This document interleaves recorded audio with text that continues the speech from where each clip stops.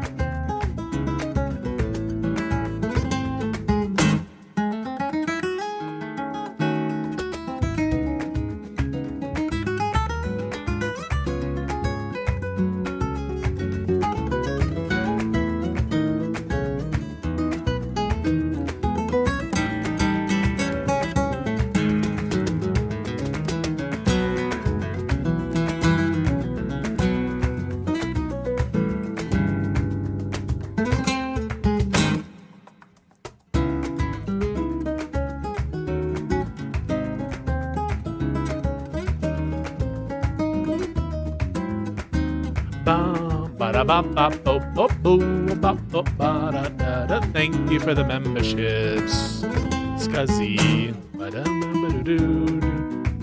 And thank you for all of the support from all of my fans. We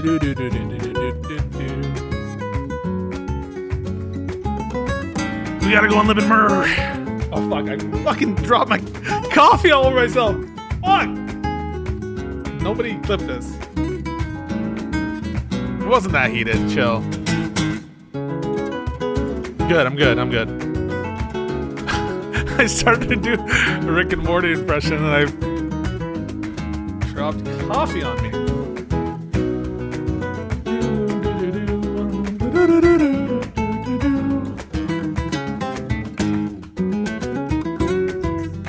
It's a very Rick thing to do, Morty.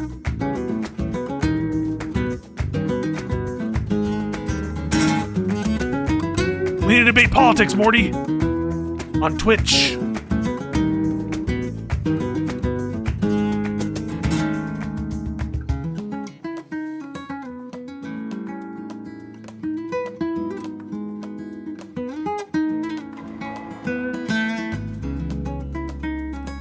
Wow, thank you so much for the raid, Hutch. Hutch with a rate of 14? Thank you. I thought I saw a raid before when I was logging off with like 100 plus. So I think this must be like the afterbirth. Yeah, I saw that. Don't worry. We love Hutch. Oh, the hot coffee case. Oh, we know about it. You're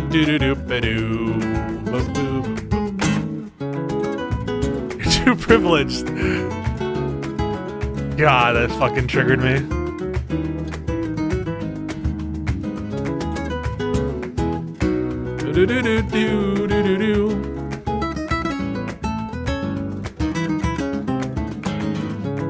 No more coffee, so I got some Snapple. Yo, yo, yo. What up, what up?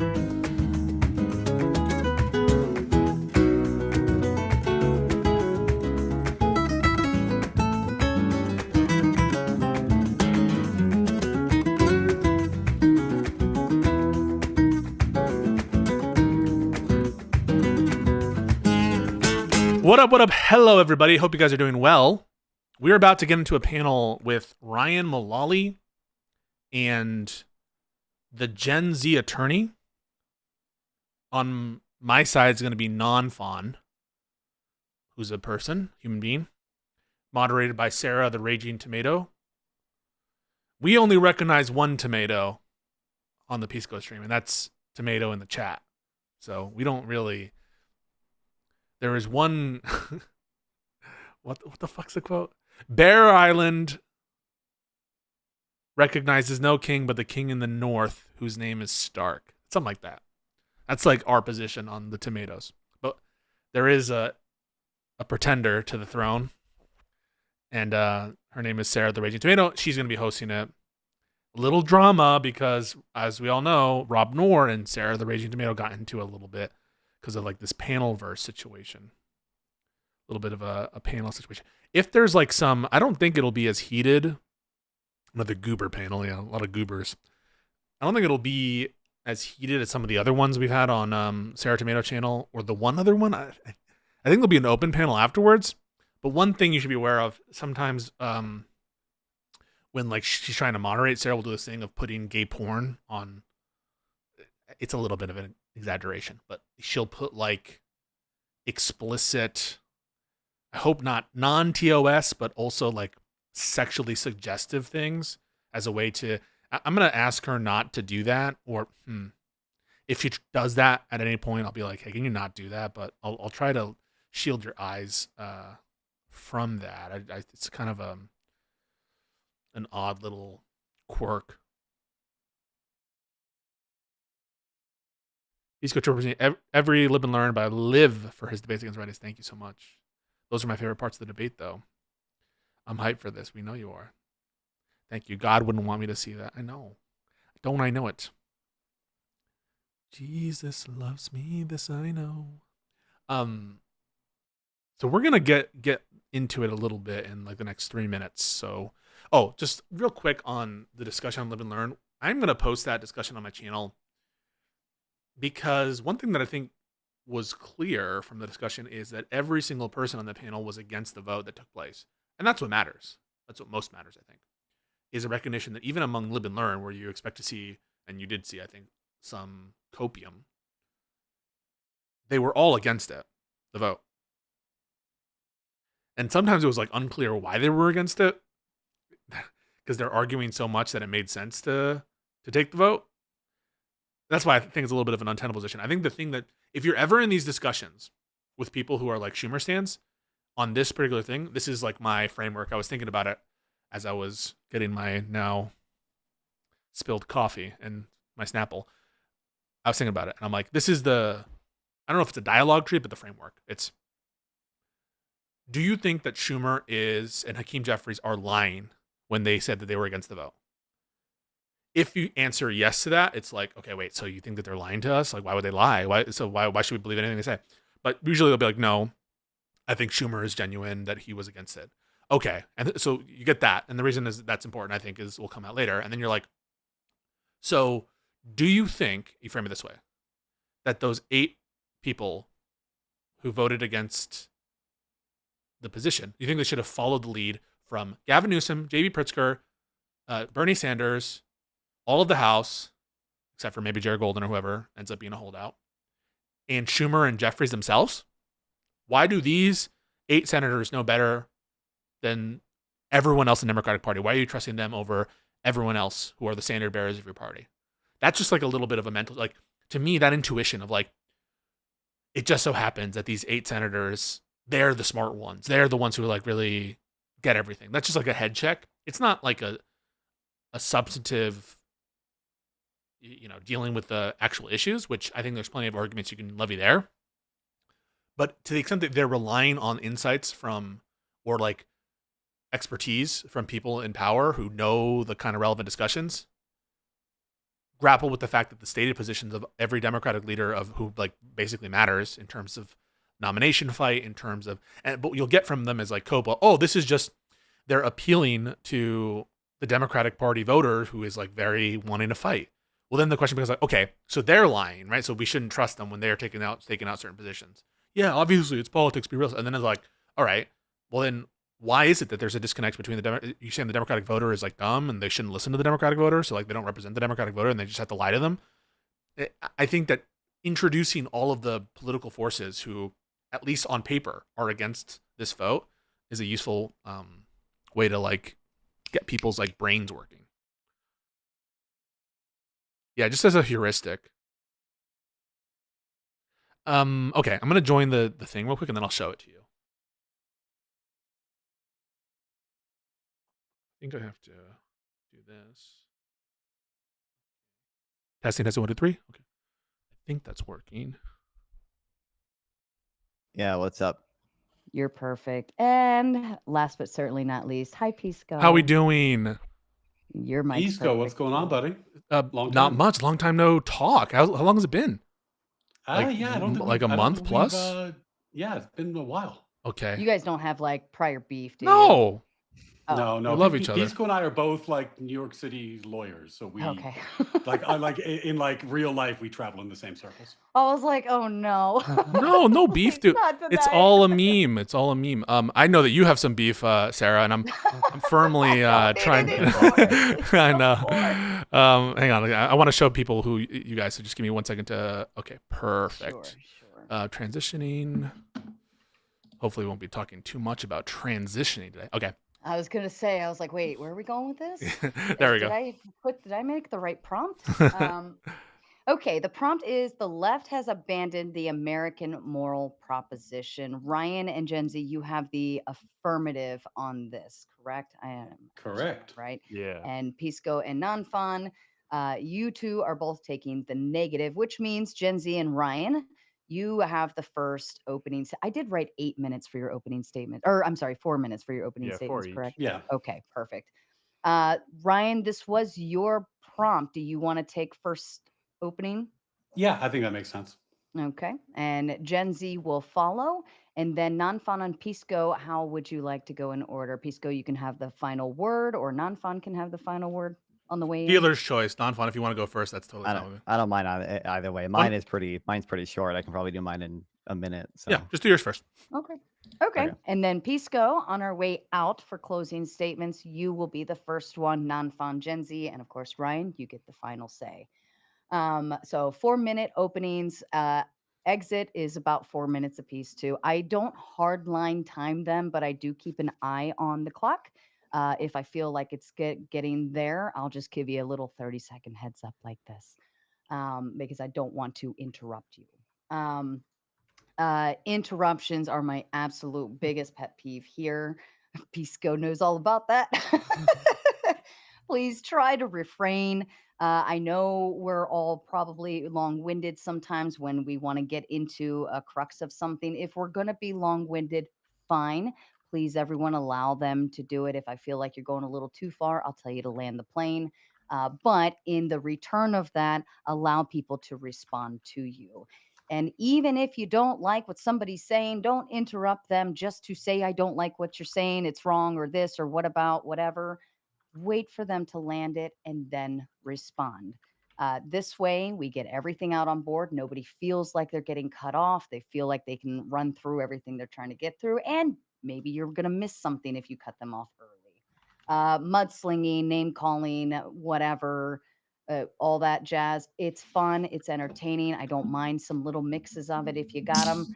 But let's not make it the entirety of the show. Throw it in every now and then if you want, but we're not going to spend the whole 2 hours doing that. Um, if for any reason we're getting too interruptive and it's becoming a problem, I do reserve the right to put a timer on the screen. What that timer is going to do, it's going to be 1 minute on each side. That means we're going to go 1 minute on Ryan and Gen Z. You guys have to figure out who's taking that minute, or if you're splitting it, and you have exactly 3 seconds to figure that out. And then we're going to go back to Nanfan and Pisco, and you have a minute. It's not going to be fun. So I highly recommend you be the adults and figure that out before we get to that point. I'll give kind of some warnings if it becomes a problem, but overall, I want to avoid it. Um, Again, you're all welcome to link up, stream to your audience, recapture. Pisco, I think you might already be live. Yeah, I'm live. Sorry. All that's fine, fun and games. Please feel free to do so. These are your credits, your points. Take whatever you want from it. Um, did I miss anything? I don't think I missed anything. No, I think I'm good. Everybody staying for open panel for a little bit to hang out, or Hell yeah. Yeah. Yeah, absolutely. Probably Of not course. Yeah. endlessly late because I got work tomorrow, but yeah, perfectly fine. Usually, I always give the recommendation of about an hour, and that gives Mm. people time to come on and ask you questions, poke and prod. I'm going to try to be as organized in the beginning of open panel, and as it starts to go degenerate, you'll notice the change. But you'll see, but we'll try to get one question at a time and move through the At panel least there's a accordingly. system. That's good. There is a system. By the time 2 a.m. hits, that's when all hell breaks loose, and I don't care.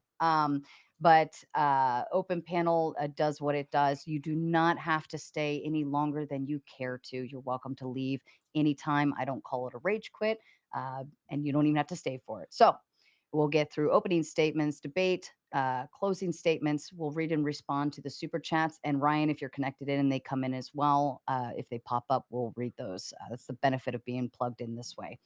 And then we'll move into open panel dumpster fire. Any questions? Sounds good. All right, going to be a fun bunch. I have lost my voice over the last 2 days. It is finally making its way back. So please try to listen for me. It is my job to stay as far out of your debate as I possibly can, as long as you can mitigate it yourself. If I need to intervene, offer a translation error, or make sure somebody gets talking time, so on and so forth, I will try to do my best for that. But overall, it is your debate to have.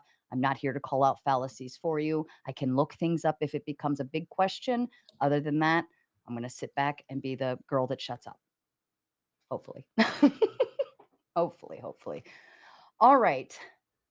I think we're good to go. I'm going to go ahead and I'm going to put everybody backstage. Let me make sure I've got buttons pushed here. Put everybody backstage. We've got about a 2-minute opening. Once we're at the 30 seconds till the video ends, I will put you back on screen. And that's just your cue that you're going to be up and looking pretty. Don't pick your nose, do anything silly. Good luck to all of you, gentlemen, and thank you for joining. Thank you. I got to stay on. Alrighty.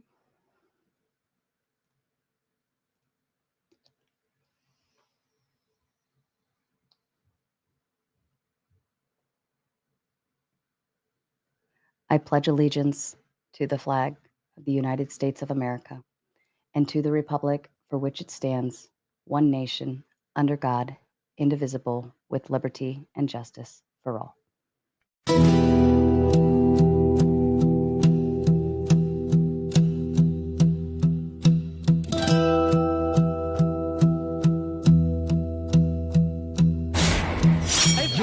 Generally, you said feminism is neutral. Here's what actually happened. The foundation of all knowledge. Money. I'm really mad that what difference does it make, right? What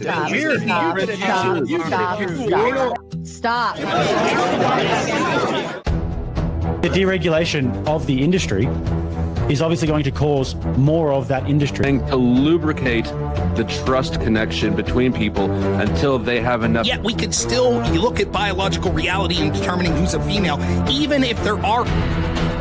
Why don't you denounce feminism the same way you're denouncing capitalism? If you don't... For something to be objective, it needs to be verifiable. And you can't verify... If I make a claim as a political pundit, it is true that I definitely could be wrong. Yeah, you're promoting, right? Ideology is the main thing of politics, right? This is my ideology. Yeah, but... So, 2015, anyone go back and watch the footage? The first GOP debate... Cool, Robert. Oh, that? With a crowbar, you said?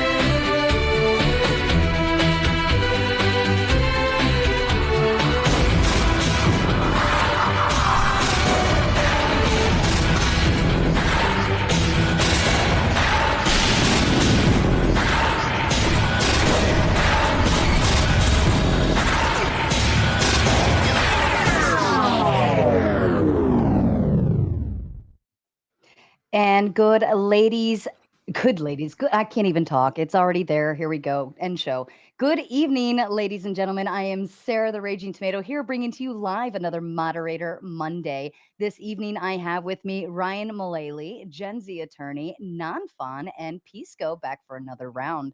The statement of the evening is the left has abandoned the American moral proposition. Ryan, why don't you kick us off with your opening statement, please? Thanks so much for having me on, Sarah. I'm Ryan Mullally. I'm a former teacher, a current attorney, and I've litigated at every level of the U.S. legal system, including the U.S. Supreme Court. And I'm arguing for the proposition tonight that the left has abandoned America's moral proposition. So the first question is, for a lot of you probably, what is America's moral proposition? It's a fair question and one you shouldn't have to ask. If you had been properly educated in American philosophy, it's something you would already know, but many of you don't. And many of you don't because our schools don't teach it. And our schools don't teach it, and I should know as a former teacher, because they are primarily dominated by a particular ideology that has rejected the American moral proposition. So, what is the American moral proposition? It's not actually up for debate. America's a propositional nation. We were founded on the idea that there's a particular American philosophy. We're not a theocracy. We're not a ethno-state. We are founded on this philosophy, and this philosophy is what binds us. And just like the Constitution tells us what the laws of America are, our moral proposition is found in the other founding document, the Declaration of Independence, which lays out the moral proposition clearly. We hold these truths to be self-evident, that all men are created equal, that they are endowed by their creator with certain unalienable rights, that among these are life, liberty, and the pursuit of happiness, that to secure these rights, governments are instituted among men, deriving their just powers from the consent of the governed, and that whenever any form of government becomes destructive to these ends, it is the right of the people to alter or abolish it and to institute new government. That is the American moral proposition. It's about the fact that we have equal dignity, that we were instilled by God, our creator, with certain natural rights that do not flow from the government, but are moral obligations that are of a higher order than the government. Unfortunately, the modern left has abandoned these principles. Equality has turned into equity. Individual rights has turned into collectivism. And you see this as the left increasingly embraces collectivism in all its forms: Marxism, neo-Marxism, socialism, and even communism. Ironically, in the name of progress, the progressives are moving away from the moral foundation that was what we had all our progress as a nation built on. When Lincoln debated Douglas about slavery, he invoked natural rights as his argument for why slavery was wrong. Ditto Frederick Douglass, ditto Martin Luther King Jr. This is our moral foundation. This is how we've accomplished all we did as a nation. But now, today, it's not good enough. Now equality needs to be abandoned in favor of equity. Now we need the government to ensure equality of outcome rather than preserve our natural rights. This is not a subtle change. It's an obvious change. It's a self-evident change, to use the words of our founders, and one that many people intuit. And even if they can't put words on them, it disquiets them. It makes them feel like something has gone deeply wrong. And I would posit it's why the left has been so broadly unpopular of late. Because this is such a clear point, I suspect my opponents will struggle. And I say opponents, these are friends. So, my friends on the other side, I should say. But I think they're going to struggle to discredit that proposition. So instead, I suspect most of our conversation is going to be about fighting over definitions, irrelevant whataboutisms about Trump or MAGA, because truthfully, nothing you can say about the right has any bearing on the proposition we're debating tonight, which is purely about the left. Or, the always classic maneuver, moving the goalposts and saying, yes, it's happening, but in fact, it is a good thing. So I think with that, I'll leave it to my colleagues. And I think we'll work through this argument quickly and easily tonight because it's so obviously true. Thank you, Ryan. And Gen Z attorney, to you, please. Thank you, Sarah, and thank you for having me. My name's Scott, or Scotty O, aka the Gen Z attorney, and me and Ryan, we actually are working on our own project together. We've got a podcast called the Ordered Liberty Podcast, where we talk about all these types of issues, streaming Sunday nights, 8 o'clock on both of our channels. But funnily enough, aside from that, we did not actually coordinate anything tonight other than the thing Ryan brought up about this conversation really has to focus on the left. That's the only thing we said ahead of time. We came in with matching fits, and he basically ripped my entire opening statement that I spent the last 2 hours putting together. So it's unfortunate, but you pretty much hit the nail on the head with everything. That America is a moral propositional nation, and is exactly right. It's the Declaration of Independence that lays out that moral proposition. And I actually got the quote he just read out broken down into separate points. We'll go through that in depth as we go on. I'll expand it though. With the Constitution is the codification. It's more of a legalistic document, but it is the codification of the moral foundation. And the Federalist Papers are the argument for why we should codify this moral principle. So I'll be referring back to those three kind of throughout the night as we establish, right, what is the moral proposition. But in that vein, though, I kind of had a few main takeaways as to how we define this moral proposition. First, it is that rights are God given and they do pre exist government instead of coming from the government. It's this idea of negative rights, not positive rights. Yeah. Second, beyond that, main rights are, of course, life, liberty, pursuit of happiness. And I'm including property in there. Of course, that's the John Locke, Adam Smith original saying life, liberty, and property. Jefferson changed it in the Declaration, but changed it to a more expansive term that you can argue encompasses property. But in that sense, the Constitution is rife with recognitions that property rights are fundamental to the American structure, and there has to be a strong protection of private property and a robust free market surrounding that. Beyond that, it is justice. Is actually a quote from Federalist 51 about justice is the end of government. It is the end of civil society. End not meaning the destruction. End meaning it is the purpose of a civil society. And the moral proposition is that it is individual justice. That it is a country of laws, not a country of men. That has to reign supreme. So individual justice, and finally, that men are not angels, and therefore the checks and balances, separation of powers, and federalism are necessary and mandatory under this style of governance. I would argue the left has abandoned these principles by saying that a belief that God has no place at all first, that really God doesn't exist and or has no place at all in society, the strict separationist view of the left wing of judicial interpretation. Belief that rights come from the government, not from God, and that these rights are positive rights. Think rights to food, rights to housing, rights to healthcare, as we hear our friends on the left advocating for. Not a huge fan of property rights on the left, between Marxism, socialism, communism, calling to abolish private property, constantly campaigning against the 1% and wealth taxes and abolishing billionaires and whatnot, and really just the constant railing against capitalism. Social justice reigns supreme over individual justice. And really, all these types of justice you hear, whether it's climate justice, social justice, cosmic justice, reproductive justice, none of that is real justice. Individual justice is the only true justice. And that's where this term equity comes from. And equity, I would submit that Joe Biden openly said he made a core function of his entire administration. And so it is not just the fringe six follower accounts on Blue Sky.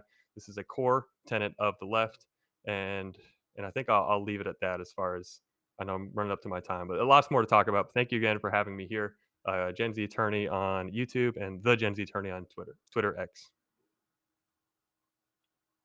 You're muted.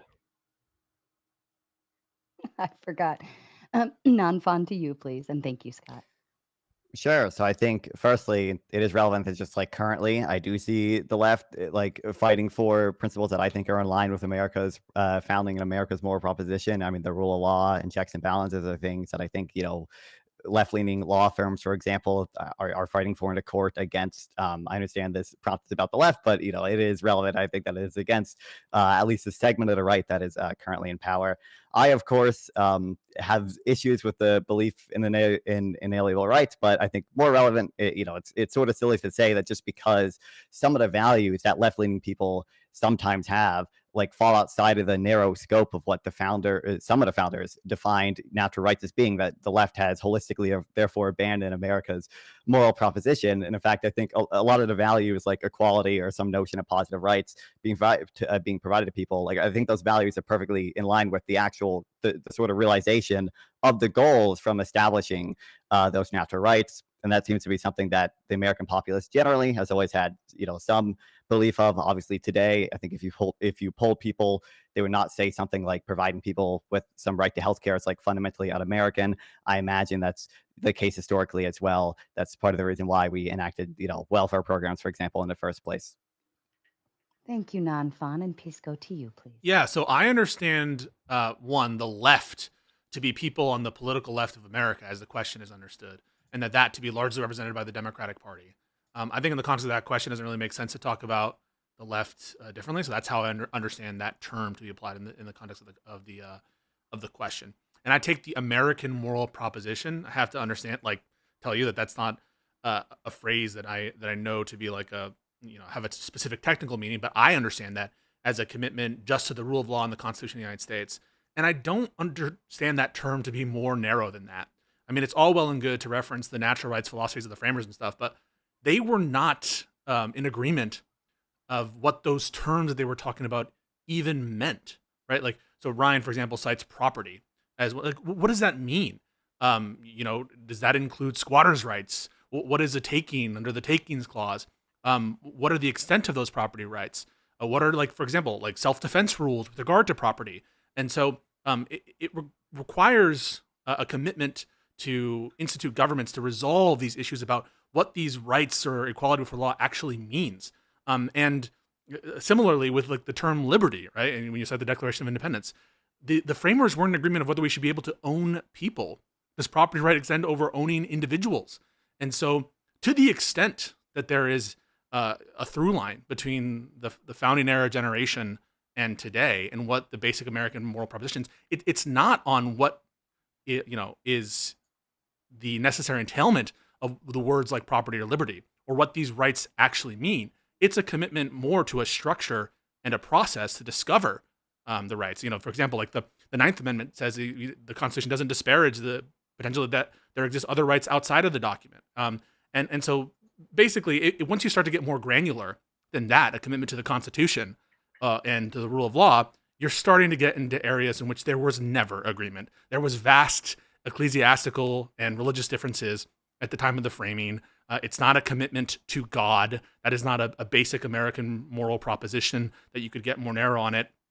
And so the more you try to segment it into like a particular sort of philosophy that you're advocating, a normative philosophy, you're going to get farther and farther away from the framing generation, and it's going to start to lose its universality, and therefore, like the notion that it's an American moral proposition in the first place.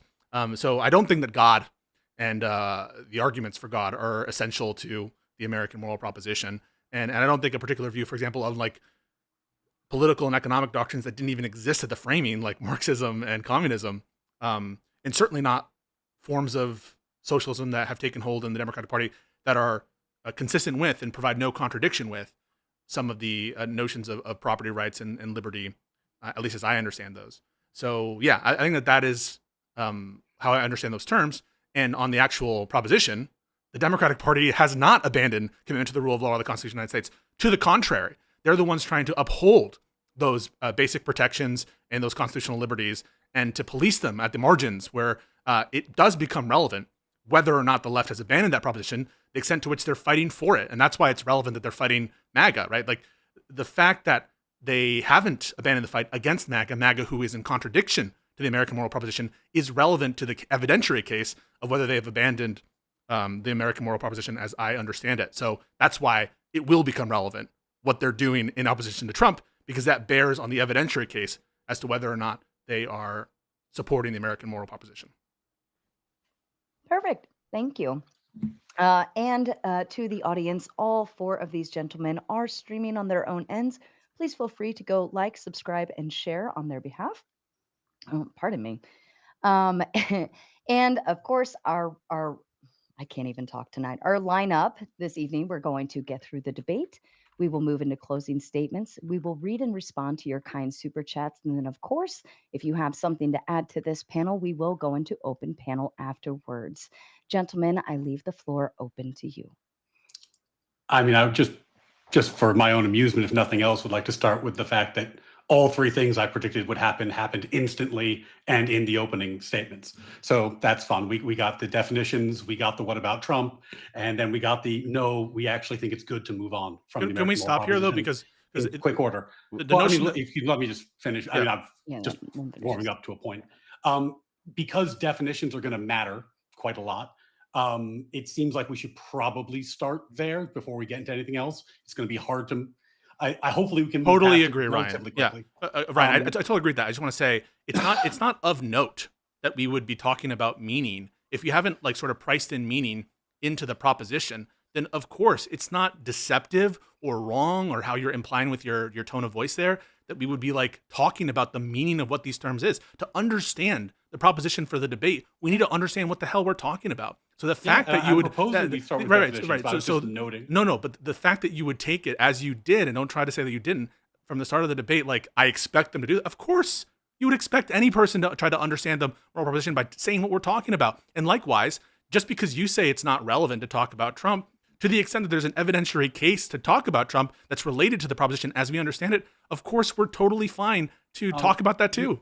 So let's do this in reverse order then, since I'd like to do definitions first, but I'm not going to let this turn into a Trump conversation. So if right now, and I don't think this is true, by the way, but if I were to concede that the right, and again, this is just for the sake of argument, if I conceded for the sake of argument that the right had abandoned America's moral proposition, how would that impact this proposition? Because for the evidentiary case, right? So the proposition that the left has abandoned it, that will be affected, yes or no, by how much they're fighting against others who have abandoned that proposition and are trying to ensconce that proposition. Because fighting against someone who's abandoned the proposition only matters if you're fighting for the proposition. Like if the right had totally abandoned it, the left could have totally abandoned it. No, too. I understand. It's completely irrelevant to the topic. So what I'm saying is, to the extent that evidence of the left upholding the American moral proposition is shown by them fighting on those grounds, on the specific American moral proposition against those who are not upholding and trying to undermine the American moral proposition. I'm not saying that it has to be untethered resistance to those who have abandoned, but tailored resistance on specifically the point I'm talking about, the American moral proposition, that would be relevant, wouldn't it? It's to the evidentiary case. If you're pointing out that the left is specifically fighting for the American moral proposition, that's not about the right anymore. That's about the left. If you like that's the issue. What's not the issue is how bad the right is in your estimation. But the left's. Hold on. But I think we've made the point. I don't know. No, but I'm just saying. Well, Ryan, like you would, I think, and I think you said this before. You would agree, for example, like the ACLU. I think you consider sort of like a left-wing institution, right? At this point, not historically, but today. Sure, and then like we do see examples of the ACLU and I do think it is relevant. Like they're fighting the right, they're fighting Trump by filing lawsuits, for example, on the behalf of immigrants who were deported without due process, which I think you would agree, due process is something that is relevant to and FIRE too. Just to add to that, like FIRE, right? The fact that FIRE is doing a good job is informed by what? It's informed by the fact of what they're up against, right? So surely you're going to cite. If this were a debate about FIRE, this is an analogized reasoning. If this were a debate about whether FIRE were upholding the American moral proposition, you would obviously take into account what they're fighting against. It obviously is part of the evidentiary case. So for you to say it's irrelevant makes no sense. Of course it's relevant. But here's the problem, though. Here's the problem. You can't have it both ways. It can't simultaneously be that the left has not abandoned the moral proposition. They're actually upholding it. But also, they have abandoned it because they have to in order to fight back against the right. So I feel like y'all's got to pick one or the other and stick with it. So there's no contradiction there. So I do not hold that they've abandoned it because they need to fight the right. I'm saying they're upholding it. And one of the ways in which they're upholding it is by fighting the right who has abandoned it on the terms of abandonment, not on anything. So right? Why does it matter to bring up what the right is doing at all if you're saying the left is upholding it? Let's just focus on what the left is doing and whether or not they're actually upholding it. What the left is doing, in part of how they're upholding it, is in resisting the right's efforts to abandon American moral proposition. And so the evidence that I would give to say, no, you're wrong, the left is abandoned, because look at what they're doing. Well, part of how I know what they're doing is defending the American moral proposition is to see what they're resisting. That is to say, if the right is pushing to end the American moral proposition, as I understand it, and the left is trying to prevent that from happening, then knowing what they're trying to prevent from happening obviously is relevant to understanding whether they've abandoned that principle. You must concede that. Here's where I don't want to get derailed, and maybe we can just agree on this, and I think it'll make the debate easier. Let's take the extreme characterization of both parties, right? Let's say that the left is all communists and the right are all Nazis, right? In that universe, they are fighting each other, but they've both abandoned the American moral proposition. Yes, no, I would agree with that. Yeah, right. So the fact that they're fighting each other doesn't matter. But I'm not saying the mere fact of fighting. If you want to cite examples of the fact that the left is specifically standing up for things that you believe are part of the American moral proposition, that's obviously fine because you're talking about how the left, in fact, affirms the American moral proposition. What I think is not productive and kind of frankly would just be a whataboutism in this context and derails from the debate, is like lengthy discussions about what your problems with the right are, because that's quite frankly just a separate topic. Like if you and I wanted to have a debate about whether the right has abandoned America's moral proposition, that would be a fun follow-up debate, but it's just not the one we're having tonight. Ryan, I'm happy to grant that mere opposition is not enough to make the case here. It's not relevant. But I'm not saying, I just want to be clear, I'm not saying that mere opposition is what makes the case. I'm saying opposition with respect to the areas in which the right is abandoning the moral proposition, and specifically to stop that is relevant. And I'll give you an example. You can grant if you think it's responsive. So, for example, if the Trump administration were doing something like, we are now collectivizing all private property in the state of whatever state, and the Democrats were trying to prevent that, right? It would be relevant to bring up what Trump was trying to do and that the Democrats are trying to prevent it, correct? Sorry, can you say the example again? So the example, the hypothetical, it didn't happen, but it's a hypothetical, that Trump were trying to collectivize all property in a given area or in a given industry, and that I'm trying to appeal to your sense of the American moral proposition, and price in whatever thing that you think would be blatantly counter to that. And the Democrats were trying to stop that and prevent that from occurring for the purpose of preventing the decay of the American moral proposition. You would say it would then therefore be relevant to bring up what Trump was doing, correct? Maybe. It would depend on how you phrased it, but I think we can kind of police that. How would it be maybe? Probably call the ball. I think maybe I want to make sure I'm understanding, because I do see a prompt shift based on ish. But you're saying, Pisco, that the left has not abandoned; they're merely reacting to the right's abandonment. What I'm saying, what I'm understanding? No, I'm not trying to change the proposition at all. What I'm saying is, what's relevant to the evidentiary case of whether it's true, in fact, that the left has abandoned the American moral proposition, is the extent to which they're fighting against the end of the American moral proposition. So if they're fighting on every ground, right, to prevent the end of the American moral proposition, then the evidentiary case that they've abandoned it is weaker. So that's why it's relevant to bring up what they're fighting against. If it is in fact connected to the American moral proposition, I would grant, obviously, that mere opposition, or if I just said Trump is this, Trump is that, Trump is that, without mentioning the ways in which the left are trying to specifically contradict him on those areas, would be irrelevant. So I'm happy to grant that. But there are ways in which, of course, it would be relevant to bring up Trump's conduct to the extent that it bears on the American moral proposition and to the extent that the left is fighting it on those grounds. I'm not trying to rule out the theoretical possibility that there is some example where this works out. What I'm trying to head off at the pass is this turning into just a conversation about why you think the right is bad, which is just not what the debate is about. I think we've kind of hashed this out sufficiently. Okay. I don't know, Sarah, if you feel like you need to give a ruling, that's fine. But I think we can probably self-police, and you can call the ball in the air if you think it needs to be called, Sarah. Yeah, I think you're all you're tracking each other, right? Everybody understands where we're going with the conversation. I think Ryan's only fear might just be going down the Trump direction too much, or going kind of into blame the right in aspect. I hear that. I understand that. It's just very hard to disentangle the efforts of the Democrats and the left in a context which divorces Trump. I mean, their actions are always going to be seen in like the American context, and the fact that it's the current year, the current problems, and that the fact that they're fighting against a particular administration. And so all of that will bear on like their ideology, on what they want to do, on how they see the world. And it's really hard to divorce that from like the current context. As long as you're talking about what they stand for, not merely 100%. What they stand against, I think that's interesting. What they stand against informs what they stand for, right? Like no, but that this is actually the heart. This is the heart of the criticism in many ways. Like part of what made me interested in this prompt is I got the sense that the Democrats were using opposition to Trump to mask a kind of civil war that was happening on the left that seems to be being won by particularly un-American ideas, but I guess we'll see how that plays out. Because they are uncomfortable articulating what they stand for. And I think like when you look at even linguistically, the shift from equality to equity, linguistically, you see exactly what I'm talking about, which is anyone who thinks about this for even a couple seconds is going to say, well, equality means one thing, equity must mean something else. That's why they're using that term. And, Kamala Harris put it very well. I thought she did a fair job of defining it when she said that equity is when everybody gets to the same place. But of course, if you have liberty people will not get to the same place. If people are treated equally under law and they have liberty, people will not get to the same place. To get people to the same place, you have to cut against liberty. You have to cut against equality. That's inherent in what it means to get everybody to the same place.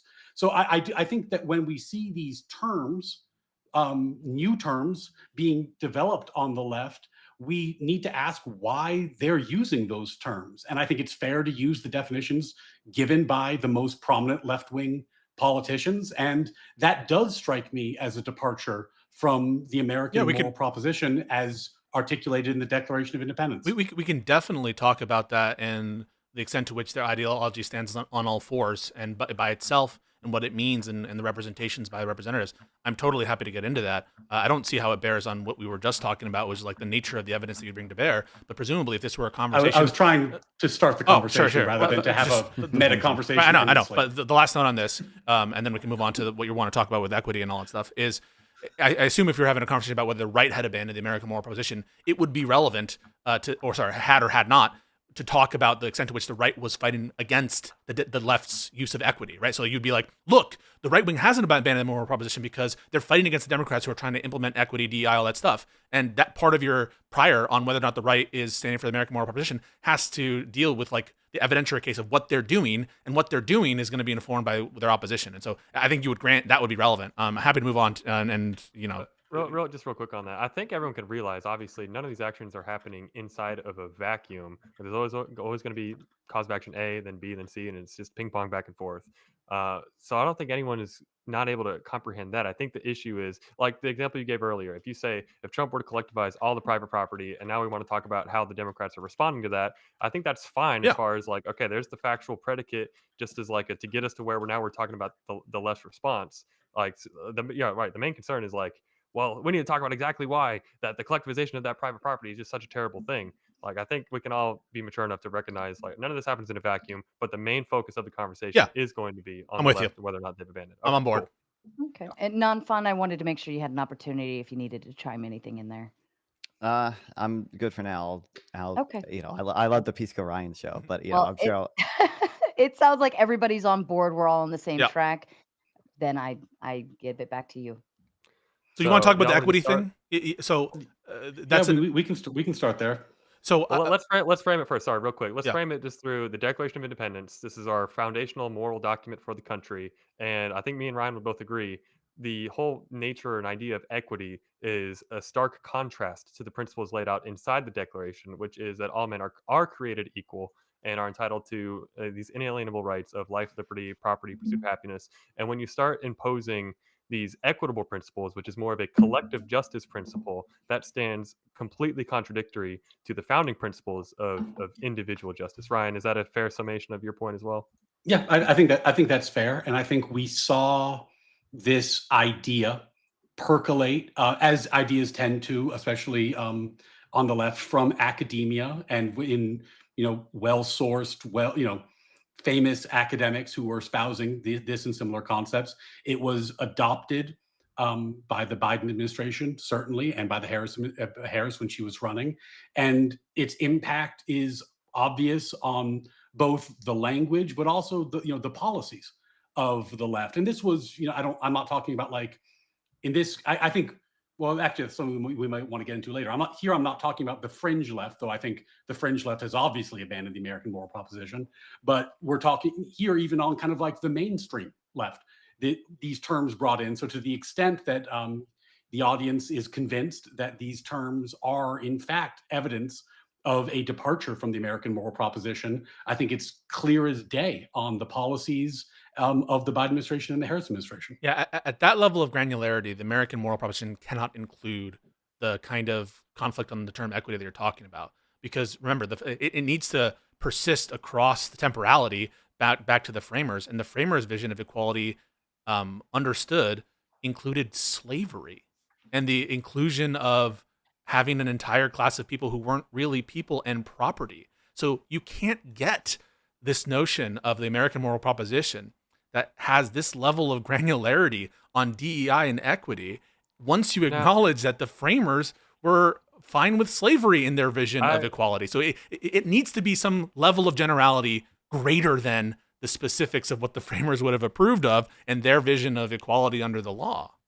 But see, I have to push back hard because I don't think it's fair to just say as a blanket statement the framers were okay with slavery. I think we can all agree as students of the history, there was a clear conflict, and Jefferson actually had a clause in the Declaration denouncing slavery, but took it out as an effort to try and build a unity, to actually build a revolution.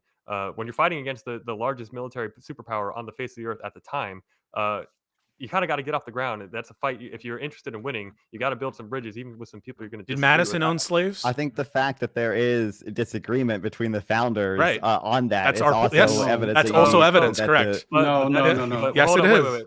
1 second, Ryan. But you would agree then that's a significant distinction from just saying, well, the founders were cool with slavery, to now we're saying, well, it was a little bit, didn't some of them own slaves? Like, that's a completely different statement than they were just. They're different cool statements. Wait, no, they're different statements. But when I say that they were okay with slavery, they incorporated that as part of the compromise. When I say okay, I just mean that they were willing to abide a framework that allowed for an ensconced slavery. And all the major framers, or most of the major framers, either approved of that compromise or were outright slave owners. George Washington, major figure in the framing of the Constitution.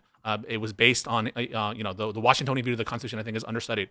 Madison owned slaves. Jefferson owned slaves. So regardless of when I say okay, I just mean it was part of their compromise. And yes, they were hypocrites sometimes, and they wrote other things. But that's what I mean. And the fact that there was not a consensus there means you cannot get to the level of granularity of DEI if you can't do it with slavery. I mean, it's an absurd conclusion. Pisco, you're misunderstanding what's meant by like an objective moral proposition. So when like the founders, particularly most of them, at least the ones who wrote the document, ascribed to something called Scottish common sense moral realism, meaning, as relevant here, they believed in objective, real moral principles. So they view natural rights, natural law as real. Like it's like the laws of physics, the laws of math, the laws of nature, as they put it in the document. That's the philosophy that is espoused in that document. Now, when there's an objective moral standard, it stands to reason that people can be wrong about it. Of course they can be wrong about it. Newton was wrong about physics. He was wrong about physics a lot. He didn't know what Einstein knew. He didn't know about relativity. He doesn't know about quantum mechanics. So a lot of the stuff that Newton said is incorrect in light of our current understanding of the laws of physics, but that doesn't mean physics doesn't exist or that there's nothing there to talk about. Like there are founders who thought slavery was not like abhorrent under natural law. They were wrong. And in fact, when you look at Lincoln, let's see if I think I have a good quote here. Even like 7 years ago, our fathers brought forth on this continent a new nation conceived in liberty and dedicated to the proposition that all men are created equal, invoking the Declaration of Independence. When he said, when he was arguing against Douglas, he invoked the Declaration of Independence. He invoked natural rights and natural law, especially to say that slavery was wrong. So what you see is a developing understanding of what natural rights are, just like a discovery of the laws of physics. But what you see on the left with equity is a move in the wrong direction. We've already learned that individual rights are primary, but now they're trying to put collectivism on top of it. So it's very different to say that there were founders who made mistakes and they didn't know this yet versus people today who do know this and are going the wrong direction. So there's going to be a contradiction that's going to be exposed. So I'll give you the following. So were the framers, had they abandoned the American moral proposition? No, even though they were wrong objectively, right? People can make a mistake. Wait, so is the answer without abandoning the moral proposition? Okay. So for if the left, example, so you know where I'm going to get the contradiction. I'm about to go there. Wait, come on. Let me answer the question, Pisco. Hold on. I did want, because Pisco, it sounded like you had some clarification on top of that question. If you don't mind, Ryan, I'd like to at least allow him to clarify the question. So this is where I'm going, and Ryan can answer and rebut it. So where I'm going is, if it's possible for the founders to not have abandoned the American moral position, but by just being objectively wrong about slavery, then why would the left being objectively wrong about DEI entail that they're abandoning the American moral proposition? That's what he needs to explain. For the same reason that if Newton said what he said about physics, he was wrong compared to our modern day understanding, right, which includes relativity. That's very different than if I today was saying, you know what, screw relativity. Newtonian physics is the only way to go. We build our understanding of natural law over time. The founders didn't abandon natural law. They were wrong, or at least some of them were wrong in some cases. But what they were right about was a foundation that actually led to the abolishment of slavery throughout the Western world. So good on them for getting the main principle right, even though that took some time to develop, and in fact was the ticking time bomb, as it's been described, that led to the abolition movement.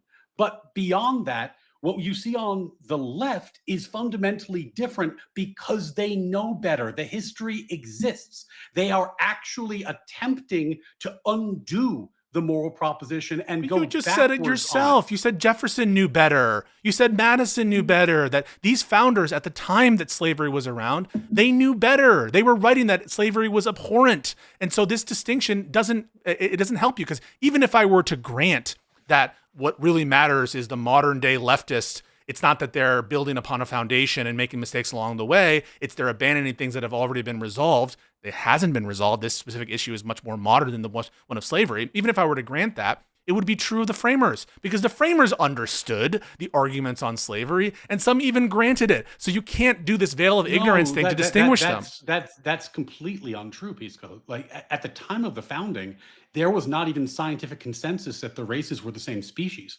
That came later. No, I'm not talking. I'm talking about slavery. Yeah, not about whether they're the same species. Like they're the framers. Oh, Pisco, we do enslave other species.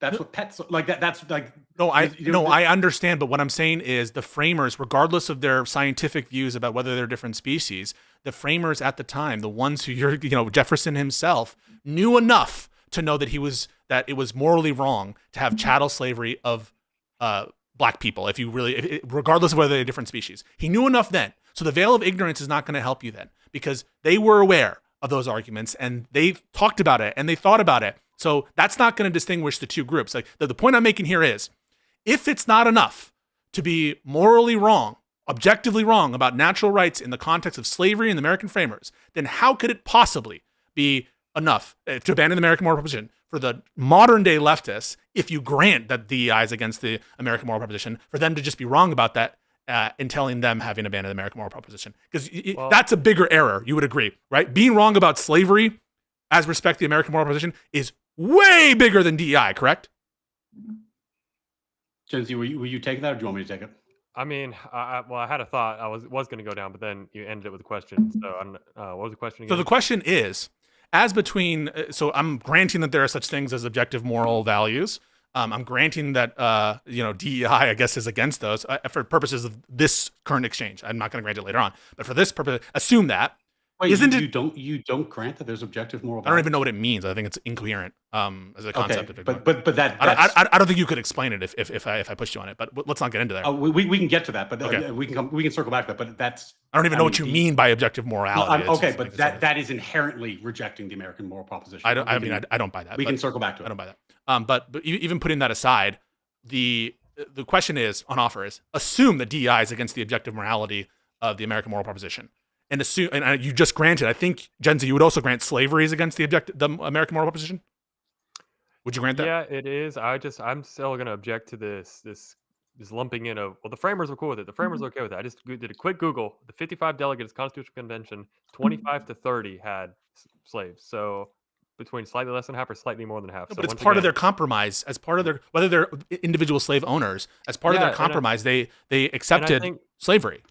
But I think this is a common trope I see on the left a lot, is because there were individuals that did not uphold individually to the moral proposition. Therefore, the entire moral proposition has to be thrown out. I'm not saying that. The record, look at their. I know. Okay, I know you're not saying that right now. I'm just saying as a critique of the left generally. But when we're looking at, we have to keep in mind the historical context and circumstance that yes, there were pragmatic compromises that were made. Like the 3/5 compromise was a pragmatic compromise that actually weakened the South's power and their ability to use their slaves to gain more electoral power. We can look at that objectively in a vacuum and say that's horrible. They're saying black people are 3/5 of a person, but when you actually look at the history of it, it actually was a good compromise that helped accelerate the end of slavery. So I don't like the historical vacuum that we're operating. I'm not trying to within do right that. What I'm saying is merely being wrong about an objective moral proposition related to the American moral proposition isn't enough to know that those people are against the American moral proposition. If you would grant that those people, those framers, are in line with the American moral proposition, notwithstanding the fact that they made the incorrect decision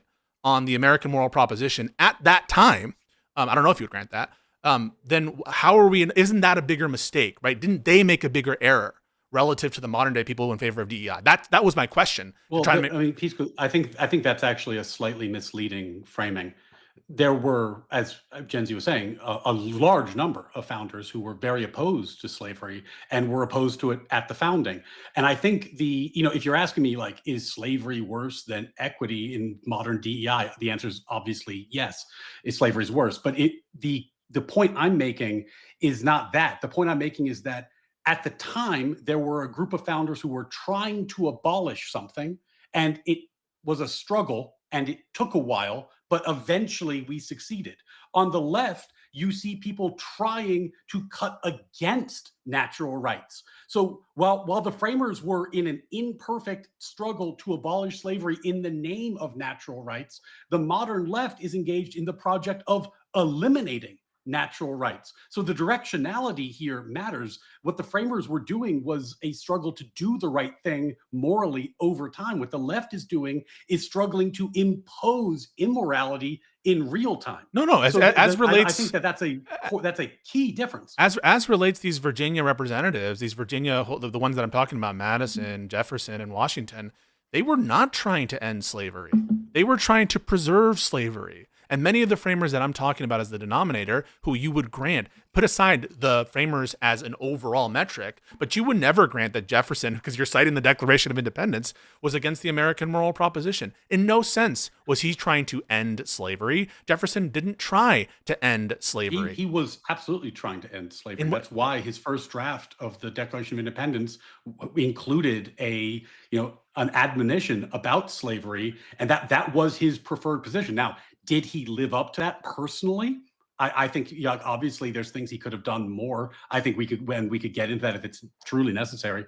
The point I'm making is not that the founders were perfect, or that they understood natural law perfectly, or that they lived up to it perfectly. Pisco, the point I'm making is that they were directionally attempting to learn about natural law and to create a society that abided by natural law. No, they Whereas weren't. what the left is doing is attempting to move away from natural law. So the fact that the framers were imperfect and got things wrong isn't the issue. The issue is that the left is going consciously in the other direction on purpose.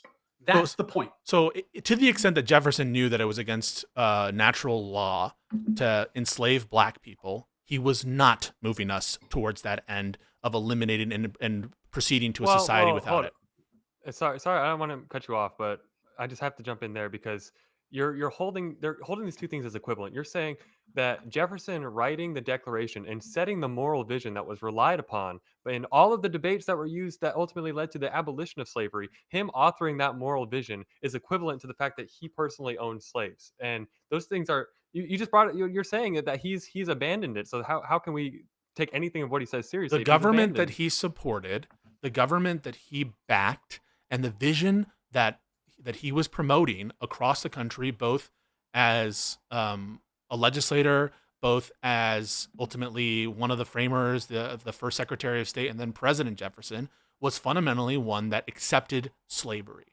That was his, and he was not moving our country in a direction of abandoning slavery. That's not what Jefferson is known for at all, and that's not what Jefferson did. And the whole point I'm doing this is, you can't take the American moral proposition like that to get the level of specificity on policies regarding diversity. Because one thing you seem to implicitly understand is whatever the American moral proposition is needs to exist across our time span. It needs to exist and include the framing generation and also potentially people here, even though there are massive disagreements on the individual policy level or on defining what equity or equality or rule of law, what these things mean. such that it would encompass a moral difference between having slaves and not having slaves. And so any principle that is going to extend geographically and throughout time and unify these disparate groups of people needs to be at some conception broad. And that's why I understand it to be commitment to rule of law and the Constitution. Sorry, Ryan, I gotta jump in here because I'm glad I did my research on the historical record to be as prepared as I could be. So you're just making sure I got it straight because you said a lot, which is good. You're making good arguments, but it was that Jefferson basically was pro-slavery and did nothing to stop the institution of slavery. Yeah, he did nothing of significance, and he supported the Constitution, the document that, even though he some rumblings of anti-federalism, but in general him and Madison supported the Constitution. Madison wrote it, and him together, who they founded a party together. They in general did not push us towards ending slavery. I mean, they didn't even free their own slaves in their lifetime. Would it then change your mind if, hypothetically, let's just assume Jefferson were to urge Congress in, 1806 to pass a law banning the importation of slavery, and then Jefferson signed that very law in 1807 to ban the importation of slavery? That doesn't count towards taking steps towards ending slavery? No. The stopping of the importation of slavery is not a move towards ending slavery in the United States. Agree? No, I'm going to hard disagree. Okay, of course, it's a move towards that. So he was not. So part of the reason why the framers were in favor of keeping slavery in the South is because the slavery was propping up their economy, and they were not looking to end slavery in Virginia. The importation of slavery had particular moral problems related to getting the slaves from Africa, and the ride over was a particular source of moral outrage. But the actual they didn't have an eye. Hang on. What I'm going to say is they didn't have an eye. Jefferson didn't have an eye to ultimately ending slavery. That wasn't his aim. Well, I think we can look at the fact that it was a march over time. It was there were the abolitionists that said no, purely has to all go all right now, and they didn't win because this is a thing. It's pretty baked in from the very beginning of the colonies, and this is not something that was just going to be cold turkey cut off. And so I think the pragmatic view was to do the march of progress, the steps over time. One of which is to cut off the supply of new slaves. But Jefferson's intent in doing that was not to end the institution of slavery. That wasn't his intent. I don't know. What do you base that on? I wanted to, Jen, I didn't know if you wanted to finish your thought there. It sounded like you got cut off. I don't. Yeah, I have a hypothetical, but I want to ask, how are you so definitively concluding that banning the importation of slavery, combined with language where he's in his writings denouncing slavery? Yes, he still owned them personally, and that's a contradiction. I'm agreeing with you there. But how can we match up his writing saying he's denouncing slavery with him taking a huge step towards cutting off the supply of new slaves coming in and saying, well, he didn't care about ending slavery? How are you so confidently concluding that? Because you can't point to a writing in which Jefferson is saying that, I am trying right now to end the institution of slavery in the United States. Because even though he spoke out morally in his writings, and obviously it was a contradiction, there's a distinction in the minds of the framers between importation of slaves and the maintenance, because there was a particular evil associated with the importation of slaves that isn't present in their minds with the maintenance of slavery in the United States. And there were hundreds of thousands and eventually millions of slaves that they were able to, obviously they're having sex and they're having children, and unborn slaves were happening. And so in no sense was the intent of Jefferson ultimately to end slavery. This just feels like a catch-22. I'm not sure. I'm not sure the degree to which Jefferson himself opposed slavery is relevant to the point overall. The point is simply the founders disagreed on natural law to such an extent that many of them did to varying degrees support slavery and not extend the supposed founding prospect or whatever to slaves, even though some of them knew, at least enough to say that it was wrong. That is the ultimate point. No, that's very well put, and I'm glad you said that. The issue that I have with this line, which I appreciate the tactic, Pisco, because it lets you be on the offense, but the reality here is, if you look at the directionality of history and what people think, natural law is an objective moral philosophy. You discover it over time. You get better at it. You learn more about it.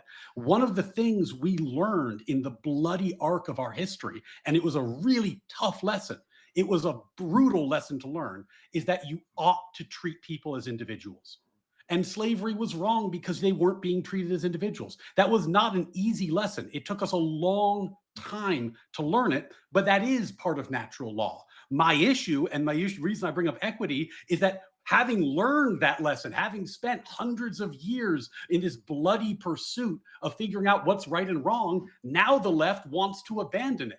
So, I mean, if we can talk all day about the fact that it took the founders longer than maybe I would have preferred to figure this out and to reach consensus on it. The issue I'm pointing out is the modern left is abandoning that lesson, which was a hard fought one, man. It took us a long time. I don't think we should give it up so quickly. I don't think that they are. But again, the point as I understand it, like Pisco and I are saying, is that the stuff we're bringing up here is sort of evidence that the American moral prospect contains more than just the sort of narrowly defined like natural law that is put in the Declaration of Independence. It also includes like the constitutional principles that Pisco mentioned. And to the extent that there's that being beholden and being committed to the American moral proposition would include such disagreement on vast subjects of such vast moral import, on interracial marriage, on slavery itself, on the prospect of equal rights for women. Right, where does that fit in the framers? The fact that the American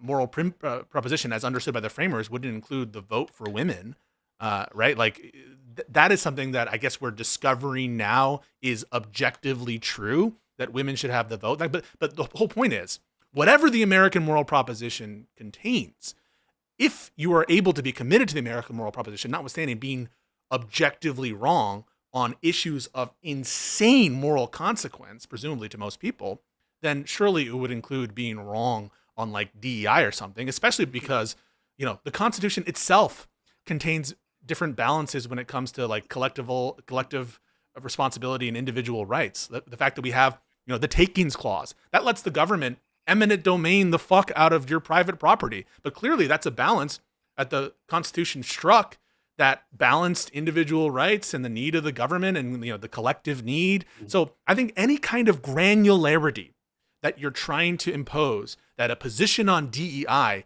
makes it incompatible for modern day people to be committed to the American moral proposition, but a position on slavery, that it's fucking amazing to have slaves, or it's fucking amazing for women not to vote, it's fucking amazing for only landowners to be able to vote, that wouldn't disqualified for the American moral proposition. You're going to have to find a way to have that through line.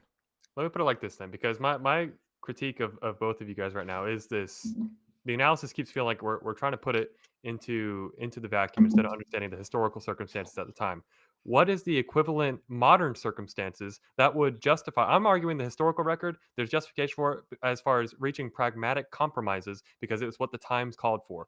What are the pragmatic compromises that are necessary in 2025 that would justify folks on the left embracing DEI and equity, and Joe Biden saying that equity is a centerpiece of his entire administration? Yeah, sure. What's the pragmatic compromise? So even if I bought, which I don't, that this kind of equity DEI stuff is, so this is all assuming your framing of the American moral proposition, which I think is fucking stupid. Sorry, I think it's not. I think it's dumb. But can you expand on that? Why is it dumb?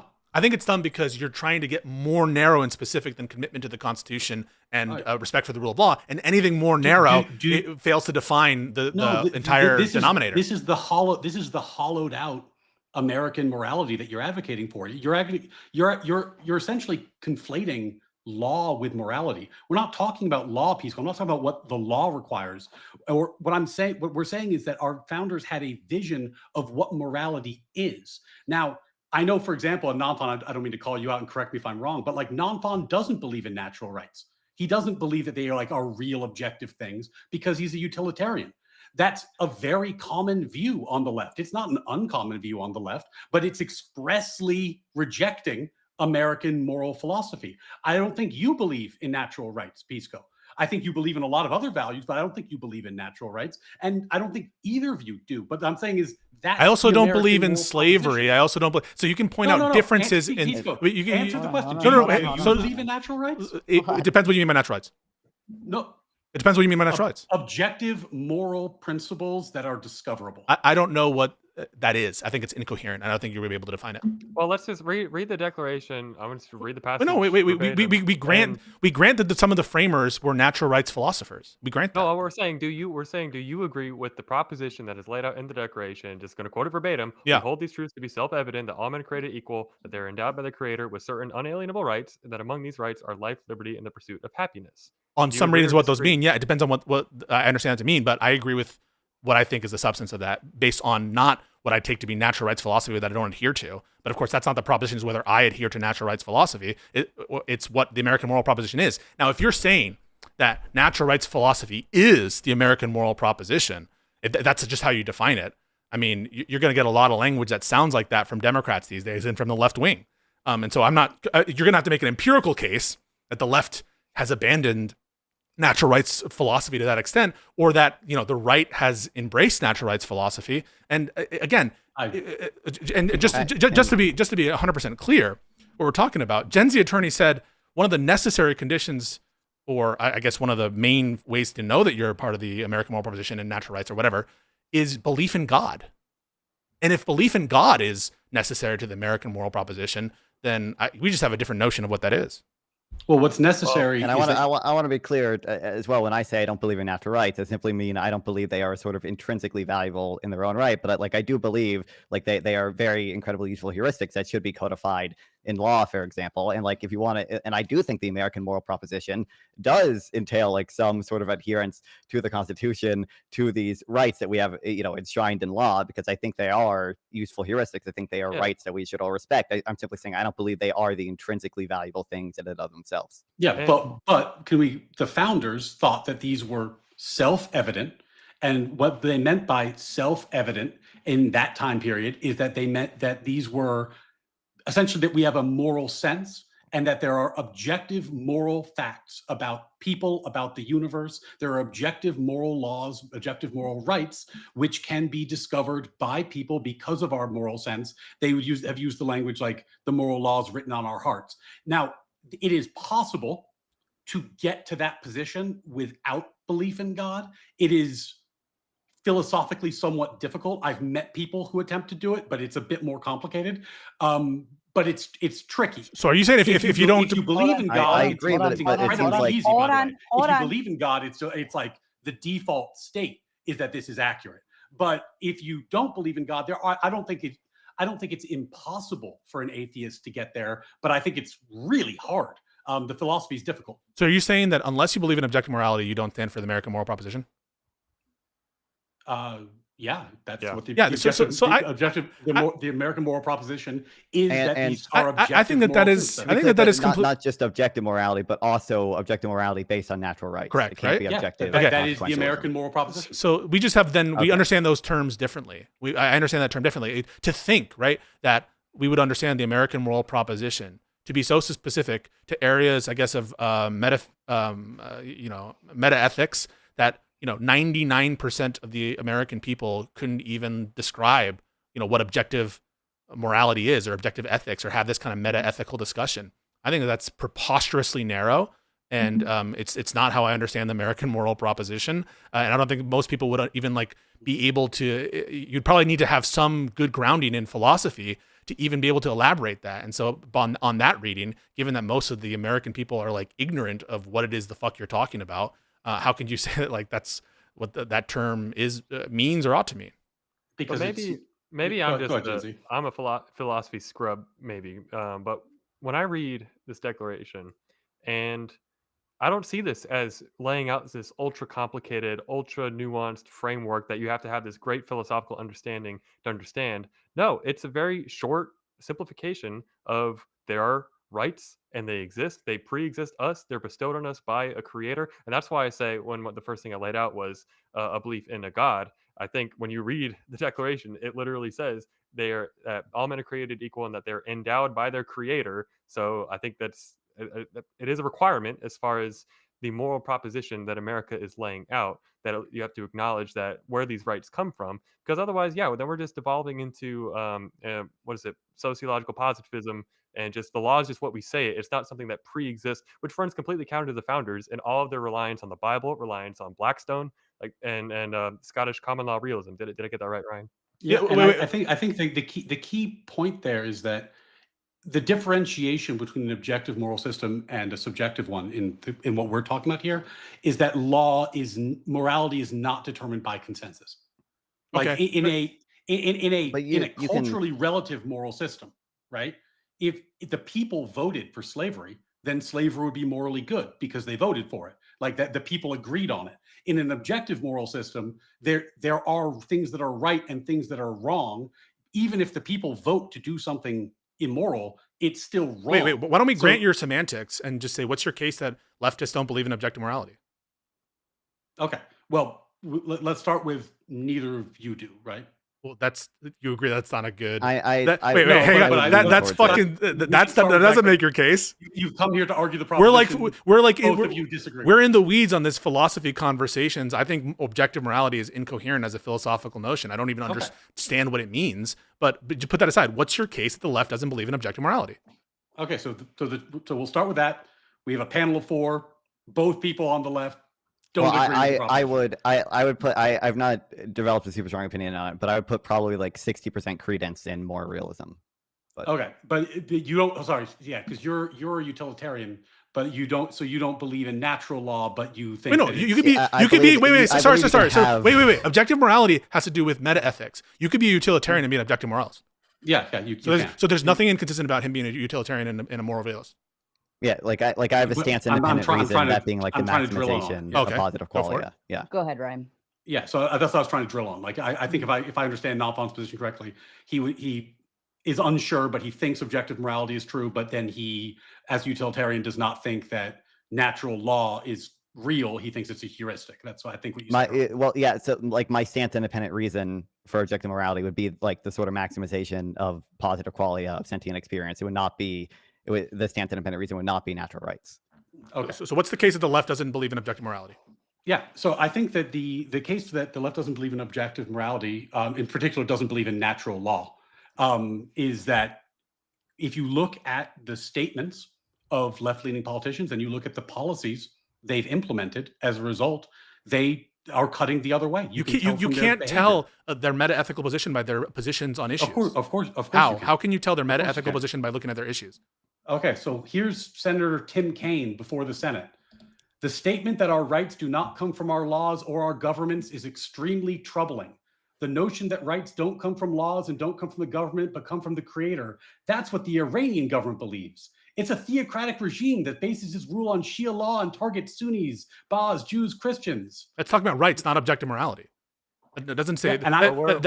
Natural law is a more specific claim than objective rights. Okay, so I'm just going to ask you. So first, I'm going to ask you: do you have a case? And it's okay if you don't have a case, and maybe it's more specific than natural rights. Do you have a case that the left doesn't believe in objective morality? I don't think that's the case we're making. No. Okay. Natural law. So natural law, which to you means what?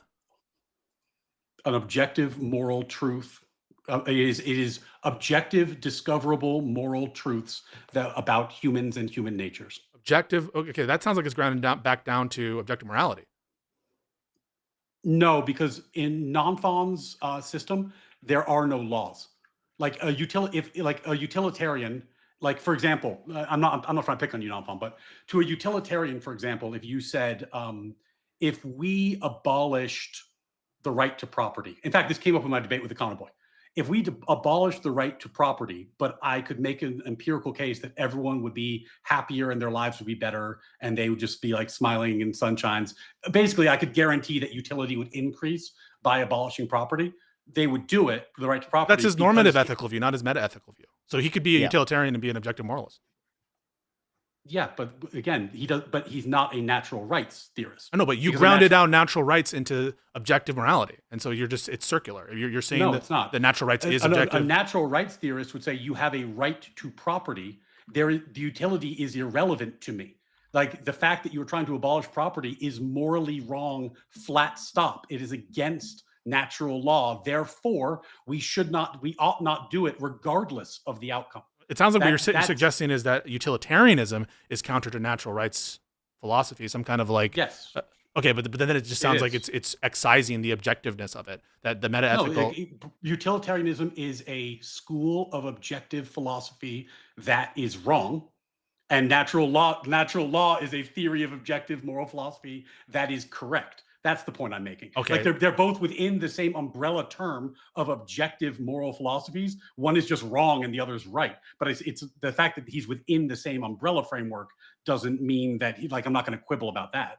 Okay, but then I don't understand. Like, there's you could take a threshold utilitarian view or some kind of some kind of rule utilitarian view that recognizes rights as or like a threshold deontological view. And the framers would all understand that, right? Like the framers would understand that, for example, in the takings clause, that when there's particular need arises, you can take people's property. When particular need arises, you can draft them into the military. When particular needs arises, you can, fucking go lower on rights. And so any kind of view of, that utilitarianism or some kind of threshold system, that deontological system is incompatible with natural rights, would just you just face and crash in that the framers all understood that sometimes governments needed to intrude on rights, if for no other reason, right? Like the Declaration of Independence, they were willing to abide a lot of rights infringements from the king. It wasn't until it reached a certain threshold that they said no. So yeah, I think anything that you're going to say that a threshold view, a threshold normative view, is incompatible with natural rights is going to run into the practice and belief of the framers, which was to establish systems to bring back rights in times of emergency. Well, I think we're getting kind of a feel to the prompt. I want to try and narrow this in specific question. So obviously we've read the Declaration. I'm not going to read the passage again, but I think we can all agree, according to the founders, that our rights they pre-exist government and they come from God. We all agree that's at least what they were saying, right? Yeah, the framers had a bunch of beliefs, some of which we agree with and some of which we don't. Okay, and so, but now we're saying that, well, let me just ask this. If rights don't come from a creator, for you guys, you two, both, where do they come from? Why is that relevant to the proposition? Because in the moral proposition, the affirmative case that's made is that rights pre-exist government, and the government is constituted to protect those rights. They are negative rights. Oh, no, right. Left view. Oh, wait, real quick. The modern left view is that there are a bunch of positive rights, whether it's food, housing, healthcare, anything you can name is a right now, according to the left. I made a tweet the other day. The left declares rights like Michael Scott declares bankruptcy. And so if that's what the left is doing now, declaring all these positive rights, is that a contradiction with the founders' view of negative rights? Wait, what's the contradiction between negative and positive rights? Because the government exists, is constituted to protect these inalienable negative rights, things that they're abstract. It's not a tangible physical thing. It is my right to not be killed. No, I'm just asking you said it was a contradiction. What is the proposition in its negation that's entailed by that view? Yes, because a negative right, that's what I was saying. Negative right is abstract, something that just is, I have a right to not be killed. I have a right to not be stolen from, a right to not be stabbed, et cetera, et cetera, et cetera. The right to healthcare necessarily requires that you are mandating, compelling someone else to provide a service. When you say necessarily, you mean logically necessarily entails? Honestly, I don't even know what the distinction is there. Wait, so I'm asking, when you say necessarily guaranteeing healthcare infringes on someone's rights, I'm asking, when you say it necessarily does, you mean logically it entails it? Directly or indirectly, I guess. Yeah, I mean, Pisco, this is maximum quibbling. He's saying that if you have a right to healthcare, the government must provide it to you, which means the government must be able to get someone to give you the healthcare. I'm asking whether that's not logically. Hang on. He said that there was a contradiction. I take that to be a logical contradiction between espousing positive rights and espousing negative rights at the same time. And I'm asking what that contradiction is. And he brings up an example, which is healthcare. And he says, if you promise healthcare to people, that means that you're violating some right. I'm asking, where is that logical entailment? And does he mean that it's not logically required? And if he doesn't mean that, then there's no contradiction. So the way I interpret this entire issue is the negative right is the right to be protected from. The positive right is the right to. Yeah, I understand that. Yes. Something. Okay. And I'm saying that is a contradiction. What's the contradiction? Hold on, let him finish. Go ahead. I guess the really best way I can explain it is that if you're providing an affirmative right to something, what if no one wants to give it? How do you then provide that right? That's a question. That's not a contradiction. I'm asking you what the contradiction is. I'm saying the answer to that question is the contradiction. You have to compel it. You don't have to. I don't have to be compelled to not be killed. Yeah, so if I give you a possibility in which where it's all voluntary, then there's no rights violation, correct? So there's no necessary contradiction, correct? If you can create that system, is that a real system that's going to get created though? I'm asking what the contradiction is, and I'm asking in that example there would not be any kind of right separation, correct? In a hypothetical that's yes. impossible So when you say there's a contradiction, that's incorrect, right? No, I'm still going to disagree because I'm not going to grant a hypothetical that's impossible to exist as it's impossible to debunking a guarantee a healthcare right where all the transactions by which the government guarantees healthcare are voluntary. That's impossible. Yeah, I would say so. What's the logical contradiction But entailed by that world? I think we're getting bogged down. Wait, when you say it's impossible, do you mean it's logically impossible? We can go down. Well, you use these words like contradiction, and it's I'm like, what's the contradiction? And you're mad that I'm like following down this line because there's no contradiction. You could hold to negative rights and positive rights. There's no contradiction there. My question was, where do rights come from? I'm asking. No, why is that relevant? Why is that relevant to the proposition? No, our belief. It's deeply relevant because when you, sorry, non-fun, did I interrupt you? Go ahead. No. Just for Gen Z, I want to be clear.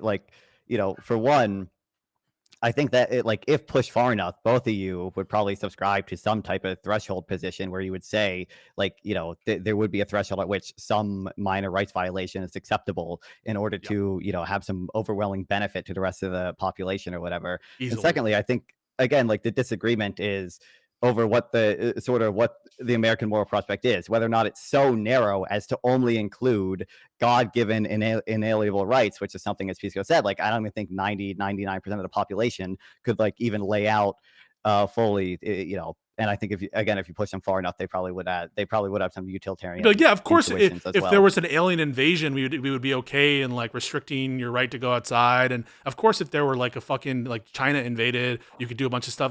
Everyone would immediately subscribe to it. So would the framers, by the way. Just be honest. The Constitution is more of the fact that you want a government at all. Right. What you're I wanted getting to at, let Ryan go ahead, Ryan. What you're getting at is the distinction between our framers' philosophy and an ANCAP philosophy, right? So if you believe that there can be no infringement of natural rights at all, you end up being an ANCAP or an anarcho-objectivist because the government itself is an infringement. What our founders laid out in the Declaration of Independence was that natural rights ought be maximized. Infringement ought be minimized. And your non-fond's right. That does not mean there's going to be zero infringement at all times. The very fact the government exists is itself an infringement. So I think you're correct, non-fond. But the goal is to maximize the umbrella of natural rights for Americans. That's what the founders were talking about when they wrote the document. So the example that the point is the reason I started hold with on, let Ryan finish, please. The reason I started with equity, and I think equity is a good segue into the problems that the modern left has, is that in service of equity, the left has expressly adopted policies that require not treating people as individuals. They've established quotas based off of race, based off of DEI. They've established different systems by which government money is allocated on the basis of race. And this is something that we would find reprehensible from the idea that you should treat people as individuals. You ought not treat them as members of groups. Yet the left is doing it on purpose now, today, in the year 2020, they were doing it, not in the distant past. Right now, they were doing it. And they were doing it because there's a strain of thought that became very popular. It was championed by Ibram X. Kendi, who famously said, the only remedy to past discrimination is current discrimination. Okay, and that's what the left advocated for. They're advocating for actual discrimination today, which is a clear rights violation, not in the distant past, but a rights violation that we know is wrong and shouldn't happen. Was it a rights deprivation after the passage of the 14th Amendment when many governments were instituting a lot of these race-based policies? Was that a rights? Is there any universe where I started talking about equity at the beginning of this conversation? Yeah. We've engaged in endless side quests of yours. Is there any point in this conversation where you are actually going to address the merits? I'm addressing of it, right? But no, I'm addressing whether. Wait. Whether I'm addressing whether or not. You can do your segue later. Right now, Pisco. Do you? Because you're uncomfortable. Part of the American moral proposition to purposefully discriminate against people on the basis of race, ethnicity, or gender. I think it's compatible with the American moral proposition. That's what my position Okay, is. so wait, yeah. let me So- tell you so why. that- so let me, there- no, let no, me, no, no, wait, no, wait. no, no, Can I no, explain no, why? Hold on. You can in a second. Let's all woosah. All right. Okay. Was there a clarification with that, Yes. Ryan, that you Oh, sorry. wanted to? So, I think I think my reflection is reflecting. But Ryan, I apologize. Was there a clarification to your question that you wanted to add in there before he answers? No, I was just going to merely point out that that is precisely the problem. Pisco thinks it is in today's day and age acceptable to discriminate on the basis of these characteristics. What a That's fucking you just what said. a weasel piece of shit. It's what you just wait, said. no. You asked whether it's consistent with the American moral proposition. I think that slavery is consistent with the American moral proposition. You have to. You're wrong. Wait. So do you understand, right? Like when you say that you think it's acceptable to have racial discrimination, that is fucked up because that's not the belief I hold. What you were asking me was whether it's consistent. You voted for the party that did it. Hang on. So we're not here to discuss whether DEI is right or wrong. Do you agree with that? Actually, we are here to discuss. The American moral proposition. Hold on. It does. It's a moral proposition. When I say that something is immoral, I'm saying it's wrong. So of course, when I point out that something is immoral, we're here to talk about if it's wrong. But what the fuck are you talking about? Wait a second. Hold on. And I am agreeable based on the framework of especially based on everybody's prompts that they provided, the DEI, you had collectivism built in, the equity, so on and so forth. I am agreeable that the DEI conversation, as a side quest ish, would be packed into that conversation. What is absurd is the notion that this is a conversation about whether DEI is correct or incorrect. There's a phrase in the proposition, which is the American moral proposition. That is not equivalent to Pisco's overall moral look on everything. When I'm telling you that the American moral proposition would include things like slavery, would include things like segregation, would include things like denying women the right to vote, that just is an understanding of what I mean by American moral proposition. And what I mean by American moral proposition is something far, far more general than my specific moral outlook. Of course, I think slavery is wrong. But that just because I think slavery is wrong doesn't mean that I think it isn't consistent with the American moral proposition as I understand it. All that I think the American moral proposition is something else, and that is commitment to the Constitution and rule of law. That's all and so when I say something like horrible policies are consistent with American moral proposition, like policies, for example, letting out all the criminals is consistent with the American moral proposition. Getting rid of all murder laws is consistent with the American moral proposition. That just means that I have a different notion of what American moral proposition is.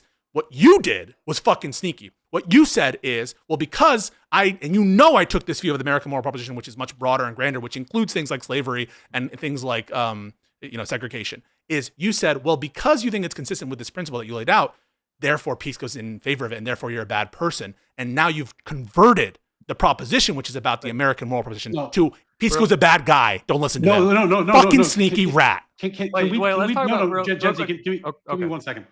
Okay. First of all, Pisco, you have said, and I think you're dead wrong about what the American moral proposition is, but you have said that the American moral proposition is all these horrible things that include slavery and segregation, it's compatible, et cetera, and that your moral philosophy is different and better, right? Yeah. Okay. Oh, no. So, Sorry. It's subsumed in it. Has abandoned the American proposition. I haven't abandoned that. Think the American moral proposition is, you fucking idiot. Abandoned it. Ryan. No. Well, I think this all ties back. If I can just maybe settle everyone down, and I'll just be the dumb blonde on the screen. But I think this tied back to Gen Z attorney saying that the contradiction between the negative and the positive rights, and that would also tie in with the DEI, the collectivism. We're kind of going in a lot of different realms here. Real quick. Wait. I want to respond to what he just said. So my moral philosophy includes a dedication to the American moral proposition, but it's not an exhaustive thing, right? So like the American moral proposition is just one component of my personal philosophy, but just the American moral proposition isn't enough to get you to good government.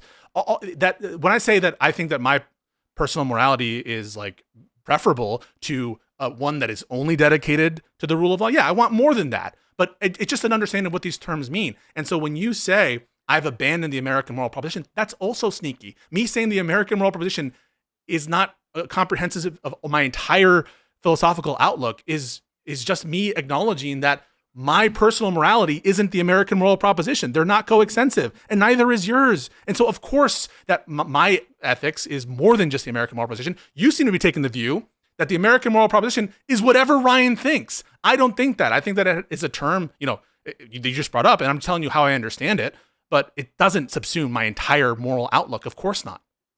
So you just used the word sneaky 3 times, and I have to say, I don't think either me or Ryan have done anything as sneaky as what you just said in 2 answers ago. That's why I wanted to jump in, but Ryan really wanted to go. Was that you attributed to us that our view is so granular that we think that slavery and Jim Crow is compatible with the American moral proposition. I don't think that. Ryan, real quick, pop quiz. Do you think that slavery and Jim Crow are compatible with the American moral Nope. proposition? Okay, yeah, so that you just snuck that in real slick there. So I don't think anything. I don't think you understand my point there. I can respond if you want. Sneaky. Hold on. Let him make his point. No, the point isn't that you consider those things to be done. Oh yeah. The point isn't that I was attributing that you thought that those things are included in the American moral proposition. The point is, in fact, the opposite, is the fact that someone could be so counter to the American moral proposition, to be in favor of something as reprehensible as slavery, and still be in support of the American moral position as you see it, shows you that a gross departure from the American moral proposition isn't enough to abandon it. And so why is it the case that a gross departure in the sense of slavery isn't enough to abandon it, but a gross departure in the sense of DEI, assuming that DEI is a gross departure, would be enough to abandon it? So you totally misunderstood why I brought that up. It's the exact opposite implication. This brings me back to a question I had earlier. We pivoted away from it, but this is my same critique. I'm gonna make it again. You keep making this criticism of the founders when I'm saying it's a pragmatic compromise that was made at the time, that you can be both in support of the American moral proposition and also be personally inconsistent with it. I don't think that's a hard pill to swallow at all. I think it's completely consistent with the historical record. I've yet to hear from you how the modern the people that we're saying things like DEI, things like equity. Once again, Joe Biden placing at the center of his administration, openly saying so. Equity will run through everything that he does. What is the pragmatic compromise, the evolution of understanding that would justify that flagrant opposition? So you're basically saying, like, they had an excuse, right? The founders had an excuse that it was pragmatically needed at the time. And so that distinguishes the modern day people who don't have a pragmatic excuse. It's so much simpler than that. Abolishing. Wait a second. Let me finish. So no, I'm no, not done. We're good. We've done this like fucking 5 times. We've done this. We're not getting Go ahead. Okay, interrupting. Go. Yeah. It is obviously different to attempt to abolish slavery, even if it takes a long time, even if it's imperfect, even if I wish it would have gone faster. But that movement, the directionality towards abolishing slavery, is very different than if somebody tried to institute slavery today. It's much worse if you try to do it today, because we've already learned this lesson. We've already learned this moral truth that slavery is wrong. The problem, as I explained earlier, with the modern left and the equity movement is that we've learned we have an obligation to treat each other as individuals, and the left is now treating people on the basis of group identity. And they're doing it openly, and they're trying to institute it into law. So yes, that is a huge problem. I've noticed you've never defended it because it's a tough fucking thing to defend. But if you'd like to defend it, now is your opportunity to do so. So is the proposition, is DEI right or wrong under my lights? Do you understand that to be? So why would it be? Why would it be relevant? Wait. Let me respond to that. So Ryan wants to dodge the proposition of the debate, which is whether the left has abandoned the American moral proposition, and turn this into debate whether under Pisco, under your lights, would you defend DEI? But that's not the proposition of the debate. And I'm going to now watch you twist yourself in a pretzel to discuss why my ethical outlook on DEI is relevant to the proposition. Go. Well, no, you've already said that you disagree with the American moral proposition. But no, I didn't. Wait. No, I fucking didn't, you liar. Let's hold steady and say, let's assume for the sake of this question that I'm right about what the American moral proposition is. Like that, my definition is the correct. I don't even know what it means for a definition to be correct. What do you mean by that? The moral proposition. What do is you mean we've by been talking definition to be about for the last correct? hour. I don't know what you mean when you say assume my definition is correct. True. It is the correct. How can definitions be definition. true? Definitions are not Because there is propositions. an objective Definitions moral are not truth truth that is apt. described. A definition is not truth apt. Hold up. So- if it's okay to accept for purposes of moving the conversation, we just accept his definition of these things and work with those words and terms. No, I can say I can understand your argument on your own lights and what you mean by the term, American moral proposition, but it doesn't mean that your definition is correct. I don't even understand what that means. But because I don't have this realist view that like the objective meaning of words is there to be discovered. But if what you mean is something by American moral proposition, I've been doing that this entire time. I don't grant that what you mean is correct. I've been trying to use your own logic as an internal critique. Okay. The question Jesus, it's pulling teeth to even get you to the point where I can ask you a question. But assuming that the version of the American proposition that Gen Z and I have presented tonight is the correct one, for the sake of argument, for the sake of this question, would equity be a rights violation, therefore wrong, under that view? It's a tautology. You're asking if my definition is correct, which includes equity not being under natural rights, then would it be the case? It's tautologically correct. It's trivially true that if your view is, so you're saying because the part that I said that it's a violation of is that we have a moral obligation to treat each other as individuals, not as members of groups, and you're saying that tautologically equity is a violation of that principle. No, taking on your view of natural rights and your view as expressed of natural rights, it just follows tautologically that you're correct. You're assuming you're correct in your premise. And so you're like, no, I'm not. Yes, you are. What I'm asking is, if we assume that we have a moral obligation to treat each other as individuals, which I believe is true, but I think that's true. But if we assume that's true, is the modern day and if that's all you wrong? assume, If you have an obligation to treat each other as individuals, is it then wrong to discriminate on the basis of race? Not necessarily, no, because I think under your lights you would accept. Wait. I think I'm answering your question. Okay, so I think taking your view that it's not necessarily, by necessarily I mean logically necessary, that it would entail some rights deprivation because you're committed to allowing racial discrimination in some contexts. Quick, Pisco, if you have a moral obligation to treat someone as an individual, you're saying it is then acceptable to then treat them differently on your view, on the basis of race. On your view, in some cases, yes.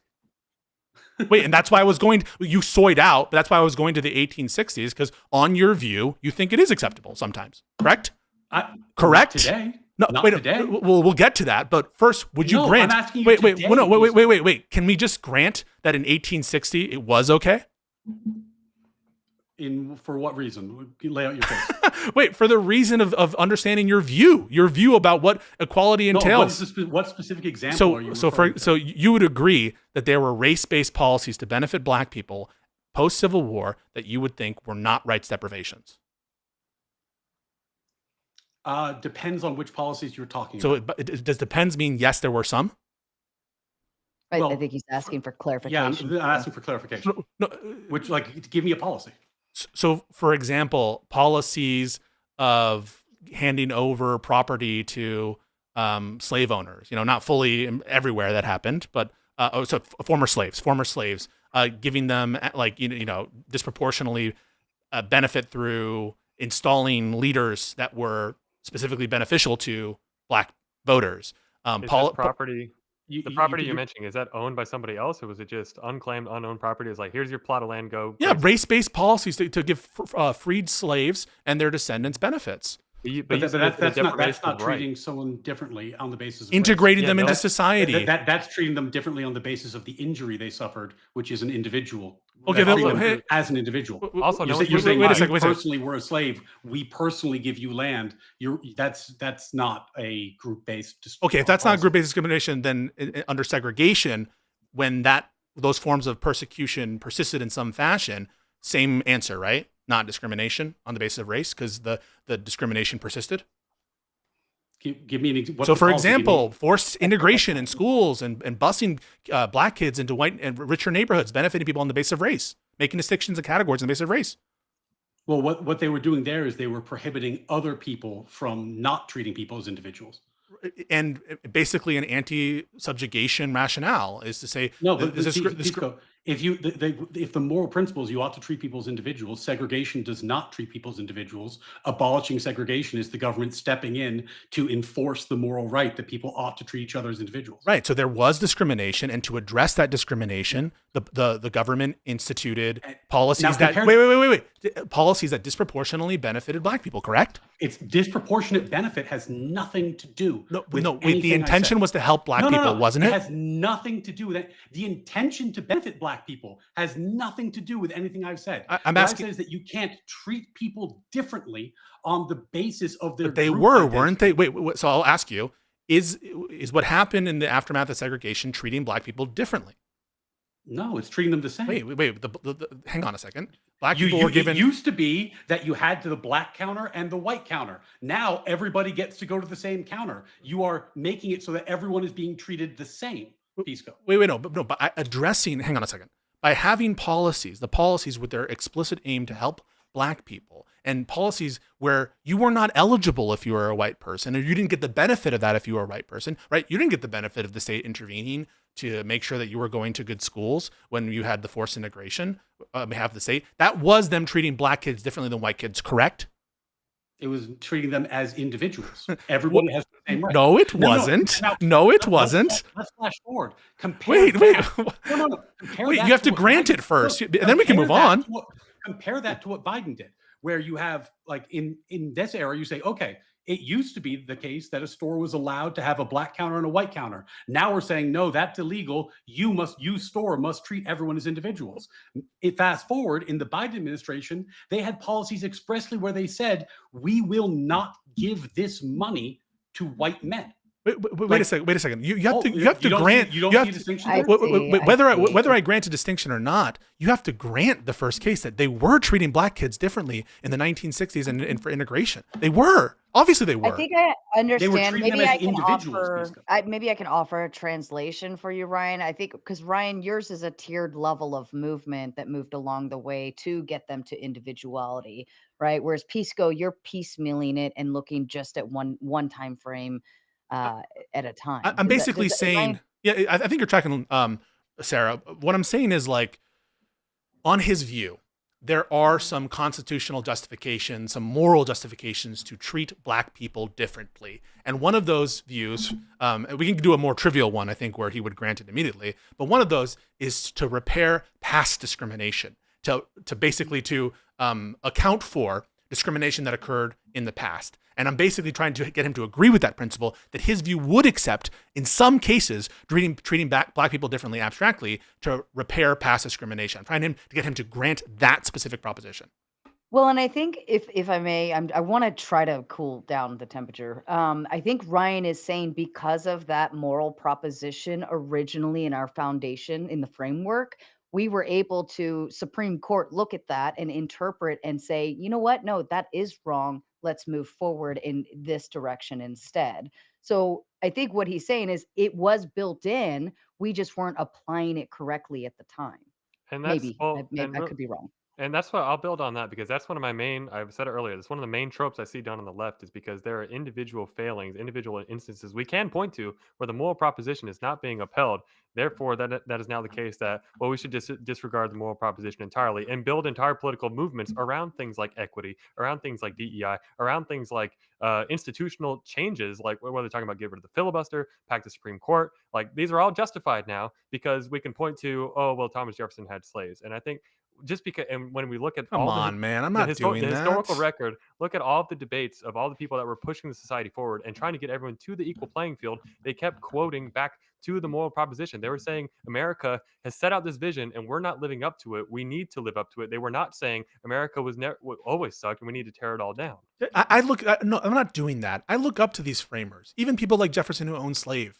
And obviously Washington, these people. I'm not just trying to shit on our history and say, oh, because we were never true to our values, therefore, the values are meaningless. I'm not a fucking nihilist. I'm not doing that at all. What I'm doing is saying, on your view, abandoning the moral proposition doesn't entail having horrible views, right? Like, you could have horrible views that are in the moment in which they're held horrible, and it doesn't entail you leaving the American moral proposition or abandoning it.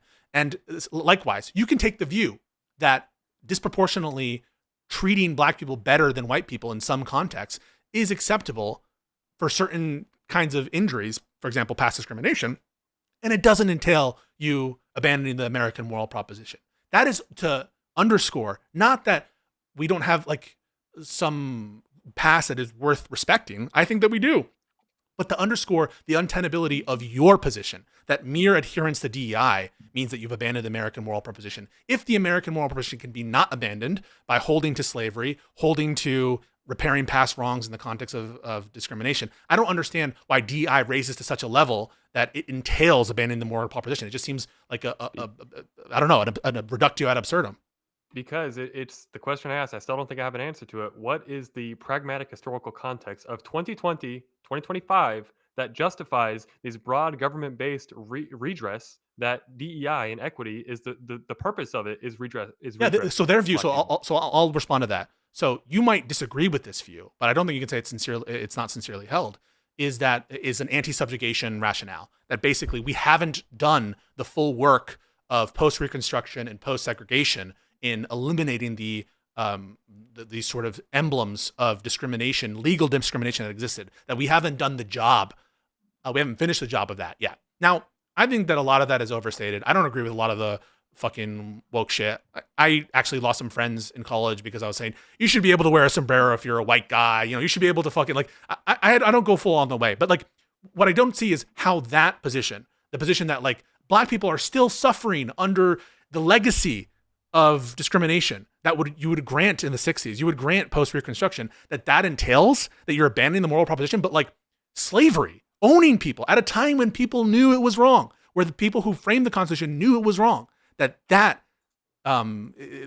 position is compatible with the American proposition as you see it, or not abandoning the American moral proposition, to be clear.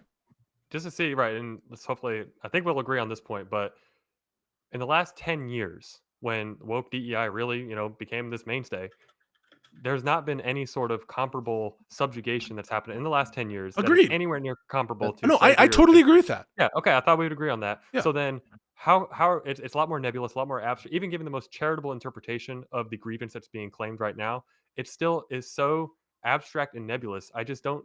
And we see it too with all the policies that get proposed. The enforceability is just a complete nightmare. And so if you can't enforce it, you can't identify who's injured, who's aggrieved. How do you actually redress it? No, I think that some of this is. Anyway with I disagree with reparations. I think that reparations are a horrible idea as a policy right now. I think that like some of these ideas will never, are not good, should not be proposed. I'm not in agreement with getting rid of the police because of DEI stuff or because they're all racist or anything like that. So I'm not committed to some of these views. All I'm saying is there's room for reasonable disagreement, that everyone can argue for this stuff and still be committed to the American moral proposition. And what I mean by that is just simply that we're all playing by the same structure and rules. That's what I take the American moral proposition to be. Not some specific view on race or equity or equality or even rights, right? Not even a particular view on what liberty is, but that we're committed to a process and structure, namely the Constitution and the rule of law, in which we navigate these different issues. So someone could be committed to the American moral proposition and be a horrible person advocating for horrible things, right? Like, I think that in many ways, yes, reprehensible policies are compatible with the American moral proposition. That's why I take Ryan's accusation that I've abandoned the American moral proposition to be so offensive, is because I haven't. I just don't think that everything is subsumed under the American moral proposition, that all morality is under it. So wait, so on your view, as you've just described, I'm just trying to make sure I understand what it is. Like, let's say Nick Fuentes and his buddies like managed to get a sufficient consensus, and they used legal processes. They used, they amended the Constitution correctly. They did everything right by the rule of law, and they reinstated slavery. That would be within the American moral proposition as you understand it. Yeah. Okay. Well, I mean, I think that this is I think, why we have this core division right now within our society, because if you view the American proposition as this kind of like hollow legalistic thing, which is like operate by the instruction manual, follow the Constitution, with no actual moral guidance, no moral framework, no actually understanding of what ordered liberty would be, or why we're doing this. Like, the whole point of having liberty is to have people do the right thing.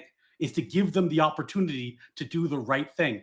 There is a moral framework to our nation. And my frustration is that when people abandon it, they always think that they get to decide what comes next, right? Like whenever I talk to like a really like extreme far left, like communist type, they'll say like, we need to get rid of American history. We need to get rid of all this stuff so that we can get the utopian. But when you talk to like a extreme Christian nationalist, they're going to say the same thing. We need to get rid of the American proposition so that we can put in religious purity tests so that only Christians can hold office. The problem is both those things are technically legal under the Constitution if you can get the votes, but they're wrong. And they're wrong because there actually is a moral framework that our founders set forth for us. It's not a value neutral proposition. And I think the path that the left is on, which I think you actually described it very well, is moving away from that into this value neutral proposition where anything goes. It's not and value it becomes dangerous very fast. It's not value neutral. I mean, this is insanity. The reason why I'm saying that the American moral proposition is elastic enough to include horrible things is because you can't make sense of what that would mean across time in the framers, other than a commitment to the Constitution and the rule of law. Because if it's on particular views, right? Like if all of a sudden supporting slavery is not compatible with that, then you have to throw away the universality of it across time, which you're clearly appealing to. So let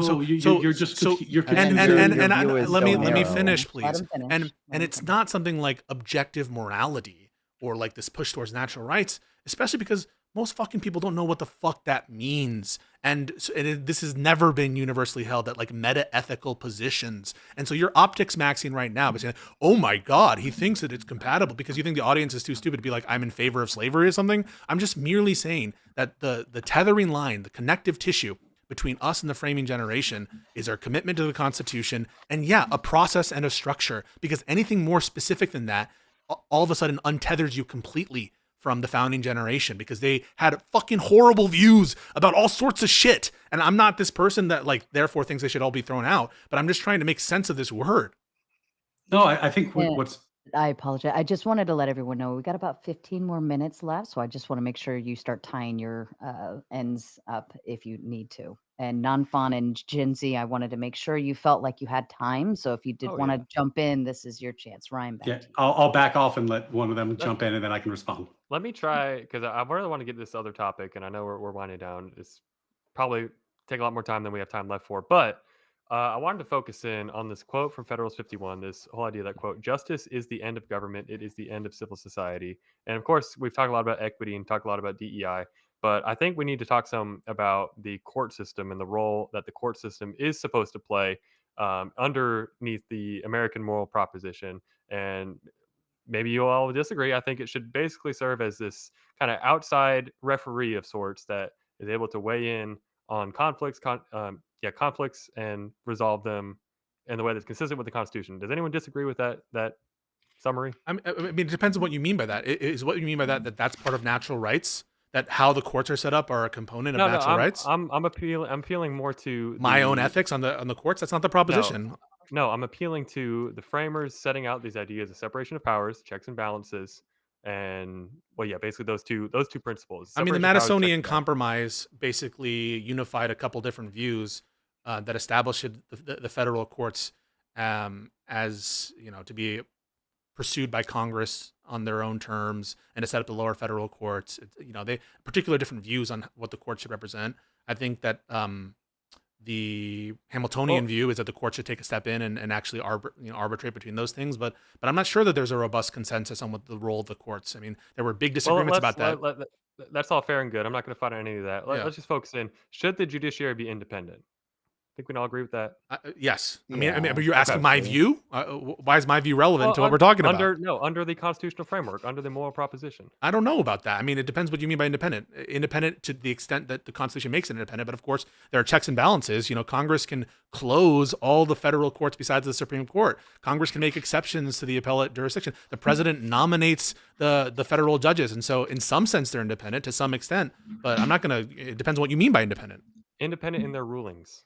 How they reach a conclusion. What do you mean by independent? I'm asking you. Free from political influence. I think that's probably what the framers would have wanted. Yes. Okay, so that's I was just trying to lay out the foundation here. Now, obviously, we're seeing increasing calls from the left to pack the court. Is that consistent with America's moral proposition? Yes. Yeah. Okay. It might depend on, you might have like factual disagreements about the state of the current judiciary or whatever, but you at least like recognize, so like certainly there would be like there's at least a hypothetical threshold that could be passed in which like packing the court or whatever would absolutely be in line with the American. Yes, I'm asking, are we there right now? What do you mean? Are we there? You said he just said, well, see, I'm trying to deal in the realm of reality. You guys keep throwing out these like, well, if we take it to the most extreme hypothetical, then certainly we can prove the contradiction there. I'm just saying where we are right now, there are open calls on the left to pack the court. Yes. We are arguing that is not consistent with the moral proposition of America. I think it is not consistent with the Constitution. I'm saying that's not sufficient to like not be in line with the moral and proposition. also agree with that. And I yeah. I mean, Adams did this shit. Fucking Madison, and they fucked with the courts. They fucked with the judges, and these people fucking wrote the documents. So I don't know. Like, I think it's total. Like, your view. It seems like what you're trying to do is bootstrap American moral proposition to be like what I agree with, and to give it this like imprimatur of my policy agreements. I'm going to suss those out in terms of the American moral proposition. But it just you're being way too fucking narrow. And if that term means anything, it needs to be more general than what your specific view is of specific policy points.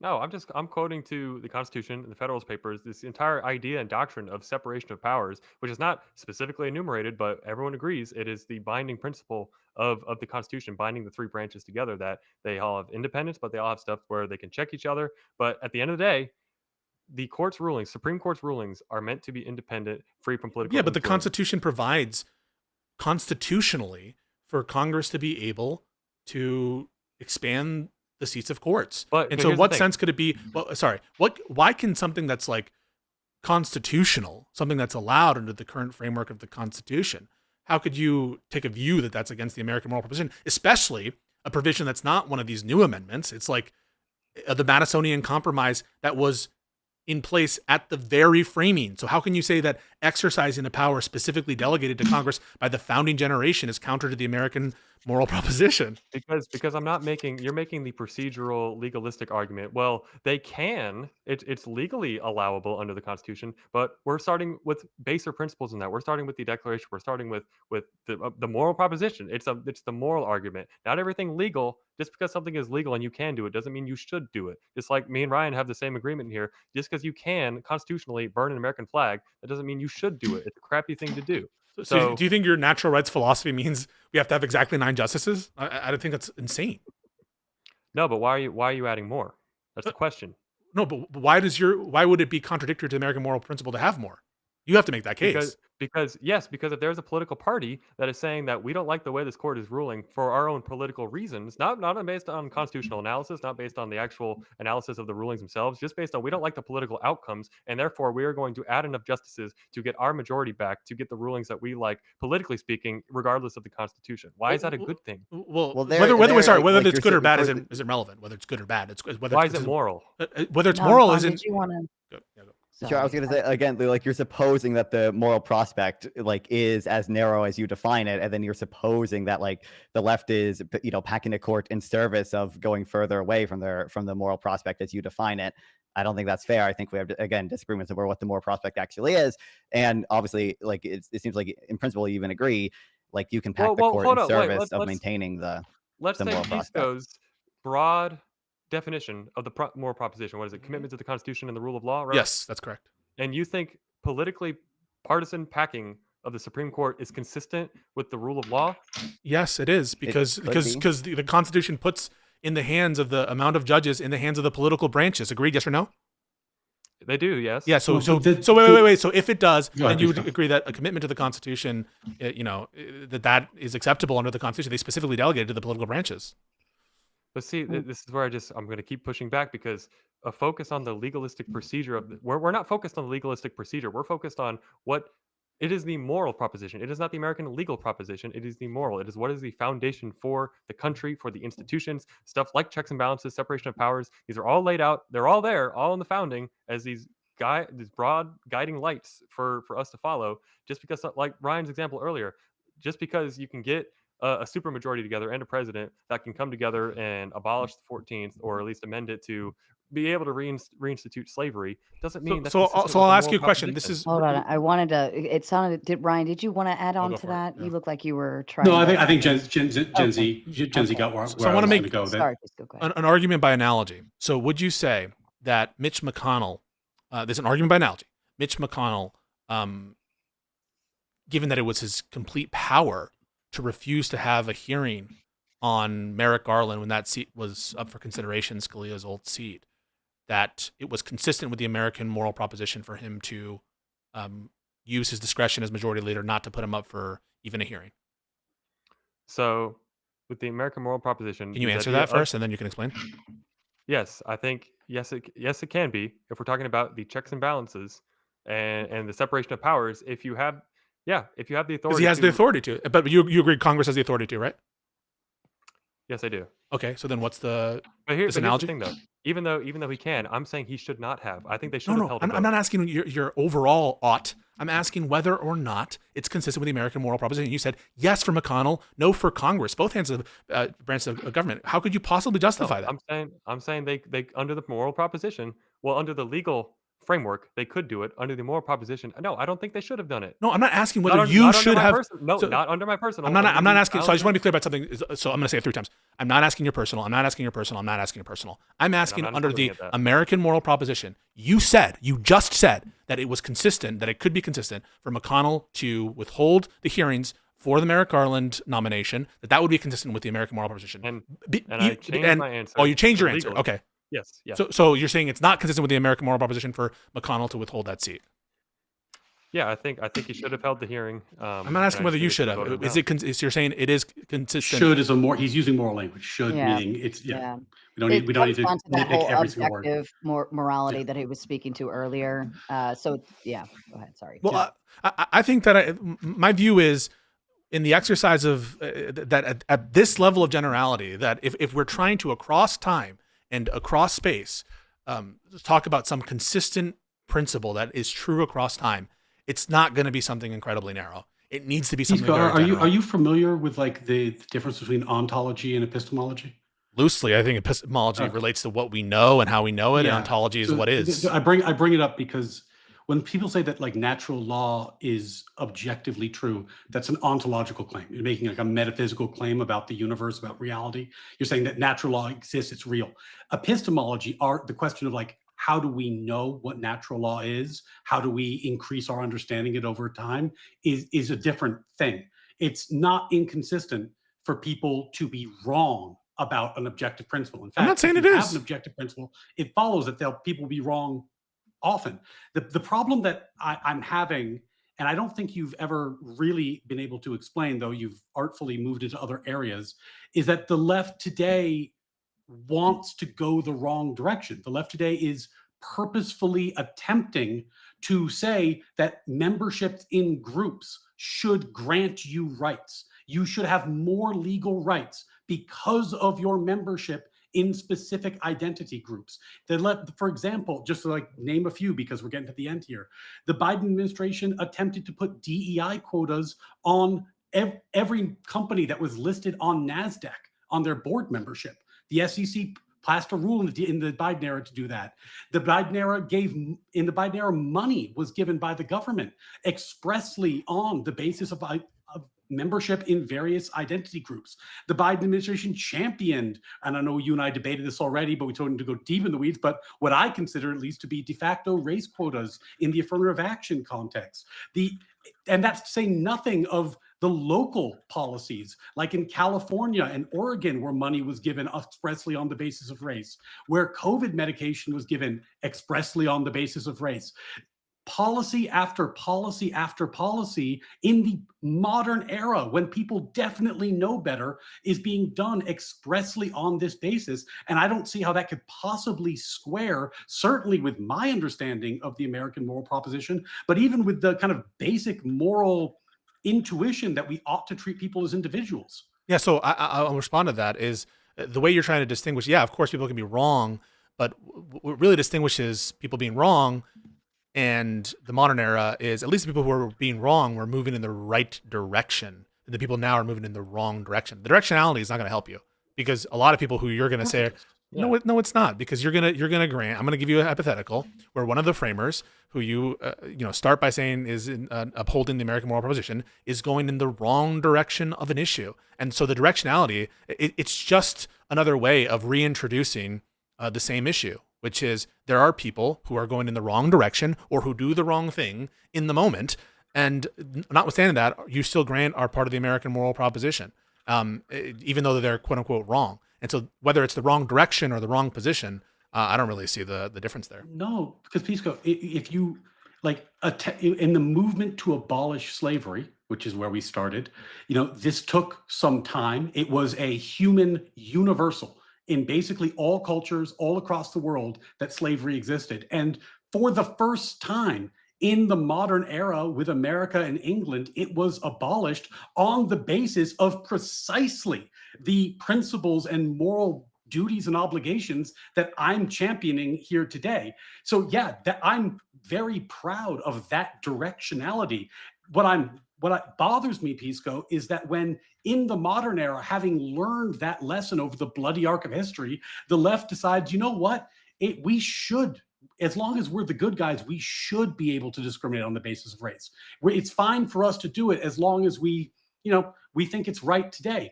What they're doing is they're running in the wrong direction. And just like, I don't hold Newton accountable, or I hold him, let's say, less accountable for making mistakes in physics that he couldn't possibly have corrected. It would be very weird today for a physicist to make arguments based only off Newtonian physics. Yeah, but Jefferson knew better. Wait, but Jefferson knew better. So can I give you a quote about that? Yeah. So here's a fun one. This is Abraham Lincoln debating Douglas on the topic of whether or not slavery should be allowed. And he said, I believe the entire record of the world, from the date of the Declaration of Independence up to 3 years ago, may be searched in vain for one single affirmation from one single man that the Black race was not included in the Declaration of Independence. I think I may defy Judge Douglas to show that he ever said so, that Washington ever said so, that any president ever said so, that any member of Congress ever said so, or that any living man upon the whole earth ever said so, until the necessities of the present policy of the Democratic Party in regard to slavery had to invent that affirmation. Right, that's not true, right? When Lincoln was... That's not true. You know that's all not right, true. Well, I'm saying it's good enough for me. Why? It's good enough for Lincoln. It's obviously good false. enough to abolish slavery. It's just not good enough for you. And Wait, what do you mean? Do you believe that Lincoln? Do you believe that Lincoln's statement there is true? I don't know. I haven't done the research exhaustively to find every single record. That's what he's claiming. Okay. I mean, I think that I'm happy to lay out the disagreement here. I think the disagreement is frankly a semantic one, to be honest with you.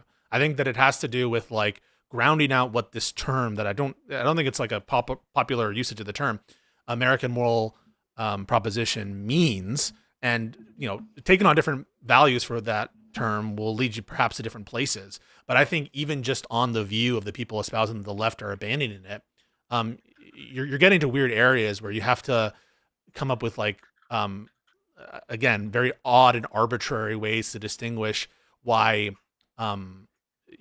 this kind of diverging from the American moral proposition in one context, which seems so much worse. And we could do a bunch of different examples, including the right to vote for women, et cetera, et cetera. There's way more that we could go on in terms of examples there, that deviating from that wouldn't cause you to be against the American moral proposition for such individuals. But the modern day DEI, this is the first aberration. This is the time in which we're really going to. So I just don't think that that intuition is clear to people. Maybe if it is, maybe if you think that it seems a little circular that you're assuming kind of the objective morality and the natural rights stuff as part of what's going on here, even though a lot of that stuff isn't is opaque. Real quick. Yeah.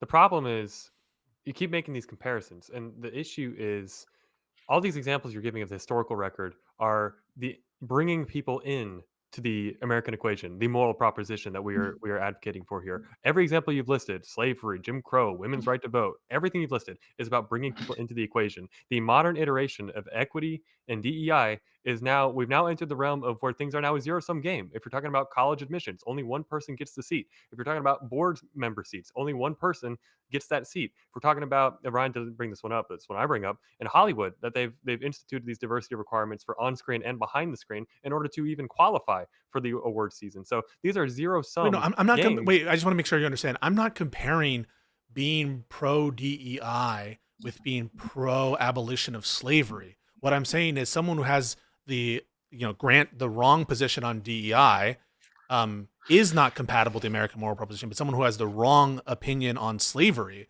is compatible. That's the kind of distinction. What about abolishing property rights? We talk about DEI law. What about the left's flirtation with socialism and communism? It depends in what sense. I think to totally eliminate just 2 more minutes and then we'll shut. I think to totally eliminate all property rights, as many communists want to do, I think that is in some sense inconsistent with the American moral proposition. So I do agree with that. But if they did it legally? Yeah, no, because I think that the rule of law in the Constitution. Well, I guess you're saying, I think there is trouble in that the principle you could do a certain amount of disfigurement to the structure of the Constitution. So let's say you constitutionally pass an amendment that you can do anything that gets rid of all the branches of government and just makes it a unitary system where there's a king for life. I would say that there is, and I don't have to define it in like particular granularity, that there's a sufficient amount of disfigurement that you could do to the Constitution that would, now there's some separate principle here, which is you've done sufficient disfigurement to the Constitution that it's really not in keeping with the same vision. But where would you draw that principle from? No, I don't have to. Yeah, it's like a Sortes paradox that I don't know exactly. I can't define it exactly. No. It's not, because in our country, we have a separate document, the Declaration of Independence, which was expressly our founders sat down and they said, what is America's moral claim to existence? Because we're not, like, if you look at Ireland's Declaration of Independence, it just says, we, the Irish, are a different people and the English have been dominating us, therefore we should be free.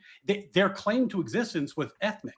But America didn't do that. America laid out a philosophic principle. They said, we find these truths to be self-evident. You might think they're wrong today, but they're saying they're But did the property rights axiomatic. include human beings They're saying they're in the Declaration of axiomatic, Independence? and that the violation of these rights is why we are justified in our revolution, in our existence as a country. So did the it's property not like I'm rights fucking making it up? It's not like my proprietary definition. It's in our founding documents. No. I agree that our constitutional dedication involves rights at some level of granularity, right? Like liberty, like property, like the pursuit of happiness. These are all things that I agree are part of the constitutional tradition, that are part of the American moral proposition. But what those things mean, there's a lot of play on the joints to be consistent with the basic American moral proposition as I understand it, because it must include disagreements on, does liberty include the right to own people? Does your property right extend as far as people? Does liberty include the right to vote?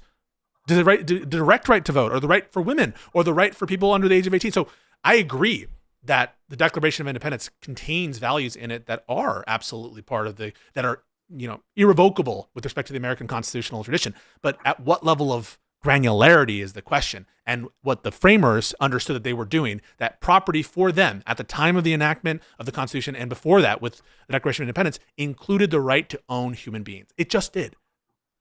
Last thought from Ryan or Gen Z, and then we'll move into closing statements if you had one in response to that. You can go ahead if you want. I think probably going to closing statements is fine, because that essentially was a closing statement. Okay. I'll Kip Pisco, if you wanted to go ahead and go into your closing statement officially. I'll just say that I'm probably sympathetic to a lot of the views on like woke stuff. I often will bring up bona fides when it goes, I voted for Bernie Sanders or I did this, but one of the things I bring up is I was like against a lot of the identity politics in the 2015, 16, 17 era, and I lost friends because of my position on some of those things. And so I'm sympathetic to some of the attitudes with respect to identity politics that have been expressed. But the problem I have is like the terminology here.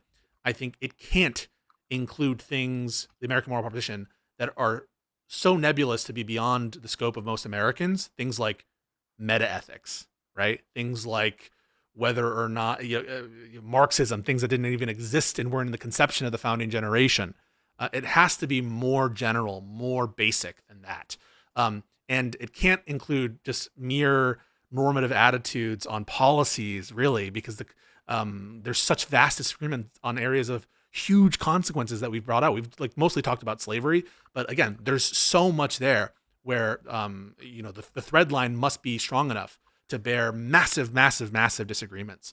And that's why I think trying to narrow the view of the American moral proposition to be like anti-DEI, anti-woke, anti-even race-based policies, I'm sorry to say, is unavailing for that reason. It just really does seem like a shell game where you're trying to sneak in your moral attitudes and maybe the audience's normative dispositions and to make that a constitutional issue or an issue of intergenerational solidarity, and that somehow this aberration stands in stark contrast to potentially other quote unquote objective errors in people's morality over the course of years. And so that's why I was bringing this all up, is that on their view, it would seem absurd to make a moral difference in terms of whether or not someone is following the American moral proposition because they were wrong on DEI, but not wrong on slavery, not wrong on if they're wrong on like women being allowed to vote, the doctrine of coverture,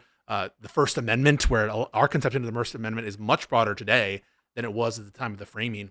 And so all of these different issues, I think, lend me to believe that the left is not violating the American moral proposition at its most basic level, because they're standing up.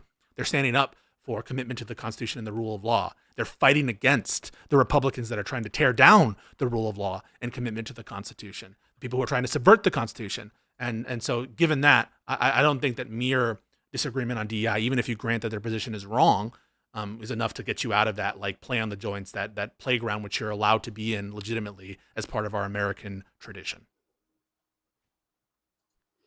Thank you, Pisco. And Nanfan, to you, please. Yeah, okay, there's only one honorary founding father post-Hamilton. Okay, that matters. It's Aaron Burr, who went to live with Jeremy Bentham. Okay, he became a base utilitarian, all right? That's the real American proposition. But in all seriousness, I mean, I'm happy to second the stuff Pisco said. I mean, they did almost exactly what I thought what they were gonna do, which is define the moral proposition in such a way that it relies on controversial medical ethical claims that most Americans could not even lay out, let alone actually agree to. And I do think most of the discussion on this was sort of a meta conversation about what we're allowed to bring up rather than the actual factuality of it. But I do think it is also relevant to say there are left-leaning people, left-leaning organizations, the Democratic Party, which are currently fighting for rights that I think even Ryan and Gen Z attorney would say are in line with the American moral proposition. I mean, I think I brought up the ACLU, which I don't know if that's holistic. I don't know if I personally would consider it a holistically left-leaning organization, but Ryan certainly does. They are currently and have, in the past in this year, filed lawsuits on behalf of immigrants who are being deported, under the Alien Enemies Act in order to, try to grant them due process, which they are not being provided. I think that is a view that something that is in line with even the natural rights theory that they espouse, and that's something that the left is doing. I would say even broadly politically, but certainly the ACLU is doing that. Thank you, Nanfan. And Gen Z, to you, please. All right. Yep. Thank you again for having me. I'll plug the pod again. We got Ordered Liberty podcast every Sunday night, 8 o'clock. Me and Ryan, and a rotating panel of guests every week talking about, trying to reassert the American moral proposition and apply that framework to the modern news and just break it all down from there.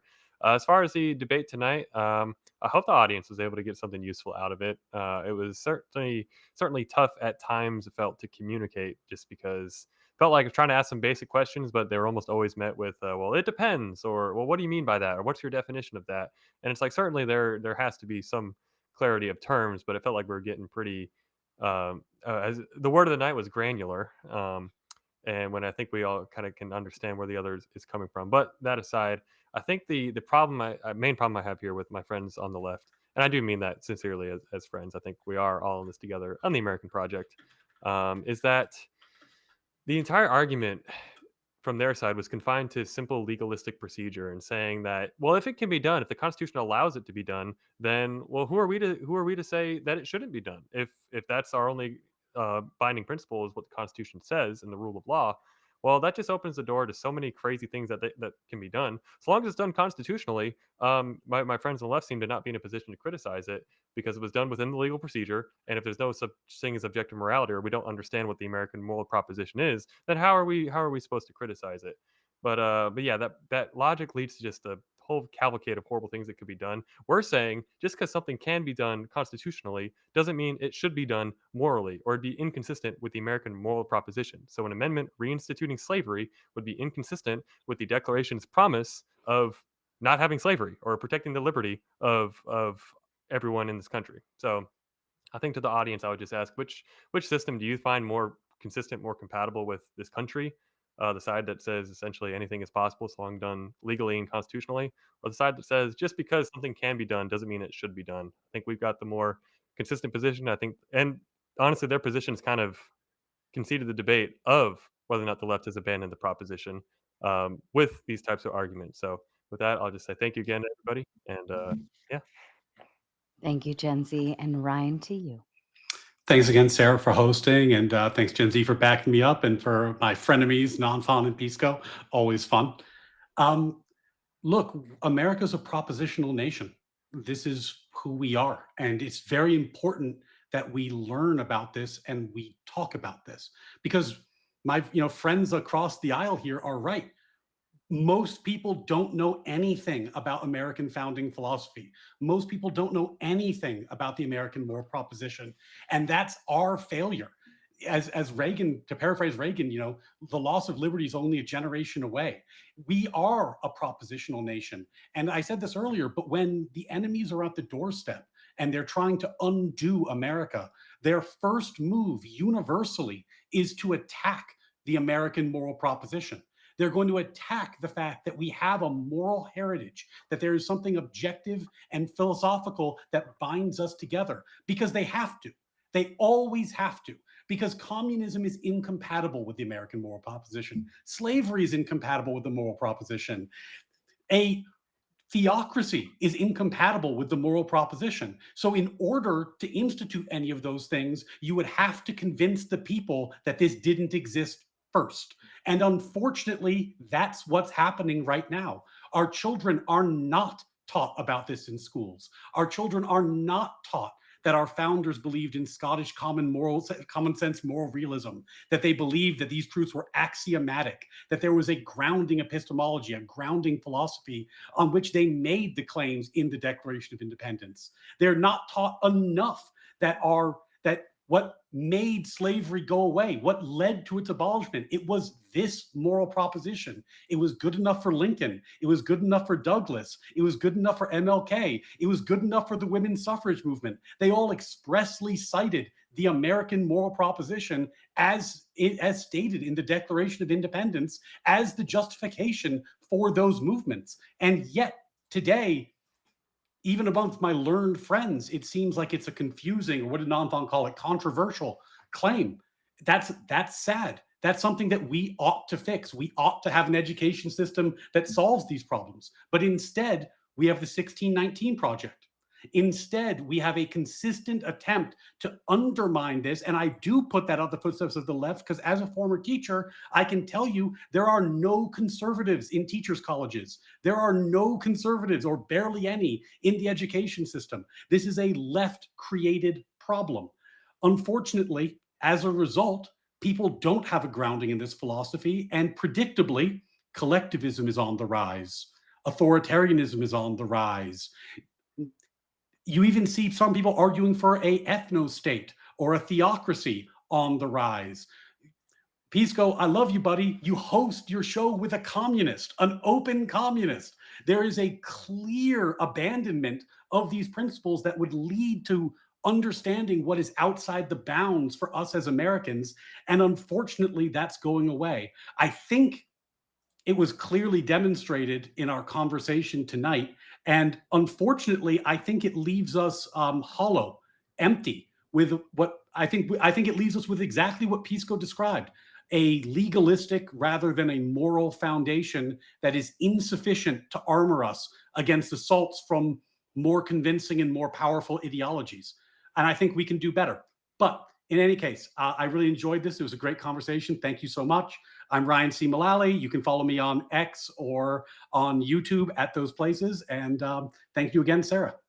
Absolutely. I thought this was a wonderful debate. Even my dad's in the chat saying how informative it was. Oh, that's great. So congratulations to all of you. If you can impress my dad, I'll take that as a win. We're picking up the level. We're going. Now, mom's in the chat too. She probably thought it was boring, but that's just mom. Okay, so Mr. and Mrs. Tomato. yes. I had a question, and maybe I'm completely off base in my thought process, but if the left sits more utilitarian and in these other like morality departments of things, then would they have even been on the same basis to take ownership of the moral proposition? If Ryan and Gen Z, you say it's objective morality, but I don't think the left even agrees with objective morality. I'm not sure that there's I want to respond to that. I think it's an interesting question. Like, because there's multiple layers to it.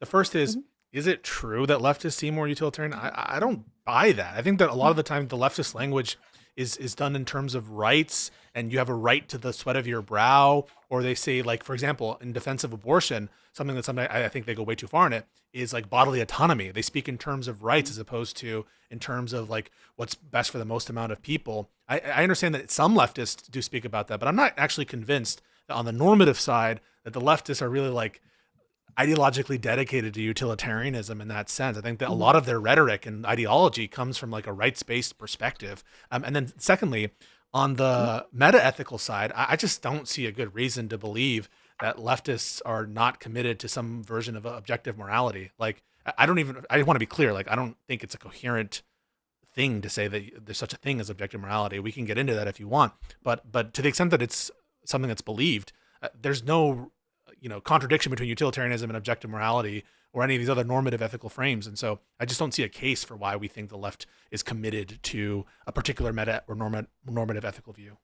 Well, and that kind of answers my question in of itself. If the left is not in the objective morality stance to begin with, then how could they have ever been a part of the moral proposition from the beginning? Well, I'm just saying, I don't know if that's founded, that the left isn't committed to objective morality. Well, I mean, to answer your question about whether or not there was part of the beginning, I think the subjective morality, cultural relativism, or moral relativism that me and Ryan are pointing to, we're looking at stuff that really took off kind of in the 60s and just exploded from there with just this postmodernist, deconstructionist, everything is relative. That's kind of what we're looking at. And so those people, and a lot of them, in the universities and whatnot, yeah, they will openly denounce the American moral proposition. They'll denounce America just entirely. Just the whole thing is built on, well, as Ryan mentioned earlier, a more recent development, but the 1619 Project, that the whole country is just built on slavery, and that's all it was really ever known for and good for, and therefore there's really no redeeming value to America.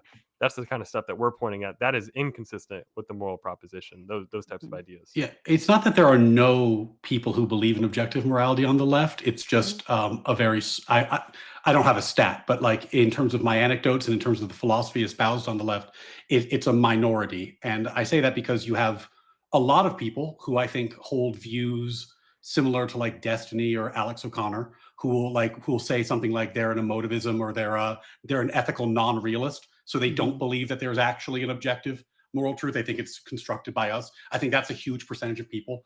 And then you do when you do run into objective moral thought from left-leaning people, it's typically more like people like Sam Harris or Nanfan who are making kind of a utilitarian consequentialist argument, which, while I will grant you is an objective theory, it might not work, but it's framed as an objective theory.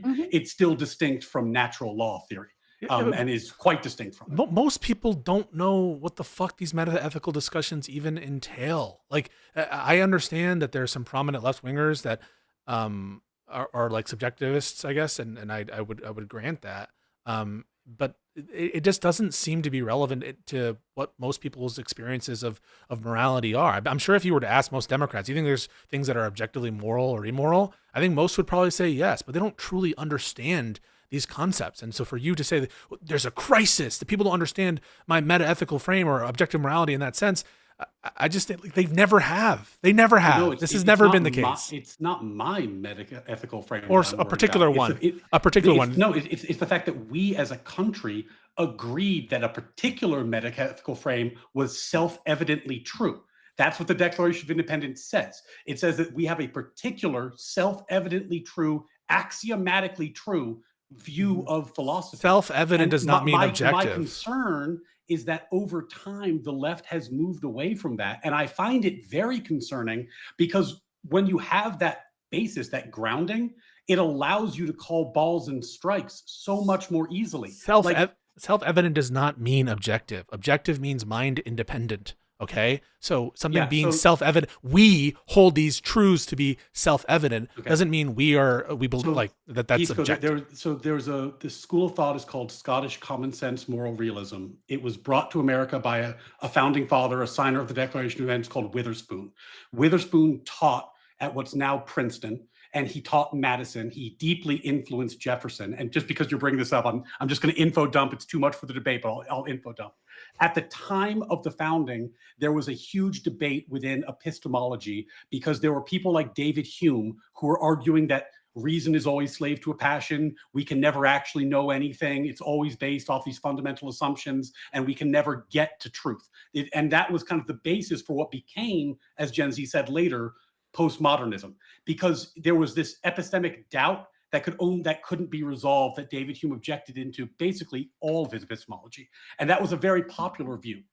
Scottish common sense moral realism arose in response to that and said, no, we don't need to doubt our senses. We don't need to doubt the moral truth written in our hearts. We don't need to doubt our free will. There are some things that are just self-evident. They are axiomatically true, and we do not need to justify them. They simply are. And that epistemology, that school of philosophy, which was deeply influential amongst the founders, is why Jefferson used the phrase self-evident. It's not a rhetoric flourish. It's a reference to a specific school of philosophy with a specific heritage and a specific belief about what moral truth is and how we come to know it. Now, you may not agree with it and probably don't, but my point when I say I don't understand it. I mean, I don't understand. It's actually a defined term. It's not up to us. It's already been written. Well, can you tell me what you mean by objective morality? It does there's a tree out in the middle of nowhere. Does that tree still exist? Is it still there whether I see it, know it? Even if I disappeared off this planet, would that tree still be there? That's a question. I'm not understanding how that informs whether it's objectively true. Yeah, but I can grant that the existence of the tree is in some sense mind independent, but that's again that's an is, that's not an ought. I understand ethics to be something about like a moral duty or a moral ought. So the objective claim is that there is such thing metaphysically as natural law, which is a set of moral propositions that we are obligated to follow as humans. There is a moral law, it's written on our heart, and it is our obligation to do our best to live up to it. Right? Why? Think about it as like platonic form. No. That's fair, right? And a really interesting debate is why. But keep in mind, I don't even know what it is. The proposition is that it's self-evident, right? No, but like the thing is like, can you communicate? Okay, it's a set of moral propositions. And but like, what makes them objective? Well, are you asking me? Yeah. What makes them objective? Oh, if you're asking me personally, I think they're objective because they reflect our connection to God. They reflect our connection to God. We have the moral law written on our heart. We know what's right and wrong. We are connected to ultimate truth in that way. But I've heard other people isn't that isn't the connection to ways. But God is a mind, right? So God is ultimately that's subjective. That's mind dependent on the nature of God and God's mind, isn't it? When we say mind independent, we mean independent of human minds. Mm-hmm. Oh, independent of human minds. That's all you mean by objective morality? Pisco, this is like 101 moral philosophy. Like, this is what everybody means. Dude, can you not be such a fucking arrogant piece of shit all the time? It is crazy how much you talk shit all the Jesus Christ. We'll get into open panel. I'm gonna squish that one right there, just like that. We can get into objective morality in open panel, and you guys can do the Dookie thing a little more there. But as for I want to ask Ryan one, not on objective morality, but on something you mentioned earlier, as well as something I've seen him mention like in other videos. I just don't buy that. Like for example, we're taught about the Declaration of Independence. We're taught about natural rights. Not that they don't necessarily always use those terms or whatever, but people, we go over that stuff in middle school, right? Like, and it's not as if we're exposing children to Jeremy Bethan and John Stuart Mills and going over utilitarianism with them. Like, I'm in college right now. Like last semester, I had an ethics class. I was obviously they go over utilitarian philosophies there, but like even amongst left-leaning people in my class, like I was the only one defending some strong version of utilitarianism. There were left-leaning people who critiqued on my discussion forum of why I support utilitarianism, like their belief in rights, and like they were concerned that there'd be rights violations under my philosophy, even though that they were clearly left-leaning. Like they believed in positive rights. Like, so why wasn't Jefferson's the morals that are propositions that are written on his heart? Why didn't that include a stronger condemnation of slavery? Oh, I mean, to the extent that he didn't have one, and I think that you've made some points, and we've made some counterpoints. So there's the record there is mixed. To the extent he didn't, it's because he was wrong. But that's God's fault, right? No. Why is it not God's? Wait, why didn't God write it more clearly on his heart? Well, I think this is inviting a whole lot more new debate, on free will. Here's let me and I know there are plenty of people out there who could jump on open panel and actually have that full blown out conversation for 10 hours. Okay. And just as a record to anybody watching on anybody's end, I've dropped the open panel link into my chat. It is pinned. Gentlemen, if you want to drop that StreamYard link to anyone in your chat, you're more than welcome to as well. We welcome all. Tom Carpenter says, it's amazing how feeling like crud can make you no longer care what unintelligent people who think they are intelligent say. Shots fired from Tom. He follows up to say, felt the same way when I listened in on a bit of the Dusty cast today with He Who Shall Not Be Named. Ruh-roh. Thank you, Tom. Trib says, I think this should dissolve or evolve into a meta-ethics debate unless we are just accepting that one side's morality is the just morality because it's clearly split on political lines currently. And I think I was kind of tapping into that originally. But if anybody wants to respond, you're more than can I respond to that? Yeah, I think that's right. It would devolve into a meta-ethics debate, but for the fact that our founders told us which meta-ethical view is correct. My point isn't, I don't need to argue that they were right to have that meta-ethical view. I'm merely saying that is the American moral proposition, is their view, and they wrote it down. So when people say, even now when Pisco saying, questioning, oh, does that make sense? Is that right? That's a departure from the meta-ethical view. And like that's, I'm not saying that people can't depart for it, but they shouldn't, because it's true and American and just, but that is the departure, right? When you say that it's not good enough, I want to unwind this, that actually is the departure. I think there's a problem here of proprietary and private language. If what you're saying is that the American moral proposition entails your meta-ethical worldview, then you're just using words in a way that's particular to you, but I don't think it would map on to most people's or the academy's like understanding it, to the extent that there is an understanding of this term. You're just like defining a term. Absolutely is. You're defining a term that necessitates your meta-ethical worldview, and like I guess there are a bunch of entailments from that you think but it just really seems tautological and trivial if you're just accepting your definition that entails your own. I'm not defining the term. It was defined in the Declaration of Independence. I gave you the term isn't found there, right? Yeah. I gave you the pedigree of what that term meant. I explained to you what the founders believed and the philosophy that informed their decision, what the term felt self-evident meant, and why they wrote what they wrote, and they didn't write something else. Is the term in the Declaration of Independence, is the term American? It's not. Okay, it's not so then the term is not, you would agree the term is not defined in the Declaration of Independence? No, I would disagree with that because context exists, Pisco. What context leads you to believe that the term American moral proposition? More importantly, the very fact that you want to argue that this is not the American moral proposition is actually the point we're trying to make. Like if you went back and you looked at Lincoln, when he freed the slaves, what was the American moral proposition? It was crystal clear. It was the Declaration of Independence. You know, when Martin Luther King was talking about America's broken promises, the promise wasn't the Constitution. The promise was made in the Declaration of Independence. That's what he cited. No, but not for their not for the meta ethical position.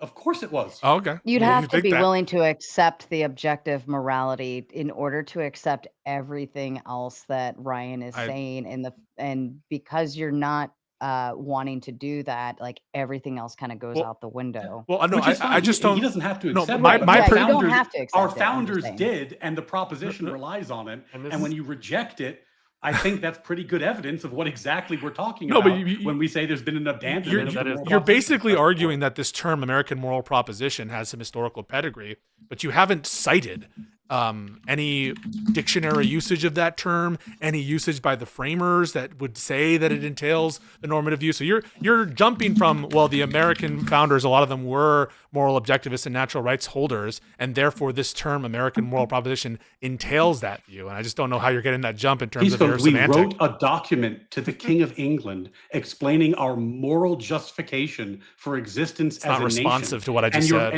And you're finding it, you know, as only a lawyer could, difficult contextually to figure out how the American moral proposition could. You're just not responding to what I said. Articulating a moral philosophy in our founding document. It's begging the question. So the whole question is, where do you get your view that this term, right, the semantic, your meaning of the term American moral proposition, that when people use that term, they mean objective morality? I'm asking where the term meaning you're getting that from. Where are you understanding that from, other than your own private language? Well, even just a quick Google, like what pops up first, it even says the interpretation and evolution, moral foundation for politics, the political and legal vision of the United States is seen as the direct outgrowth of this prior moral vision. That means it's got to be the starting point, right? So if it's a starting point, it has to be objective. No, I'm asking what it is, like the term American moral proposition. Where is the framer saying this term means objective morality? Where is what I'm basically arguing is that Ryan is arguing that this term means a particular thing. What's the works of Witherspoon? The works of Witherspoon say American moral proposition read Witherspoon, okay. who was I'll read Witherspoon. Yeah, but beyond that, Pisco, just because he was the academic who brought Scottish common sense moral realism into the American framework most prominently, but beyond that, Pisco, the use of the term, and the reason I use the term a lot, is because I believe America is a propositional nation. What does that mean? A propositional nation? Proposition founded on a moral proposition. Okay. Not race, not ethnicity. So America is founded on a moral proposition, and that moral proposition is as expressed in the Declaration of Independence. That you take that to be a moral proposition? It's self-evidently a moral proposition. So I mean, literally, Pisco, he's writing the moral justification for our revolution against England. Of course, it's a moral proposition. No, but there are statements in there. There are multiple propositions in that Declaration of Independence. Correct? Yeah, there are. It's not a singular proposition. It's a set of propositions, right? Sure. Yeah, I don't see how that matters. There's more than one, Ryan. Right. So the American. There's more than one natural right.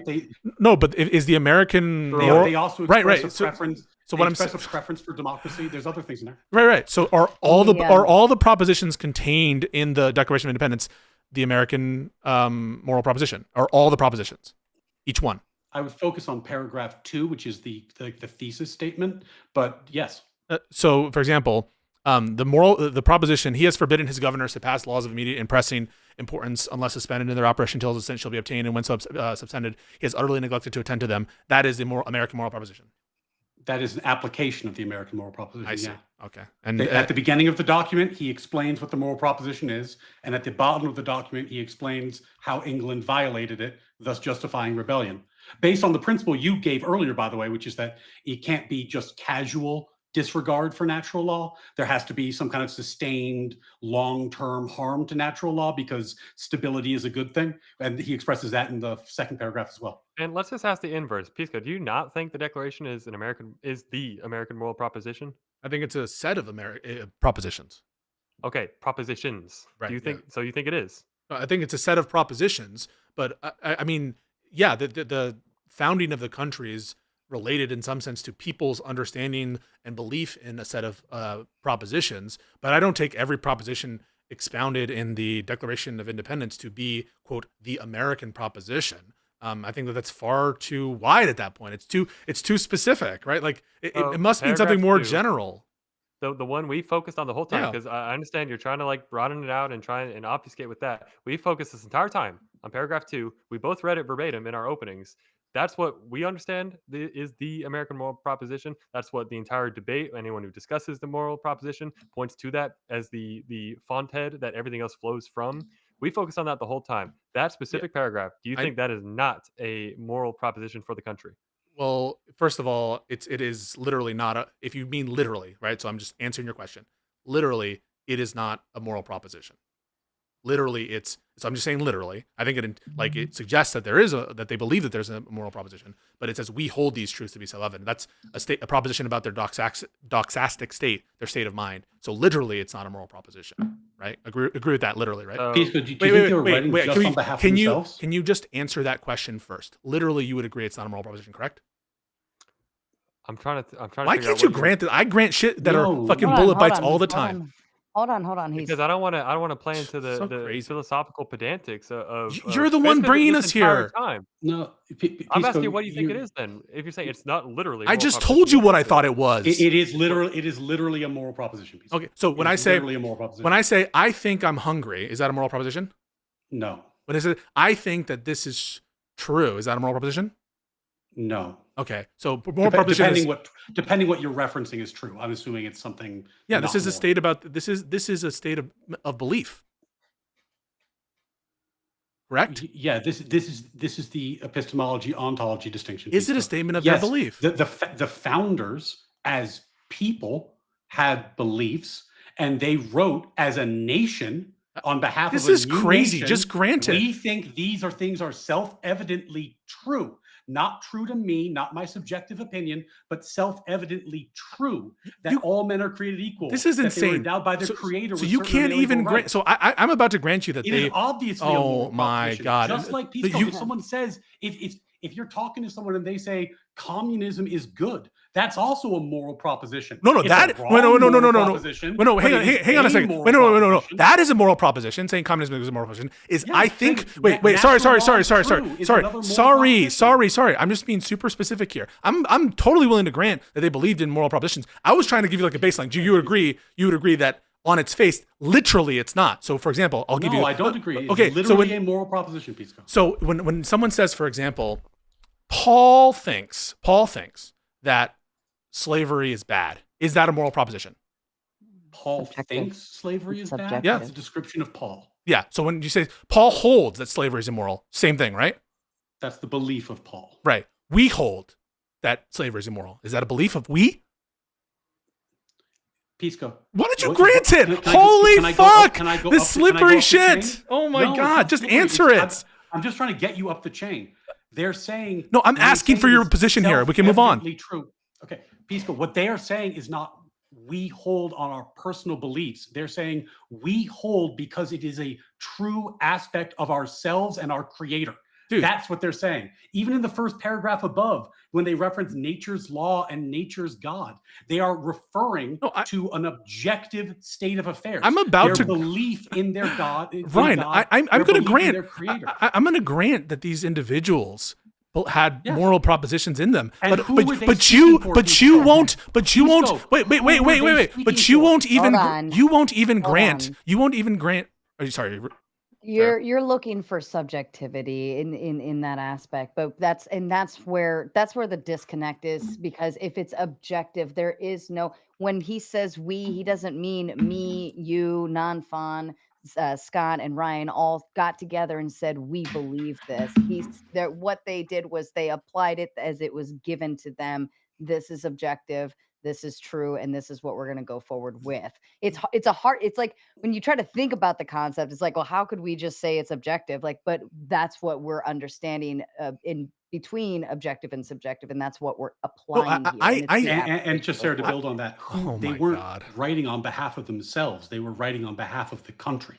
Right. I am When just they write I'm the declaration, asking they're for saying, the. we the nation believe this to be objectively true. It's a And sign that of is a how moral proposition. it's a sign of how bad faith this entire thing is. I'm willing to grant that these people had beliefs regarding natural rights and objective morality, but this is just a starting point to be like, well, you agree that literally it's not it's not a moral proposition. This literally the sentence literally a moral it proposition. literally is not, right? Saying, because you just granted, right, and we'll go down it. Paul holds that slavery is wrong is not a moral proposition, correct?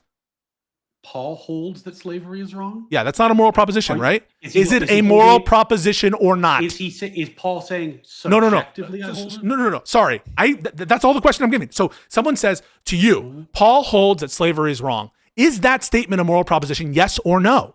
That sounds Where's like it a coming description. from? Yeah, where is it coming from? If he said, if I said based on biblically, morality based on the Bible, then yes, it does hold because it's coming from something else, from the original. It's source. obviously a statement about Paul's belief, not about what is a moral But ought or not. If Paul's belief is foundational to his Christianity, where that morality comes from, then it's foundational in that, and it goes further up the line. So it goes back to the framework, and that's kind of The framework might be objective, but the statement, Paul holds a Pisco, belief is not if I say 2 + 2 is 4, you could say I'm expressing my subjective opinion about the fact that 2 + 2 is 4, but that's not really what I'm getting at. What I'm getting at is that there's an objective truth about the world that indicates that 2 + 2 is 4. So I'm just asking you to grant. I'm just asking you to. So I'm just asking you to grant something. So if this statement read, "The king holds that these truths are self-evident," would that be a statement of a moral proposition? Depending on where it comes It has from. to depend on the truth. What do you? It depends on where what they're talking about. Okay, I mean, So we just that's are why not I speaking the said- same language. I mean, No, it really is I crazy. hear what you're saying. Yeah. Hold You on, keep hold on. talking Let me tie epistemology, the and bow I'm up. aiming at ontology, and that's the distinction. Yeah, it depends on who the person's belief system, where it's coming from. Is it coming from an objective truth based on Christianity, or is it coming from a subject truth based on something else? And that's why it's important to understand that that's where the grounding was and the foundation was. Because if you that's why I said if you didn't accept it, if you don't accept objective morality, then nothing else matters. I at feel like that I'm about to point. step into like presuppositional hell in a second, but It is. it is fucking. I really hope that you guys aren't fucking buying into Darth Dawkins bullshit. But I also see where you're coming from, and I'm hoping I'm connecting the two. This is crazy. So this is that's a great clip. Pisco just described our founding philosophy as, quote, Darth Dawkins bullshit. No. That's good. Wait a second. let's Wait, move whoa. Wait, are you serious? I love you so much. So you think that the American moral proposition is presuppositional Christianity? Yes. No, I think it. Okay, I'll leave it there. I'll leave it there. It's a good question. Our founders were a mix of Christians and deists, and that mattered quite a great deal because deists believe in God but don't believe in revelation or miracles necessarily. So Jefferson himself was a deist. He famously removed all references to Jesus's miracles divinity and It's divinity in his personal deism, Bible. then? Is that So- much better? No, so my point was that when they referenced the creator and nature's law, it was an express broadening from pure Christianity to include the deists in their mix. So I would say it's tightly linked to Christianity. No, but it's not presuppositional exclusively. Christianity. I was very clear. I mean, our founders expressly referenced the creator in the Yeah, document. that doesn't I mean think that you doesn't can- entail presuppositionalism. I don't know why you're such a just answer the question. We hold these truths about self-evident. I can grant that the framers have particular views that are about objective morality, whatever. But that statement literally is a statement about belief, not objective proposition, correct? Or not a moral proposition, correct? That's a statement about belief. Both. It's obviously both. What do you mean it's both? What do you mean it's Because both? if Literally, I say I mean. something, when I say God exists, I am both expressing my personal belief in God and a statement about what I Right, so- believe to be metaphysical. So when I truth. ask you, does the statement Ryan believes God exists, is that literally a proposition about a moral proposition? You would say no, of course not. That's a statement about belief, correct? The phrase Ryan believes God Yes. exists, that would be a statement of belief. So if I say we believe da da da da da. Literally, it's a statement about belief. Now, it might suggest strongly that there's a moral proposition there that they hold to, of course. But can you at least grant that literally? That's all I was trying to do. But you can't even grant it's not. You can't even grant it. That's crazy. No, I'm not granting it because the same words have two. Okay. Obviously have two meanings. When I say 2 + 2 is 4, I both mean I believe it is true and it is objectively true. I'm making a epistemological claim about my knowledge, and I am also making an objective claim about a metaphysical fact of the universe. The same sentence can do both things simultaneously, which is obviously what they were doing. And even if you get hung up on the subjective aspect of it, the subjective there is intersubjective. It's not the founders, it's America. So when they say the we is us. It's a statement. You just said it. It's a statement of intersubjective belief. Wait, no, you just said it. You just said it.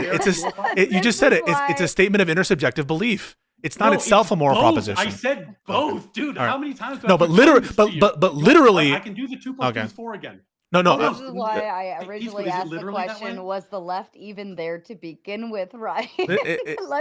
I think that Ryan thinks that like if he gives ground on even the most basic things, and it was a similar thing when I brought up the 1860s Can you give thing. ground on objective truth though, or objective morality? No. That's what. This is a semantical point. This is a semantical point. It's not at all. Doesn't rely on your belief. Your belief on meta ethics. Do you disagree that when I say 2 + 2 is 4, I am both describing a subjective belief of mine and an objective truth claim? They're independent. So literally, the statement is not a statement about your belief. Wait. I'll just grant you. If you say 2 + 2 is 4, it does not necessarily entail that the person who says it believes it. Correct? Yes or no? What? Say it again. Making the statement 2 + 2 = 4 does not necessarily entail that the person who states it believes it. Correct? It's theoretically possible. So it doesn't entail it. Correct? So it doesn't entail it. Correct? It doesn't. I guess it doesn't entail it. It would. All right. Be what. Perfect. That's my point. Move on. In generally. That's my point. That's my fucking point. They're different things. That statements about beliefs aren't the propositions themselves about the relative moral statements. They're not the same. Not always. And it was a minor. It was a minor point to be like, well, you agree. First of all, like literally, they're not. And you wouldn't even grant it because you can't give ground because your ego's in the way. Your ego's in the way. You can't give any ground. This one is Pisco. This one obviously is both. Well, and that dives back into subjectivity. If I don't believe it, like you and I could look at the same color blue and I think it's one color, you think it's another. It comes down to subjectivity. Let's move on. Put a pin in it. This is a broad. I think this will close us out. To take the 30,000 foot view, just back to the debate prompt. Has the left abandoned the American moral proposition? I think we just. I mean, I was trying to keep up back and forth. 15, 20 minutes of our friends on the left basically denying that there even is an American moral proposition, while we're just trying to say it's that's right a fucking lie. Wait, you just lied. Do you agree? You just lied.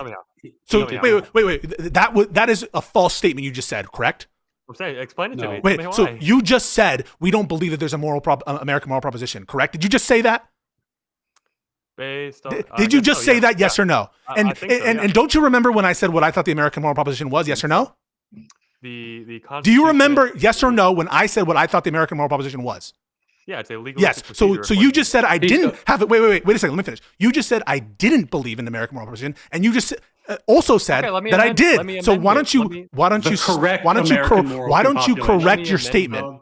I will happily amend it. You are completely disavowing the commonly held and understood among. Prove that. Prove that. Oh, so the commonly held belief is this meta-ethical view. This meta-ethical view. That's the commonly held belief. Prove that. What's the argument for that, dipshit? What's the argument for that? That the Declaration of Independence is the moral framework that was laid out. That now the legal framework. No. You're saying that the meta. Okay. You said the commonly held view is that the American moral proposition is this meta-ethical view on objective morality. Let's prove that. What's your argument for that? Do you have an argument for that? Yes or no? Let's do the Google. What? Sorry. No. As you sit here, do you have an argument? Sorry. As you sit here. Wait. Gen Z attorney. As you sit here. Gen Z attorney. As you sit here, do you have an argument? Do you have an argument that the term American moral proposition means what Ryan says is the commonly held view? Do you have an argument for that? You either have an argument for that now or you don't. Yeah. Real simple. I just Googled What is it? 6 words. my What God. is the American moral proposition? Quote, the American moral proposition refers to the core principles and shared values that define the United States social and political philosophy and are generally expressed in its And that- founding documents, particularly the Declaration of Independence. Wait a second. All Wait, those whoa, shared whoa, values are whoa, encompassed in the Declaration of Independence, and none of that is That's meta-ethical way claims. broader than what you said about meta ethics. So- That's crazy. I just want to have that point be illustrated. Holy When I say shit. commonly understood, I think asking a very simple, basic Google question, and what is the vast resources of the internet? You can say AI is biased, maybe, but No, but that didn't say what you anyone- needed it to anyone- say. anyone who It didn't wants to say look what you into needed it to say, what my is the guy. American That moral- didn't say what you anyone- needed it to anyone who say. wants to look into it and say what is the That American moral didn't proposition, say what they you will be needed it to directed- say. They will be directed to the Declaration of Independence, be which is our entire point, which you guys are rejecting. Gen Z, didn't you argue earlier that not like you have to have a belief in literally God-given rights in order to not abandon the You did American say moral that, proposition? yes. Like did like you conceded on that point?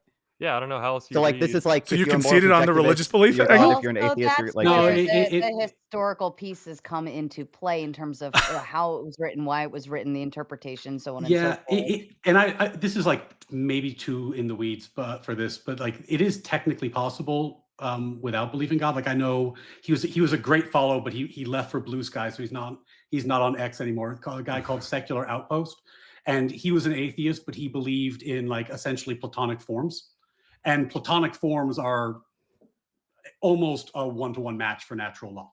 So like he could get to natural law principles without belief in God, but it required belief in abstract objects. I'm sure there's other ways to go about doing it philosophically that I'm not familiar with, but I've seen it done. It's just it is, I would say, uncommon and philosophically uncommon, you demanding. say. Well, I've met one person in my life who None does of it, this and shit is I talk about common. philosophy Your all the time. particular God, I objective thought you morality said is this not was common. to close it. I thought it was a pretty simple point, Yeah. but All you right, know. I'm closing it. Okay. We're moving on. There's a lot of people hanging backstage that would love to come up here, but we need to get through some super chats first. All right, any more super chats? We're going to try to be concise and to the point. One response per person, or zip it. All right, we'll do it that way. Oops, I forgot one. It's okay to be honest and say that MAGA is pro-isolationism and pro-cancel culture, and the left isn't pro that. The far left dabbed in cancel culture, but not the main group like MAGA. MAGA's un-American. Ryan, any thought? Be a delightful topic for a follow-up debate if people on this panel are willing. Oh, we're going to talk about the Republicans? You're Well, open to that conversation? A comparative tell you what. conversation? Pisco, I've had like 10 hours of conversation with you on that exact topic Oh, on your come on. channel. I'm happy to have the conversation. It just wasn't part of this debate tonight, but it sounds like a good one. Message me the prompt, Ryan. We'll get it All set right, up. we'll be in touch. Scott, to you, any thought? I mean, cancel culture as a thing. I feel like the genesis of that was what the early to mid 2010s of or no, probably a little later because they were pulling the old tweets, right, of like 10 years ago. But now we're pulling 15, 20-year-old tweets. But from what I recall from that time period, it was pretty much all folks on the right that were getting canceled by folks on the left for making old edgy jokes. And certainly I can fully concede that there now is a not insignificant portion of the right that is doing the same thing, which I have lots of criticism for. The newly coined woke right that is just doing the same tactics as the woke left. But yeah, to think that the far left, to try to minimize that the far left dabbled in cancel culture, I think that's a ultra minimization of what happened back then, and still to this day. Non-fun to you? Any thought? I have nothing to add. I'm not particularly interested in Pisco?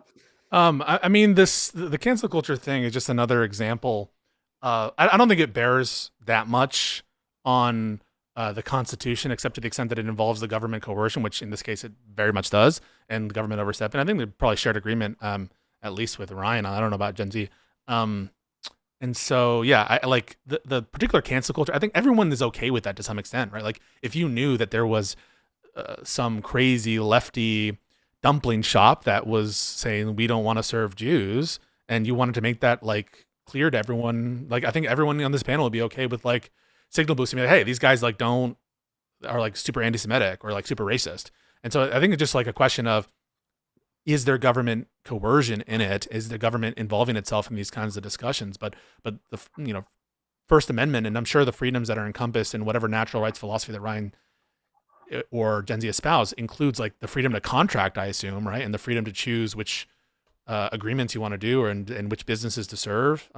So I don't think they would take an ultimately culturally Marxist view or something that we're bound to support even establishments that we don't agree. Okay. Thank you. Trib says, how long does it take for a group of humans to have objective morals revealed to them, and how would you know when it happens? Is it a generation or two, and do you recognize it based on your own morals? It's a fantastic. Oh, sorry.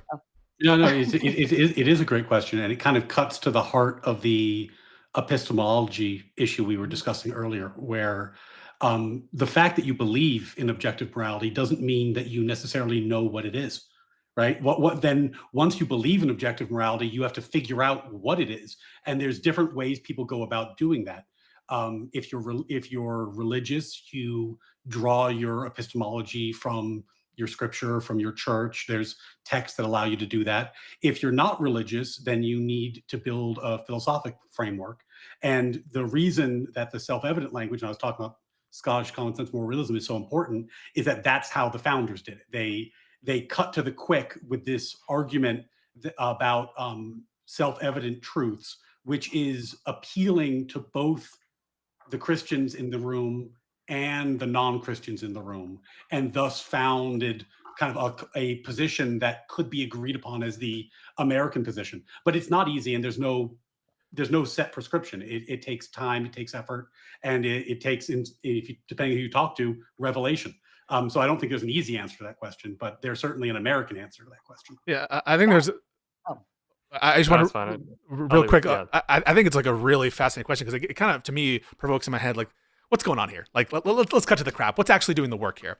I think if the left, by and large, took the political views that Ryan espoused, which is like anti-DEI, anti-race-based anything, like dedication to the rights that he most cares about, being more moderate, rejecting communism, all that stuff. But they were like, we're subjectivists, but we believe all this stuff. Ryan wouldn't be sounding the alarm and be like, oh no, we're fucking losing our culture. So like, what's actually doing the work here? What's actually motivating people to do this or that? And really, I think it has to do with the political views, frankly. I mean, I think that's what's doing the work here. That's what's causing all the concern, is the views themselves, not the the moral, meta-ethical framing or grounding of the views themselves. And so that's what I think this question gets at. And it's also the hardness of operationalizing it. Like, there is no, have you heard him give a single objective moral proposition contained within the set that he knows to be true and he knows is actually accurate? And given that the fucking framers, who were all smart people, God fuck, they were wrong on a bunch of really, really fucking important shit. So how do we operationalize? How do we actually work with this set of moral propositions that are there to be found? Have we found any of them? How do we know? And to the extent that we're relying on revelation, how do we know that God wouldn't lie to us? Or that the revealed, ground out that the thing that would cause the revelation isn't itself untrue, or like what grounds that revelation is itself true? All of these questions, I think, have no good answers, and the system that they're promoting doesn't really help us operationalize, and isn't actually what's motivating, I think, a lot of the commentary and dissent. I think what's motivating it is the political positions and the effect in the real world. Which literally, I said this earlier, and I know you got to move faster, so I'm going to do this as quickly as possible. Earlier, I described a schism between David Hume, who said that reason is always slave to the passions, and the Scottish common sense moral realist, which is how the American philosophy, and Pisco perfectly summarized the Hume's philosophy in his own words. So yeah, there was a schism between those two views. One was rejected, one became the American philosophy. That's fair. What group in America's history fit the American moral proposition the most, and were they ever the majority? If they were, then how did morality revert? If not, then when will they become the majority? I think George Washington, for me.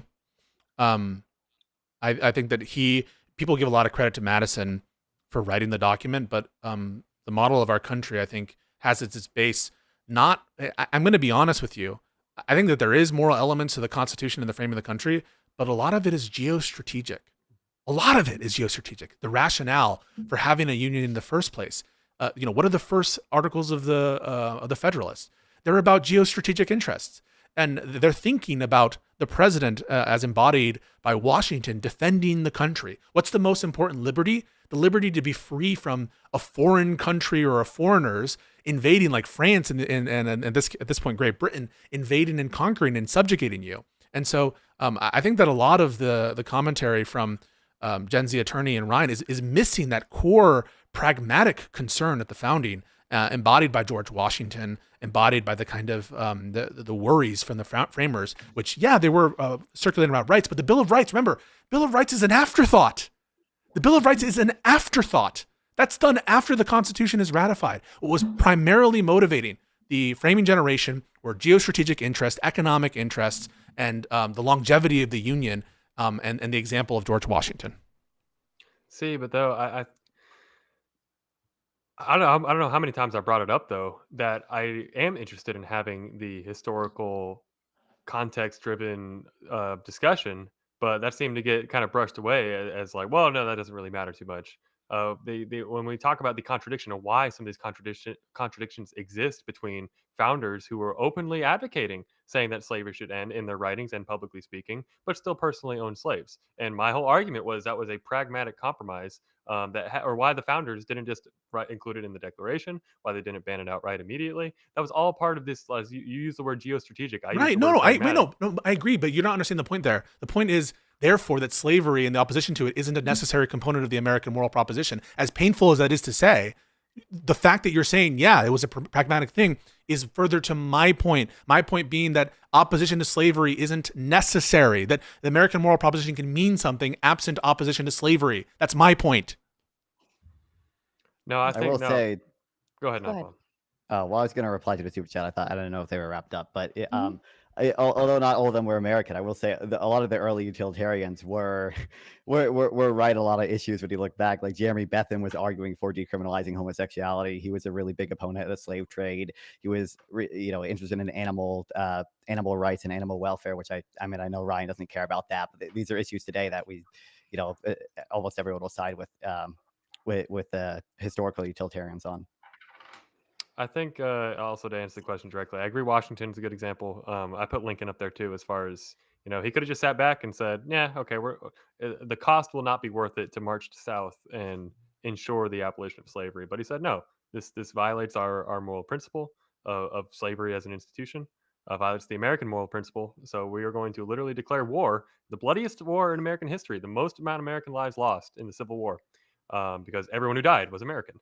And so to take on that cost to preserve the Union, to bring the country back together and abolish slavery, I think, that's. But understand what was happening there, right? Like, I also respect Lincoln a great deal. I think he's certainly in the top 3 presidents, and all his failings notwithstanding, he suspended habeas corpus. He, with the Declaration of Independence, those words were cited by the Confederates as promoting, a lot of the founding generation's descendants, including, I think, some of Washington's descendants and Jefferson's descendants, supported the Confederacy on the basis of the terms of things like the Declaration of Independence. And so I understand that we are taking this view and we're upholding some of our most cherished historical figures. And I'm not one of these people who wants to rain on everyone's parade.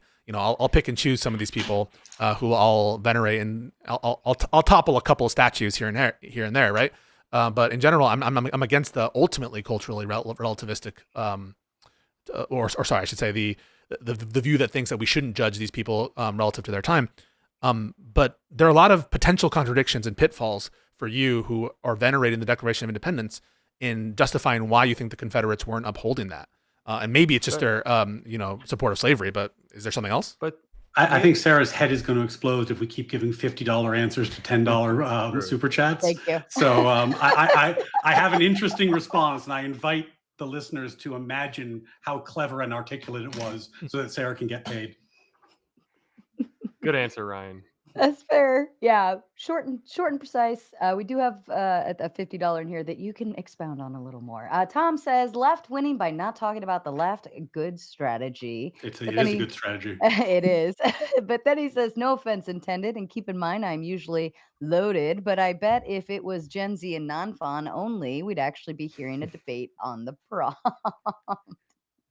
Round 2, set it up. Kusium says, "For all, if MAGA reps and libs continue being the main groups, what would you do? Would you abolish the two-party system, ditch democracy, remove big donors from it, keep it steady, whatever floats boats. One answer per person, please. Ryan, kick us off. I think our founders were rightly concerned about faction capture and that political parties would inevitably lead to sort of narcissistic corruption and manipulation of the system. I think they have turned out to be right. So yeah, abolish political parties would be high on my list of priorities. What? No, Wait, how could you possibly say interesting. that and hold to like free speech and freedom of association? Abolish political parties? What the fuck? Yeah, she's asking me. I'm being asked a moral question, Pisco, not a legal question. Oh no, but morally, yeah, I'm because my conception of morality is not the same as legality. I know you've expressed I'm not- clearly that yours is tightly aligned. But no, earlier, I understand a moral question to be what we ought do. Do you agree with that? What we ought do? Yeah, and I think we ought eliminate political parties. Yeah, Through the force of law or not? I didn't say that. No. Okay. But that's what I understand. We should ban political parties. I understand that to be a reference. There's no universe in which I can give a clear and precise answer that will not trigger Pisco into debate mode. Sarah, I swear I'm trying to get you paid. You're dropping these bombs. You're dropping these bombs. Save it for open panel. Write it down. Put a If pin you've in ever it. watched me and Pisco stream together, you can imagine last the hours. fucking hell that is unleashed when there's no moderation. There's no moderation. Oh my there's no other god! guests. I'll bet there's It's like just- no stopping point either. Oh my god, we just yell at each other for like I'll give you the 3 best hours and example. then get tired. They, Scott, do you have one? Yeah, I'll be quick with it. But no, the best example, Ryan and Pisco debated presidential immunity with a panel of 3 judges who were all non-attorneys, and their questions were like, I don't really So I have no stupid. idea what you guys are saying, but let me try and make a question. Yeah, that was pretty funny. To this question, I guess the only contribution I'll have is I don't think MAGA is here to stay. I think, me and Ryan, one of our main goals in our podcast and political project is kind of what comes next, what's post 2028 or 2028 and beyond. And we're, I think, both of the same belief that there will be a segment of the population that is only Trump voting, and when Trump is no longer here, they will no longer be voting. And we're very curious to see kind of what comes next as far as how much of the MAGA banner will Vance carry with him versus kind of redefine himself as something new. And then, of course, the rest of the party too. DeSantis, is he really going to be a MAGA guy moving forward? So yeah, we're kind of curious to see what comes next, but we don't think it's going to be MAGA, at least in the current way people think of it. Unless Marjorie Taylor Greene, she saves it. She's making her own MAGA. Fair enough. Non-fun. I guess I'll say if we could do like proportional voting, which would encourage, more parties, like that'd probably be good. I wouldn't diss democracy or anything. I'm not that concerned about money in politics, but I would, obviously to the extent it influences legislation in a bad way, I would be against it and I'd try to remove it. Okay. Fair enough. Powder Dusty sends 10 just to complete the goal. Dusty. Thank you. So Props. Kuzium, also known as Trib1, says it's important for people who presuppose to think about that presupposition and throw it out of the debate when discussing topics like this. Your truth isn't objective truth. Engage with agreed upon terms. Ryan, I know you got a lot to say about that. Go for it. I'll try to keep it really simple. It's not my truth. It's the belief about what is true espoused in the Declaration of Independence.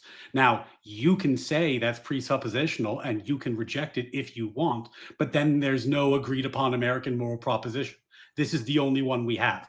So, you can reject it, but then what's left? It's just everybody inventing their own, which is kind of a bummer. If you don't think the Declaration is the American moral proposition, I don't think there's any one to find. Okay, Scott. Yeah, I'll just kind of echo. I think there have to be these binding things. I had another quote from another Federalist paper. I don't know if I still have it pulled up, but basically about it is a moral thing to be a united people. Actually, I should have it here. A Federalist 2. Yeah. Oh, I had a long quote, but the basic summation of it is there is a moral component to being a united people and having things that unite you. And I think when we turn into deconstructing everything, it's just breaking down everything that could possibly unite us. And I just don't think it's good for the country and its survival. I want to just say on that front, like a lot of this has to turn on like the term American moral proposition, which, as I understand it, is not a term of art. It's not something that I understand to have like a fixed meaning that people agree to. And so when you introduce like a term like that into a debate, like as a proposition. I have a justification for why I like what I take the meaning of that to be, but unless we have like a meaning that we're ascribing to, either a common usage meaning or a technical meaning that's found somewhere of the term, not of other ideas that like lead to the beliefs of the founders or whatever, of the term, then like who are you to say the meaning of the term is better? It's better than my meaning. Like my meaning is controlling over your meaning. I just like don't understand that loaded nature of that like objective meaning of terms, especially one that doesn't have a fixed usage. I'm curious about that because why? So obviously I have what I brought into this, which is I believe the American moral proposition is that passage of the Declaration. That's the moral framework for the country. That's what I brought into it. I had not even looked it up to see what would other people define as the American moral proposition. But when I did my 6-word Google search, all the sources I found were all pointing to the same thing that I was pointing to. So I'm curious, why do you think I'm the one with the proprietary definition and it's not you that has a different definition than what the I think we both, to be clear, I think that we both have like, because this is a term of art. Sorry, this is not a term of art. It's not one in which there's like a widespread usage, and it's like introduced to just bootstrap your own moral intuitions. And so, to be clear, I don't think that like my definition is quote unquote better than yours. My explanation for like my usage of the term is like I'm thinking about a set of like attitudes or dispositions that is consistent across time, space, and geography within America. And I'm like, whatever the thing is that binds America is going to have to be, both in time and in history, needs to be quite broad. Otherwise, it's not going to capture this kind of like a broad coalition that I think is being hinted at with the nature of the question. Because the nature of the question is abandoning something that has existed for a while. And so that's my explanation for why I get on, because that's the only like through line that I can look temporally and geographically throughout the country's history that I point to. Now you can in the vain hope that we can do this faster, I asked to come up with this prompt. I asked myself the question: is America a propositional nation? To which the answer is yes. And then I said, what is the proposition? The obvious answer is the Declaration of Independence. So that's the logical line that brought me to this place. And I don't want to belabor the point, but I just kind of want to bring up again. It's like just a quick skim of all these links and sources I can look to. They are all referring to the same thing, and it's what I'm talking about. So I just don't understand why I'm the one with the proprietary definition here. No, because you haven't pointed to a usage of the specific term. You can point to AI summaries or something. No, I'm just scrolling like. There's a whole panel backstage, and I know one particularly who will give you that answer probably. Non-fun, I wanted to give you the opportunity if you wanted to add something. I have nothing to add. Move on. Fair enough. Patrick says, debate itself is predicated on the objective moral ought to keep ourselves and each other honest. Honesty is an objective moral enterprise, and you can't be accountable to space and matter. You can only be accountable to a person. Truth is a person. Ryan, go ahead. Gibberish. I mean, I'm obviously not inclined to disagree with that point given my particular beliefs. But again, I think it's enough for the purpose of this debate to say that there is an American moral proposition and that it's located in a specific document without having to do the full justification. But I certainly am not inclined to disagree with this. Scott? Yeah, yes, everything Ryan says, I agree with. Move on. Non-fun? It seems almost meaningless to me. I don't even know what he's trying to get across, really. Gibberish, pure gibberish, word salad. Oh, that's we can do a debate on ontological arguments another time. The $50 super chat, everybody's just like, quick answers. Sarah, what we're doing here is we're trying to come up with a scheme to cost you money. We're executing it as perfectly as possible. Like low dollars, huge responses. High dollars, fuck it. We're here to screw you over, Sarah. That is our shared moral proposition. You wouldn't know it to look at him, but non-fon's going to just drop some slurs and get you demonetized any second. It's coming.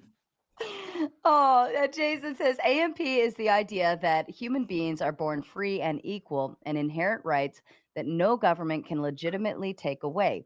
It's the moral foundation that underpins the whole American experiment. Yeah, but what does that mean, and why is it inconsistent with DEI objectively? Right, like that's the problem. Is if it's inconsistent with DEI, you need an account for that that also accounts for all the other horrible fucking ideas that are consistent with it.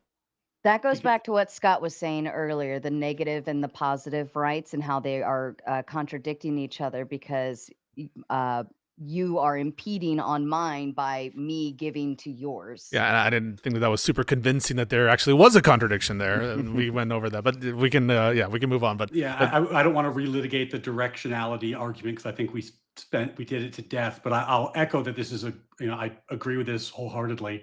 And if you look at like Alexander Solzhenitsyn, who wrote about the his experiences in the gulags in the USSR, one of the things that he expressly calls out is that when people believe that your rights are from the government, there's no higher standard against which the government can be judged.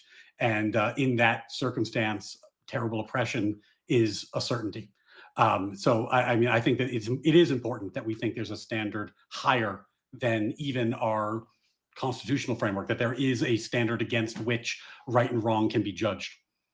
Scott? Yeah, real quick on that. I mean, it's the whole basis for, why were we able to prosecute the Nazis in Nuremberg? It's if they adopted their whole everything they did. They adopted through their political process. And certainly you can say Hitler took it too far with the way he used the political process. But at the end of the day, if stuff is done illegally in accordance with the procedures, then what's the basis for criticism if that's the entire moral framework that we're operating with? And the reason that we're able to proceed at Nuremberg is because they can appeal to a higher standard that says, yes, what you did might have been legal under your laws, but it still violated the laws of nature, and therefore we can prosecute you for that. Non-fun? I mean, I feel like the whole debate has been us laying out our issues with that. Obviously, it's like it's overly narrow. I think you're what the American moral proposition is should not include sort of meta-ethical claims about like natural rights, like being intrinsic. I think that's way too narrow. I think it should also include some adherence to the documents we actually have and some of the values that American society like generally has, both now and at the time. Pisco? Yeah, I think it also needs to make sense to add on to that, and then I want to just ping Gen Z real quick. Add on to that, I think it can't just be the framing generation. It also needs to include like the development over time that has existed, and how we've added on to that, and make sense of some kind of unity across time and geography. And if the point is like that the thing that does that is the Declaration of Independence as understood by Ryan and Gen Z, then I just think that like that wasn't a universally held view, the way in which they're presenting it. And there are ways in which their vision of the Declaration of Independence or how they view it was inconsistent by like everyone in the founding generation. And the only thing left to distinguish the DEI people from the Thomas Jays is this like vague notion of directionality, which I don't even think makes sense. To Gen Z real quick, the one thing I'll say is we look back at the Nazis and we're like, horrible, horrible fucking people. You knew it was wrong when you did it. Fuck you. You weren't holding anything. Why don't you have that moral attitude towards the slave holders? So, sorry, could you rephrase it? So you look back, you referenced Nuremberg, at the Nazis who instituted that, and you're like, fucking pieces of shit. These are evil people that deserved what they got because they did something wrong. Why don't you have that attitude towards the founders of America, given slavery is a moral blight in your eyes? I could give a long answer. I think I would just give it short and point once again, I think, to pragmatic decisions that are being made as a consequence of the time you are in. And I don't know what the Nazis thought it was pragmatic. Yeah, they thought that killing the Jews. I would appeal to a law of nature and objective morality that says I don't care what if they thought it was pragmatic, it was still. Well, yeah. So just because Jefferson thought it was pragmatic, same thing. No, here's the difference. I don't see the Nazis as having any sort of pragmatic compromise on the table of why they. In their mind, they did. But appealing to the higher law that we're. Wait, does the higher power recognize the pragmatic considerations of Thomas Jefferson in having slavery? So I'm pointing to when I look at Jefferson and the founders. Wait, you're applying God's law to the Nazis, but Jefferson's pragmatism to the Jefferson. So I'm asking for God's opinion on both. There's an equivocation. The law applies, of course, God's law applies to everybody. The difference that we're dealing with here is if you're going to strictly apply it to the founders, then you're putting the entire American political project at risk, which is a project. Yeah, the Nazis thought the Jews were putting the German project at risk too. They literally thought that killing the Jews was a war aim. This is going to be the directionality thing over and over and over again. Okay. So just to point it out, At the time that the Nazis did what they did, we already knew that you had a moral obligation to treat people as individuals, and they violated it and put people in ovens anyway. And we didn't So in the that time of the founding of that the is- country. We so didn't know they that we needed are to treat them as individuals. They are more morally accountable than people who struggled and failed to abolish slavery because they instituted a new violation rather than failing to abolish an existing violation, which is clearly a difference. It's just not one that you care to recognize. Yeah. But in any case, this is a super chat, not a debate. Fair enough. Last two, and then we're moving on. Unwilling says, "Are closed or open borders more correct under the proposition? Are closed borders DEI for Oh, one I class love of this. people?" No, this is a great question. This is a great This question is a really good because question. the Why is country this the $50 question? the country until 1870 was completely open borders. The first restrictive immigration law was the Page Act in 1870. First one. So open borders, absolutely in keeping with the tradition of America up till 1870. And so, I think that's totally within the American moral proposition to have open technically borders. true, but misleading. There was not federal law, but the states enforced their own immigration policy. So, for example, if you were going to be a ward of the state or found to be of low moral character, they could just banish you. They could just kick you out of the state. So yes, federal law started being enforced on immigration later, but the states themselves enforced immigration policy earlier. But to answer the question directly, I think this is a really interesting question. Like, I am not opposed to immigration. And I think that, like, if you take my beliefs to their logical extension, America should be promoting natural rights across the globe.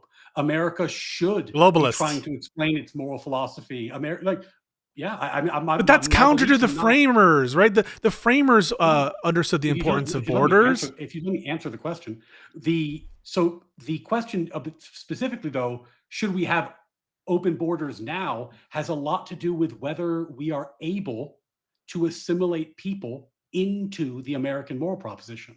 If you have mechanisms in place where you can bring people into America and assimilate them into the core American belief system, then immigration is not necessarily a bad thing. If you can't, though, and if you're bringing in people who don't have don't support the American moral proposition and have conflicting beliefs, that's going to be a problem eventually, because you dilute the people who actually do believe in the proposition. So the answer is, it's very complicated, and it has a lot to do with our failure as a society right now to have good assimilation protocols. So hopefully we can fix that. Discrimination on the basis of an individual's beliefs is in accordance with the American moral proposition? Yeah, obviously. Like, all right. Of course. Non-Fawn or Scott, did you have a thought to add in?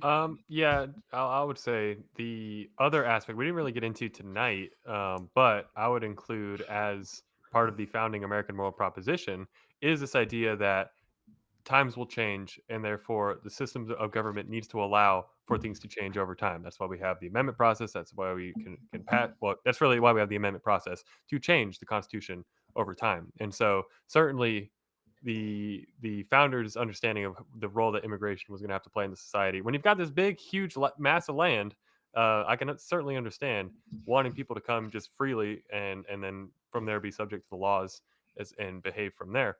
But now, when we are at a point where the land is populated, and it's just a different calculation, it's a different equation that has to be taken into consideration. And where's that in the Declaration of Independence? Non-Fawn, your thought? I mean, technically, I think open borders are probably more, related to the American war prospect than like fully closed borders. Certainly, maybe you can make some argument that having like semi-closed, some screening for beliefs or whatever, insofar as there's like some paradox of tolerance is conducive to the American moral prospect. But I mean, I think America in its sort of expanded version, expanded compared to Ryan and agency attorney's view of the American moral prospect. We're supposed to be a land of opportunity. We're supposed to be have freedom. We're supposed to accept immigrants in as we did for the first 200 years as a nation or whatever. Okay. And last but certainly not least, Patrick sends another 10 to say, if good equals ought and bad equals ought not, then the evil God model collapses by proposing that the foundation of truth and good is ought not. No one needs to worry about self-defeating evil God It's just model. gibberish. No, It's not Pat, an he's right. It's not a He's valid right. argument. It's gibberish. No, he's right. Because if you presuppose an evil God who is completely controlling your reality and tricking you and doing all sorts of terrible things to you, then you have reason to doubt every truth, every process, every statement you make could be the influence of this. Wait, malevolent isn't in your deity. view that God is? Let me finish the fucking thought. Oh my God! And including the thought that God is tricking you, which is why it becomes viciously self-defeating. If you take the premise God is evil and deceiving me, you end with a reason to reject the premise God is evil and deceiving me, because and as a result, you have nothing to believe in left. So Patrick, it's logically invalid gibberish. And isn't the whole view of these presuppositionals that God defines what good is in the first place? And so in what sense could lying no, be... it's like God is what's good. Wait. So is God good Wait, God, hang on. Yeah, so is God okay. Is God adhering to some third-party standard then? No, God is good. Because there's a unity of identity between God and right. So whatever God does and whatever God's nature is by definition good, correct? If God does it, is by definition good. Yes. Okay, so if God lies, it's by definition good. So you can't say evil things that he's doing like lying. Lying, if God lies, it would be good, correct? God wouldn't lie. But I'm not asking if he would lie. I'm asking if God did lie, would it be good? No, it's like asking God. That's like asking, can God create a rock so heavy? Or what's the logical contradiction? What's the logical contradiction in him lying, in God lying? What's the logical contradiction entailed by God lying? If we're assuming that there's a moral law that says lying is wrong in all instances, which I don't actually think there is, then the contradiction would have been that God is doing something evil. I don't think that's a moral law, and right, so if there's no contradiction. Was, then he wouldn't do it because it's a contradiction. Wait, no. You just said you just said that. So that wouldn't be God. That's what he's trying to say. Wait. Why? So that's just restating the conclusion. The conclusion is God won't lie, and I'm asking you to justify that conclusion, which is God won't lie. And your response to that is, well, God wouldn't do that. That's just restating the conclusion. I'm asking for an argument to justify it. It's the same argument as when people. It's not an argument. You're restating the conclusion. It's like when people say, "Can God create a rock so heavy he can't lift it?" The response is that God doesn't do things that can't or won't do things that are logically. I'm asking you, what is the logical contradiction in God lying? Your question assumes that lying is a moral wrong in all instances. So if that is true, then it would be a contradiction. Well, okay. No, I'm not assuming that. Lying is not morally wrong, then God lied because it was good. Wait, but I don't. Right. So there's nothing. So you just admitted. So you just admitted that there is no logical contradiction entailed in God lying.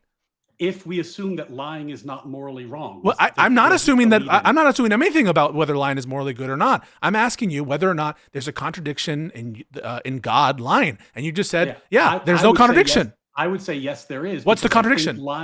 I think lying is morally wrong, but that's why I was asking. Wait, how do you define what moral wrong is? We have to bake in morality into lying. No, but you define you define lying based on God's nature and what He does. But the basic answer is that's not God. No, but I'm asking. That's just repeating. Wait, Sarah, that's just repeating. That's just repeating the claim. That's just repeating the claim. The claim is God won't lie. I'm asking. Hold on. This is ultimately why the founders rejected. Oh my God, meta performance. And embraced Scottish common sense. Dude, because you're caught and you don't have an answer for this.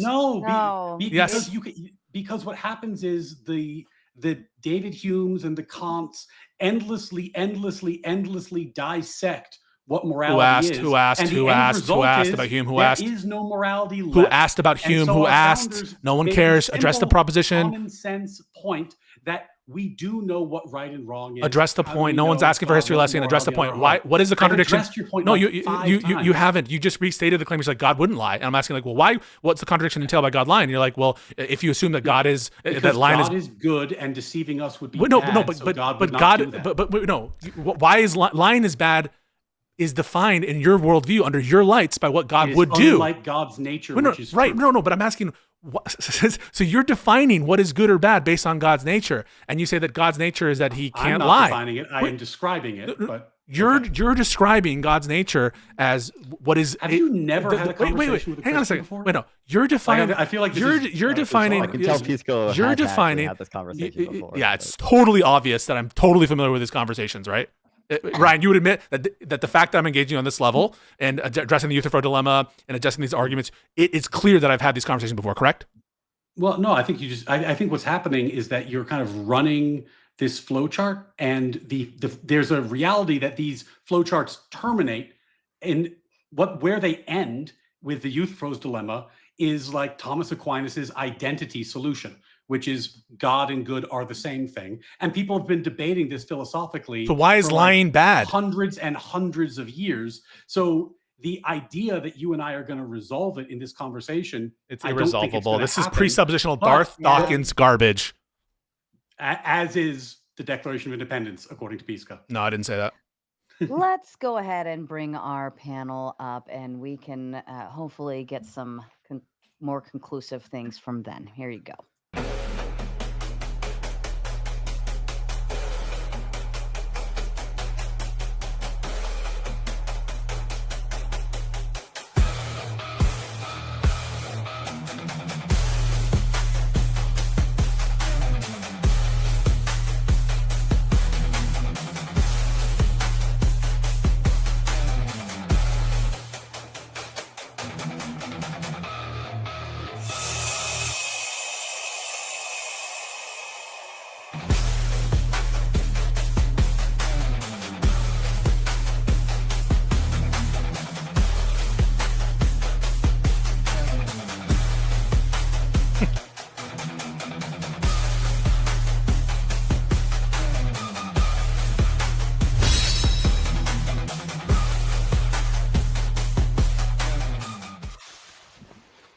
All right, gentlemen. Most of you are familiar with my rules, but I do see a lot of new faces here. So thank you for joining. And I do have two more hanging out backstage. I've got Brandon and Re-Examination hanging back there. If you want to see them up, we play the lovely game of boot anyone else off in order to get them up. However, Gen Z, Ryan, Non-Fawn, and Pisco are all off limits. You cannot boot them at all. They stay as long as they wish.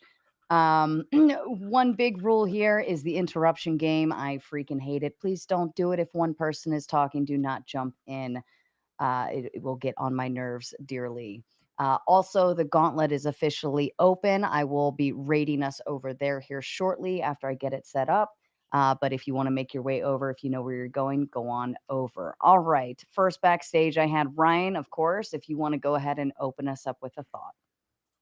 Yeah, I just want to say, first of all, after this, I will be opening a petition where we can all sign up to make sure that Ryan changes his name, because he's clearly the false Ryan here. As the one true Ryan, I first wanted to point out that equity, which was constantly misdefined throughout this, is about opportunity, or equality of opportunity of outcome, not just opportunity of, not just equality of outcome, right? This is constantly misused by people who talk about equity. I don't know why. I mean, I have theories of why, but in reality, when people are talking about equity, they're talking about removing barriers to people being having opportunities, right? So it doesn't mean that everyone has to end up in the same position, right? It just means that if there are barriers that exist that are preventing them from accessing those opportunities, that those should be alleviated. That's the whole goal of equity. So how is that inconsistent with the goals of equality and the American moral proposition? No, this is a fun game. I'm going to quote one of my favorite professors, Steven Pinker, who said,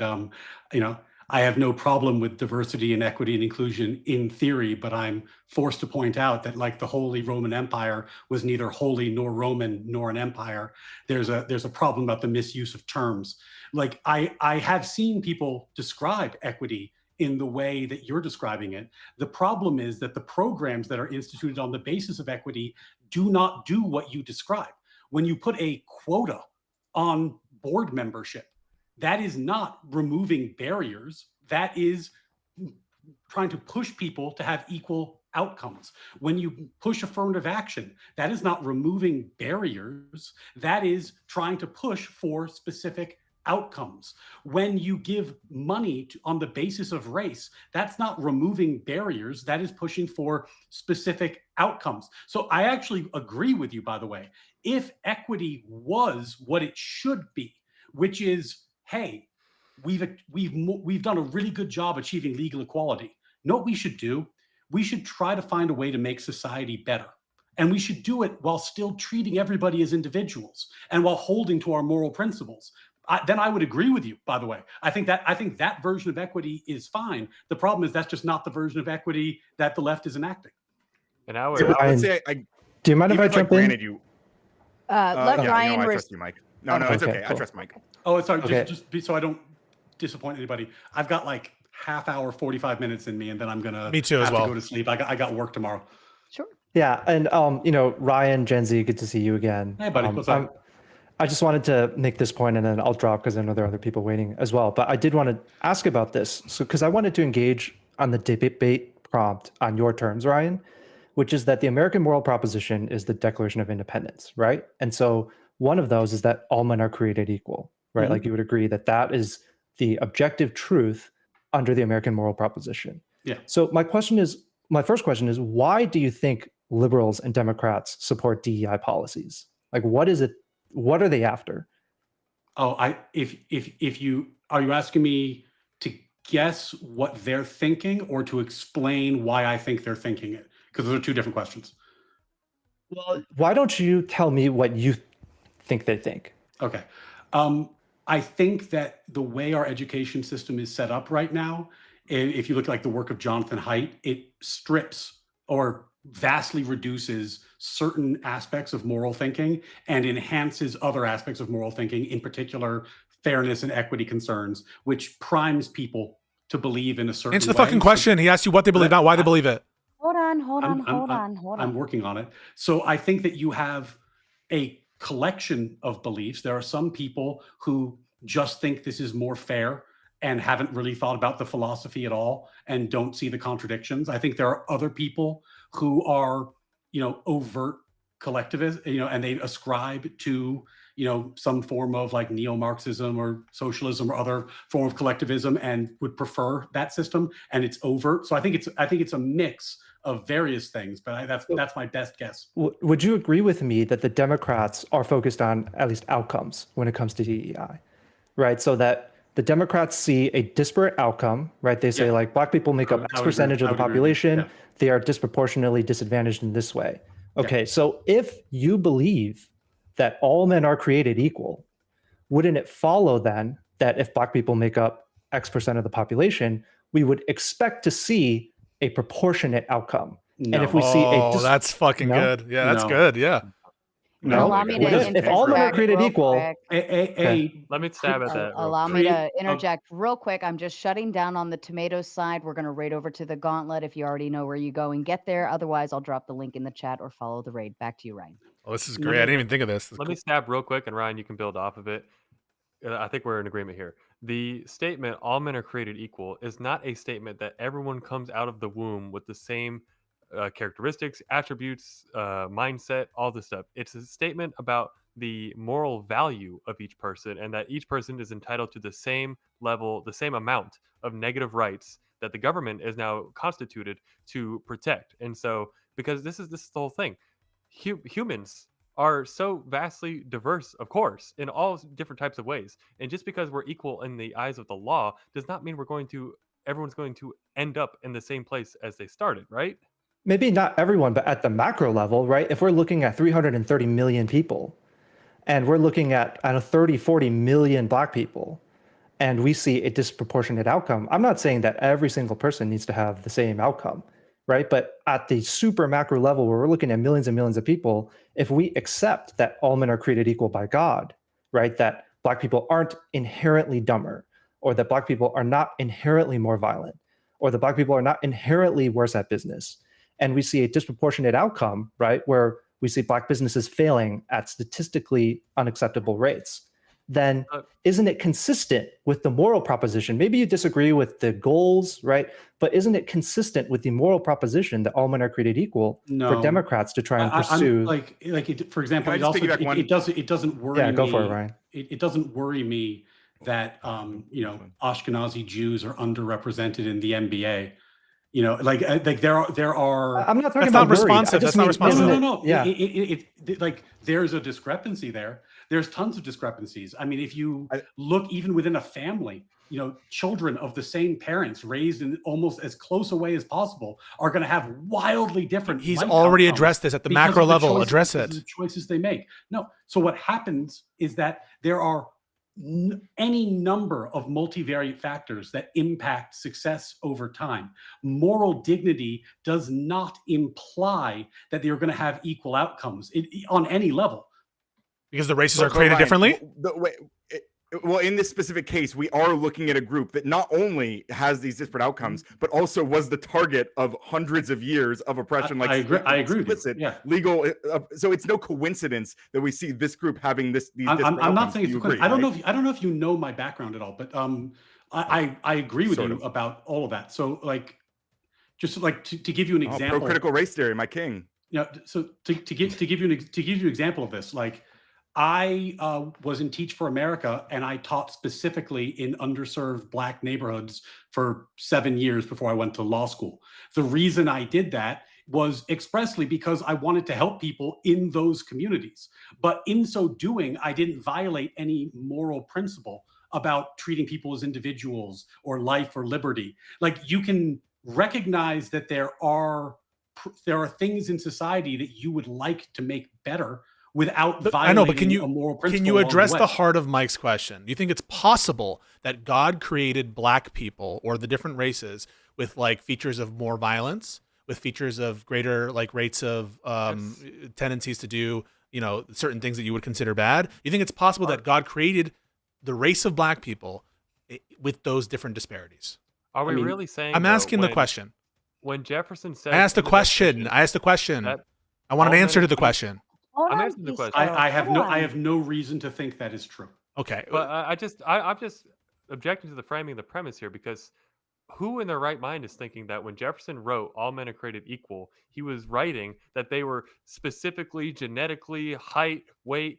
And who thought when Jefferson wrote equal, he meant no slavery? When Jefferson wrote equal, he meant all the things that you're saying. If we're taking an originalist frame of what Jefferson meant by equality under the law, it doesn't include that stuff. So you're taking now a subjectivist view on what Jefferson meant. Did mean that it would eventually lead to the abolition of slavery, which is exactly why I read that quote from Lincoln. No way. It was the time bomb that destroyed slavery. Was the word You think Jefferson, when he said all men are created equal, that what he meant was that eventually we would get rid of slavery, and that women would have the vote, and we would make sure that we'd have, for example, school integration. Wait. So school integration as another example. Do you think that that's what he meant? This is so simple. Did he mean that? Yes or no? Just read the Oh shit! Somebody bingo card. Pisco, yes or no? Wait, How many was that? Wait. Can you stop doing this fucking? Why don't you just engage with the conversation for once? Don't dodge. Do you think that Jefferson meant integration of schools when he said that all men are created equal? Yes or no? That's the question. Pisco, he articulated a moral principle which resulted in those things. Some of them he likely foresaw. Some of them he likely didn't. So when you're mean when he said the rights that you are saying, right, like you're taking a view that equality means a particular thing, and Mike just presented to you a fucking mic drop moment where equality for for the Democrats might mean something else, and intrinsic on the notion of your vision of the creator, which there wouldn't be really a reason to separate the races and give them these different tendencies in a way that would negatively affect one. And you're saying, well, no, he didn't mean that, because the vision of equality that Jefferson describes, that vision is tailored to what he understood equality to mean and what he was referencing. But if that's your vision of what equality means, that it's specific to Jefferson's, like an original interpretation of what Jefferson meant, then obviously it can't capture the nature of God's infinite, moral weight. It's equal or moral what you're worth. meaning. No, come on. But he didn't mean that. That's all men are created equal. Did Jefferson mean women are equal?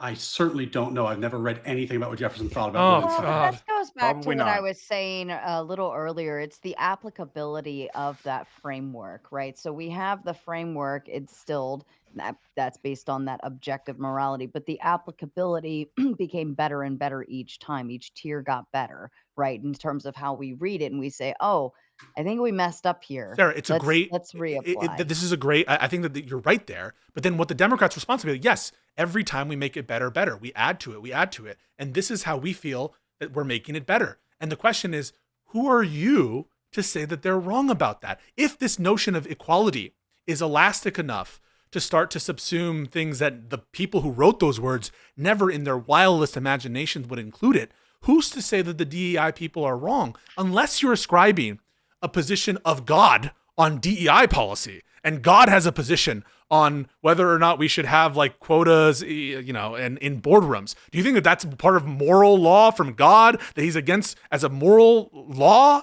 God says no quotas in boardrooms? Come on, give me a break. I think, Pisco, as I've explained to you, I think 5 or 6 times in this conversation, what ends up happening is that people discover and learn more about the moral law. And as a result, they have better and better understandings of it. My criticism of DEI and equity is not that it's worse than slavery. It's that the people who are doing it know better and are rejecting an Is it contrary to God's law? moral principle. Is it contrary to God's law to have quotas on boardrooms? Probably, yeah. So, I mean, isn't it possible that this is the Democrats going through the process of discovering what all men are created equal means, right? Oh, yeah, they're discovering it by being wrong. And we're all learning together. But that doesn't mean that, even if they're wrong, that doesn't mean that they're going against the American moral proposition, right? Because that's the purpose of the debate. Maybe the Democrats are wrong, but you're trying to say that the Democrats are running away from the American moral proposition. Yes. And what I'm saying is, the Democrats read the Declaration of Independence, see the first thing that that the Declaration says as being all men are created equal, and think that maybe the way we approach this, right, maybe the way we move towards this American moral proposition is DEI policies. They could be wrong, right? But being wrong doesn't mean, like you said with slavery, right? They could be wrong. It's wrong. It's an abandonment because not merely being wrong, but having already learned a principle that was required and violating it purposefully. That's what was the already. What was already learned? Was the what was the already learned principle? That we ought to treat each other like individuals. Yeah, wasn't that known at the time? Wait, wasn't that known at the time of the framing, though? It's your contention that was known at the time of the framing. It definitely was not. It was applicability. They figured it out, but they didn't get it there. How do we apply this? Just the same as women couldn't vote, and then we reapplied the law accordingly, and just the same as men without property or this or that, or even in some states as a certain religion, we started reapplying the way we were taking that framework and understanding it later on. Let me read a couple super chats and then I'll give it back to you, Pisco. Michael Hatch says, how do we know there isn't a God level Santa Claus, Easter Bunny lie situation we humans need as a part of our cosmic adolescence? Because humans made up the Easter Bunny and Santa Claus. That's why. And Jesus. XQ says, Jesus is real, but and God. And God, I mean. Yeah. XQ says, which is better for the future of the country that believes rights, women making more people to fight for that right, or for women to die fighting for a nation that won't exist in 20 years? I don't know. This would go into women's rights. I think that's a good point. We should not send all women to war. I agree with that. I think we can all agree on that. Just kidding. Okay. Yeah. And one more, and then I'll hand it back. ZXQ says, should a nation that believes rights find it a good thing to make sure that the rights last? If so, should we repeal bodily autonomy to guarantee rights for the people of the future? I want to answer that real quick because there's always a balance. This is a question I was going to ask Pisco, just because I think we can all agree. There are times where constitutional rights come into conflict with each other. You know, the constitutional right, the free exercise right of a baker to not bake a gay cake can run into a constitutional right to have a cake baked for you and not be discriminated against. So there are times where constitutional rights can come into conflict with each other. And we have to make a real serious analysis on which one is going to prevail. So it's a good point. Yeah. So when you talk about, oh yes, the best way because our fertility rates are in the trash can right now. And it's actually a really big problem. No one's really talking about it. But yeah, the solution to that is not to repeal bodily autonomy and go full Handmaid's Tale, because that would now violate the rights, the liberty rights of women against that. So Gen Z attorney, that's and just like if Pisco, I know you want to jump in, to piggyback on that for 1 second. This is also one of the best arguments for federalism and small federal government, because we learning what natural law is very, very hard, and learning how to balance these rights is very, very hard. And when you do it nationally, you end up cramming down on the minority in a way that often feels to them unbearable. So having these decisions made locally on a state level, on a lower level, lets us experiment a little bit and figure out what the right thing to do is. And I will say that when you talk philosophy, it's often tempting to imagine that all these decisions were made on the basis of somebody scratching their beard and being really clever. But a lot of this was that we had these ideas and we tested them, and we saw what worked and we saw what didn't work, and we figured it out together. So I don't think philosophy and application are totally separate in this way. And I think our founders were brilliant to have a system where we could go after natural law together.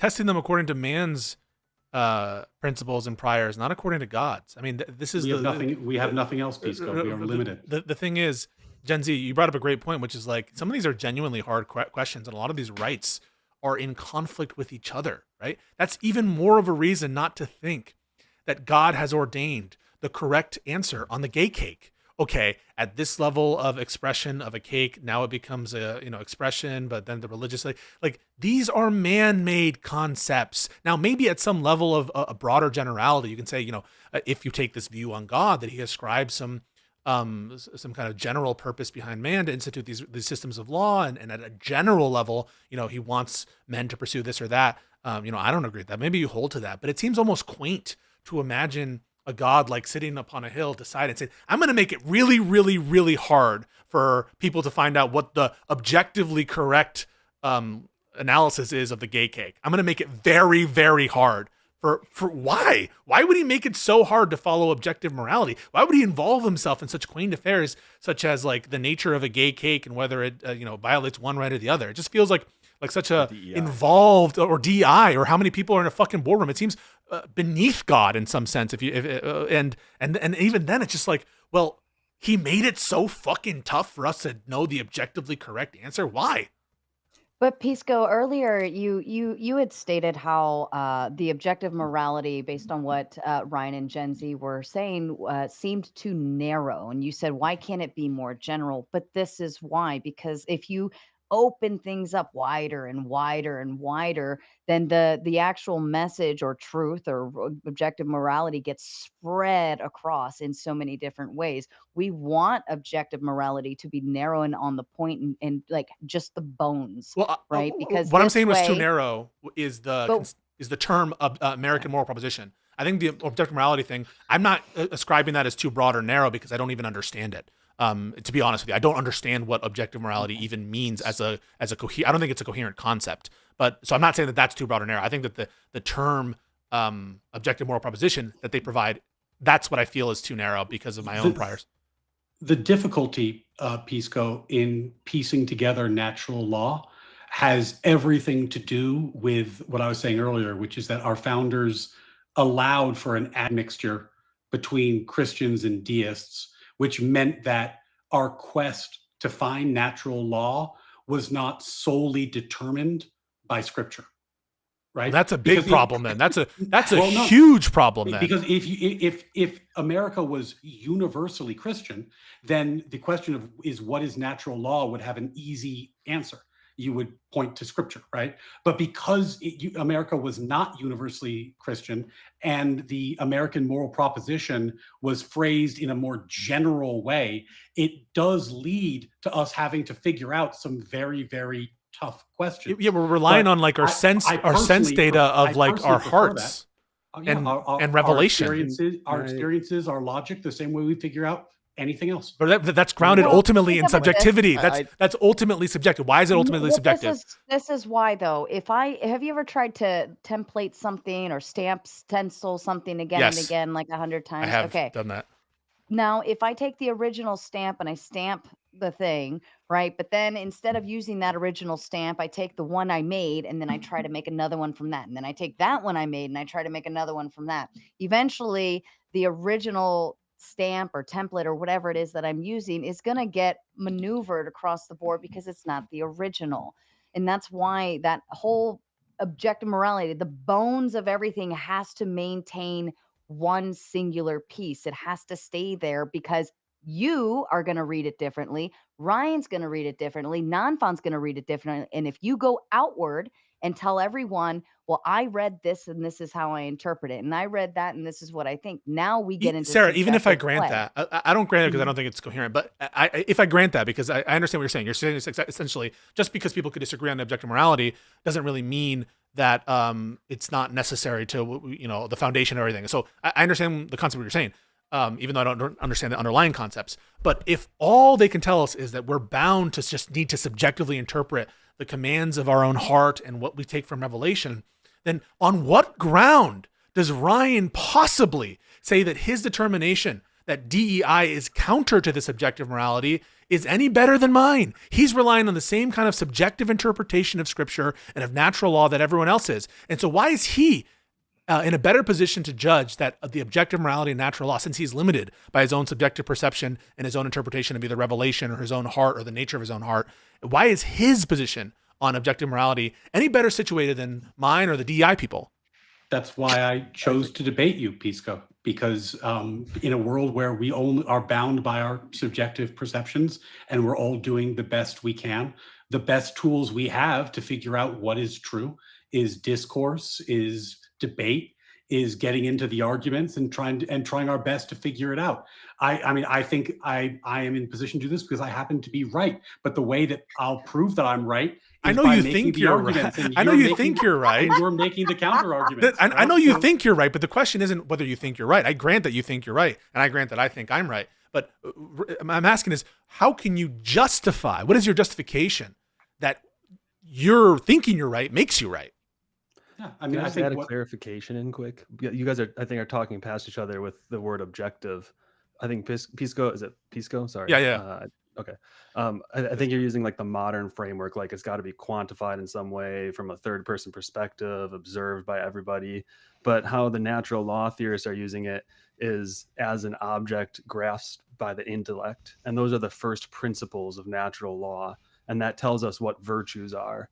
And so we're not saying like, if we bake a cake or not is some objective thing. We're saying human nature has objective fixed ends because they have powers like. So it's intersubjective among the human, some class of human. Is that what you're saying? Yeah, that morality for natural law is still going to be intersubjective in some way. Oh, so but that's counter to what Ryan is saying. Ryan is saying that it's objective. I think you're just talking. He said it with the Kant and Hume stuff too, which is another point I want to bring up later. But all I'm saying is when you're applying those first principles that you're grasping as a precept or object with your intellect, then you apply those intersubjectively to a particular situation, right? A moral situation. And then you have circumstances that you're applying the first principles to. And the first principles are generally like prudence. So seek and do good is a first principle of the intellect. Render to each his due is what justice is. And those are going to look different. And there are others, but those are going to look different. But with respect, the classical view and the modern view. I think can we make sure we do the Kant and thing you were talking about, because that sounded really interesting. Yeah, I think I understand kind of what you're getting at, but it sounds like what you're suggesting is a little bit removed from the conversation we're having, because like do good, we're trying to find what good is and where the good come from and what it's made out of. Every theory has trouble with that, right? Yeah. Right. So in what sense, if you're going to ground out... Maybe this would be helpful. Like, let's try to reframe natural law without reference to God, because I think that might be a sticky wicket. Okay. Like, imagine natural law like Platonic forms. Like the number 3 exists. It's an abstract object. You can't find it. You can't touch it, but it exists. The laws of logic exist. Goodness. I don't know what you mean by the laws of logic exist. I don't know what that means. So okay. Well, focus on the number. Focus on number 3. Yeah. I don't know what it means to say the number 3 exists. Same. I don't know what you mean by that. That the number 3 is like pi is a true fact about this universe that we exist in. Pi does not seem like a fact. It can't be true or false. Pi is not like, how can pi? I'm not trying to convince you that abstract objects exist. I'm trying to explain how you could view natural law without reference to God, because that seems to be bothering you. But if you reject God and you reject abstract objects, you will actually have a hard time getting to natural law. Well, then I don't know what you mean by you say like when you say 3 exists or pi exists. I just don't know what you're talking about. Yeah, Like, I did a good conversation with this with a guy on X. Maybe I'll forward it to you. But yeah, it's the question of like, and it's debated amongst philosophers. Like there are debates, arguments on both sides, whether like 3 is a true fact about our universe that exists, not as a physical object, but just as an existent property of this universe, or whether the number 3 is a construct of human minds. And that's a very serious distinction in the way you view the world. Yeah, if I you would say it's the latter. Go for it. Yeah, Sorry. and there's arguments on both sides, but like if you say that like the number 3 or the laws of logic are constructs of human minds, you're committing yourself to a view that everything is ultimately subjective. Well, yeah. Right? If Like, I say the laws to avoid I feel like subjectivity, you have to anchor in something objective eventually. I feel like the laws of logic, right, are like norms that humans created, but they don't like they don't exist absent their normative value to individual humans. I don't understand in what sense. Yeah, you do not believe in objectivity in the way that I don't even know Andy or what it Gen Z or means I to are say describing, like but- the laws of logic exist absent a human mind to conceive of the norm. Like what does that mean? They'd be the relations within the metaphysical, whatever the metaphysical framework of the world is. Does anyone know what that means? I truly have no. Like Bertrand Russell, as an atheist, is going to say that there's a metaphysical foundation of the world as well, and he's going to say, like, so he might say, okay, grammar is the appearance, how we speak, but logic is the underlying structure. And he's an atheist. He still has a structure to how things are related. You have to have that, otherwise, how do you get parts and wholes? How do you get anything interrelating with each other? Right? You have to have an answer for that as the idea. I'm totally lost. Someone help me. Are kind of like.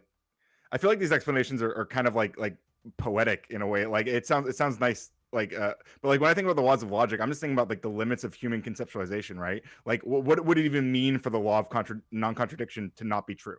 Like the laws of logic, we can't even talk about logic without just like coming up with these limits of human comprehension. Like identity, the law of identity, it is that a thing is a thing. Like again, what would it mean for a thing not to be a thing? Like, but I don't even know what it means to say like, the law. What would it mean to say the law of identity is true? Like I don't even know what that means. Oh, sorry. Someone's the bottom left guy's trying to talk. I can't. Like, why do I feel Wait, like the we're bottom in, left like, guy's trying to talk. I can't. 101? Yeah, it would mean the same thing as saying We can't hear you, the bottom left guy. But sorry, go ahead, Ryan. It would mean the same thing as saying any law of physics is true. We heard that. We're saying that it is a metaphysical aspect of the universe, of existence. It is fundamentally true, not because we believe in it. Fundamentally meaning what? Is. Fundamentally meaning what? Meaning it accurately describes existence. It is fundamental to existence. It is inextricably part of existence. Yeah, we can hear you now. Re-exam. Oh, okay, great. Okay, so let's think about the law of identity then for a second. Is it possible to misidentify something? Is it possible to have the wrong idea in your mind about something that is physically existent? And therefore, doesn't it not entail that what is physically existent has a correct perception metaphysically, and you can make billions of incorrect perceptions for something that exists physically? Yes. Right. But Well, I would say, what is it? So that's a reference to the law of identity, because without the law of identity, you can't make sense of misidentifying or identifying something. No, I don't agree. I think we can change what parameters we assign to what identifies something, right? Like we can be pointing to a different set of like facts that we're identifying as an item, but then we can also we can reorganize those to point to a different thing. But that doesn't mean that we're pointing to metrics. Doesn't mean one's more correct than the other necessarily. It does. Let's set that aside for a second and just agree that these are all metaphysical metrics in reference to things that are physical. Can we all agree on that? No, I don't. I think that's gibberish. I don't know what that means. I know you think that's gibberish. I'm being honest. Hold up. Stop. I'm sorry, Ryan. Did you say something? Re-examination. I'm not trying to break your flow. I want to make sure you keep doing your thing. I just want to point out that in terms of my opening statement, we would eventually move to it's happening and it's a good thing. We are now officially in it's happening and it's a good thing, because now we're arguing that moral objective morality and natural law are incoherent concepts, and abandoning them would be good because they're wrong. I'm not saying that. I'm glad we finally got hang on a to this second. point in the conversation, but here we are. Wait a The second. bingo card. I got a yes or no. The bingo So card's maybe fine. I just want to say I think the reason why, Ryan, you're so condescending is you think everything you believe is like endorsed by God. I think that's why you're so condescending, is because all of your beliefs, when you say that DEI in the boardroom is an abomination, you're just saying, no, what the fuck was that then? What did he just do? What was what he just did? Both absolutely was an attack of character. Absolutely. It's a response to him, and you guys are doing, oh my God, an attack on character. Give me a fucking break. Look, hold on. Because you guys have been going back and forth about this same thing for like ever. And I just want to point out that morality is subjective to us. There may be a higher morality, but when it comes to the concept of what you guys are really arguing about, which is the moral proposition, there is no moral proposition except that it is we. When you read those two founding documents, it says we, the people. It is the unanimous declaration. That is the proposition, that we collectively put it to a vote. This high idea that morality is that proposition is a farce, because morality can be subjective. It can be subjective. And when you put it to the higher test, maybe we can get to a place of natural rights. I appreciate you guys. Thank you. Okay, but then if morality was subjective or majoritarian, it can't be totally collective, because nobody in reality is going to all agree on everything in a population. So does that mean that if we vote to oppress a certain people group, that it becomes morally subjectively correct within that population? He left. Are you asking if are you just asking if I was thinking we springboard off what the last guy says. So we can hear you now. We can hear you now. Great. Is what he was saying related? Wait. To I want to this- hear what he said. Are you asking? You just said something. Yeah. You've been trying to speak for a while. Yeah. No. It just sounds like the guy with the it beard. sounds like No, you're- Brandon. Yeah, me. It just sounds like you're asking if cultural relativism were true. Would this proposition be true under cultural relativism? Is that all you're asking? It's circular. Me? It's trivial. It's tautological. Yeah. If cultural relativism is true, then the American moral proposition, as I defined it, is false.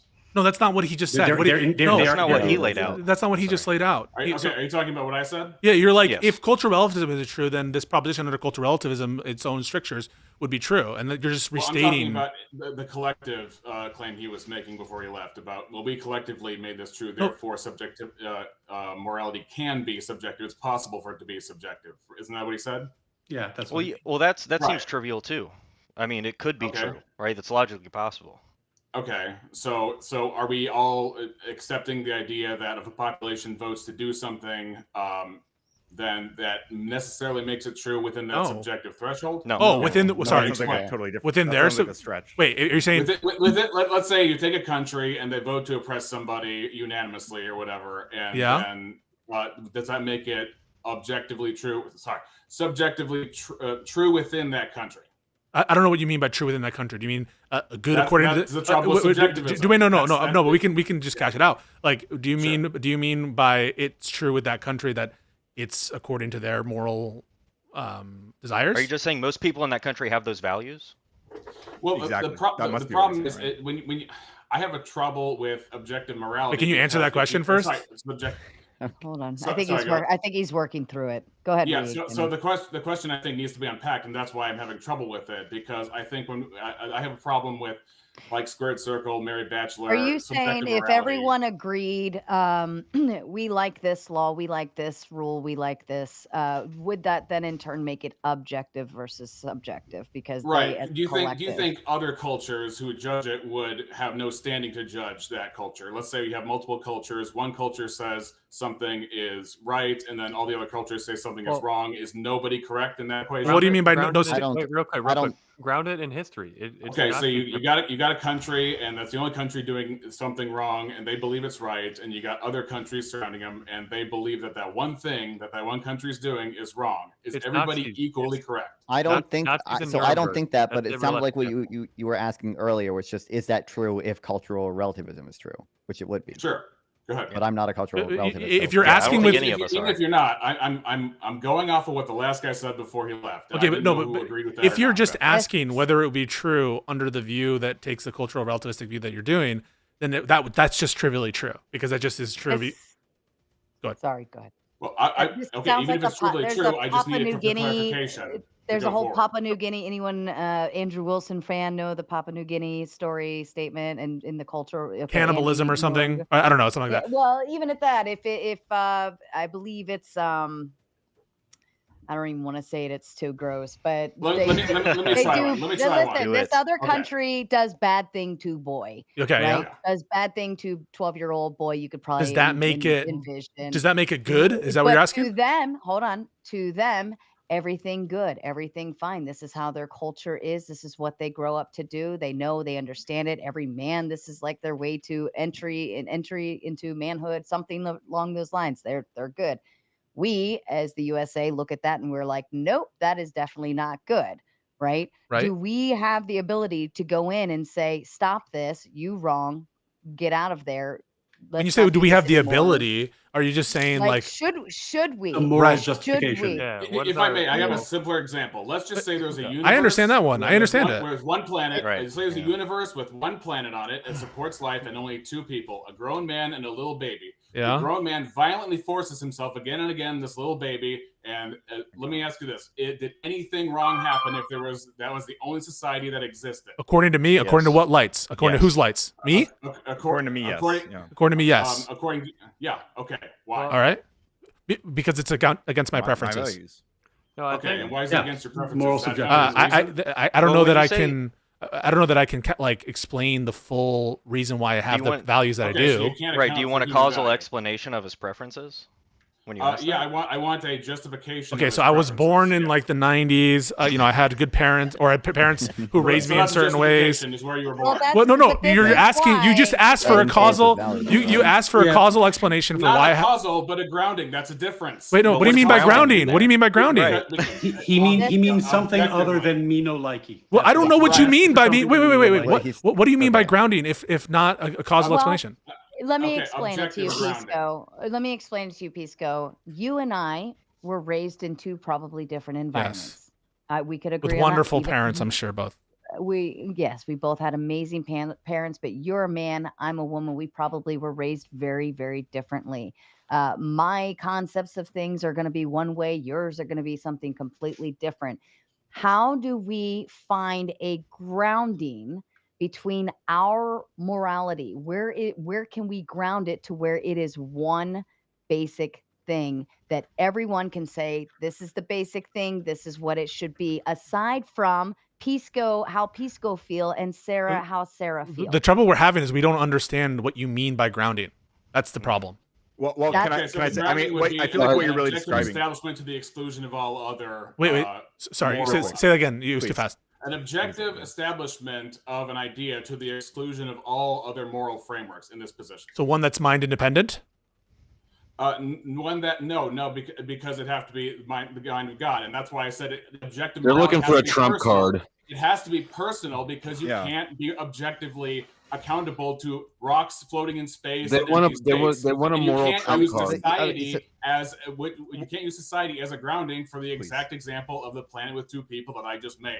So that's why objective morality has you to be can have- personal in foundation, and that's why it has I'm to a be non-natural moral. What you realist, guys are I'll take asking that. for is a you can solution have a to all stance. moral You can have like a quandaries. stance. You can have like a stance independent reason. So like I would base it on what I would just say is like the maximization of positive quality, like net utility. Now, like What you could gives argue utility that's just my preference. But What but gives like, God's that is- wait. that's What the gives stance. God's nature Hold value? on. What gives God's word value? Because he's the Hold on. foundation of truth. Wait. He's Be not- mindful, Why gentlemen. why does being the Just a moment, Pisco. Hold on. Let non-fun finish his point. I know the temperature's going, but let's at least, I can't hear what any of you are saying because you're talking over each other. That means the audience can't either. Be mindful, slow it down, re-examine, and Pisco, I think. So the guy, yeah. So I'll answer he Pisco's asked. question. He I'll answer asked. So Pisco's so I question. just want to give it because Sarah didn't hear it. Yeah.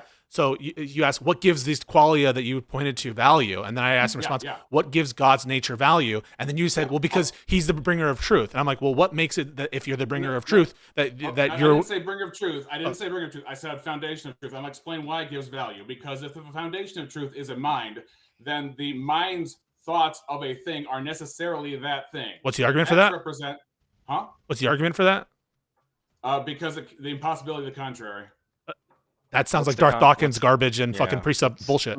What do you you mean? can say that, but what's the but, argument? okay, The impossibility of the contrary? another, What does that mean? Then give another, You're just restating another, so you understand you're just restating the conclusion. When you say the impossibility of the contrary, you're just restating. Yeah, because you can't establish otherwise. Okay, but then that's not an argument. You're just restating your conclusion. Because do you understand that? The foundation of truth. That's the nature of the foundation of truth. If I say x equals x and x represents the foundation of truth, then circularity is not a problem. What does foundation of truth mean? Let's get clear on that. What is foundation of truth? Hold on. Everybody's going now. Everybody's going. I'm going to read one super chat, then I'm going to hand it over to Ryan Radical Coder, and he can take it from there. I would like to see if Andy wants to offer clarification after Radical Coder goes. Natural law has no morality. It just does whatever is most efficient. Anybody agree? I don't know what that means.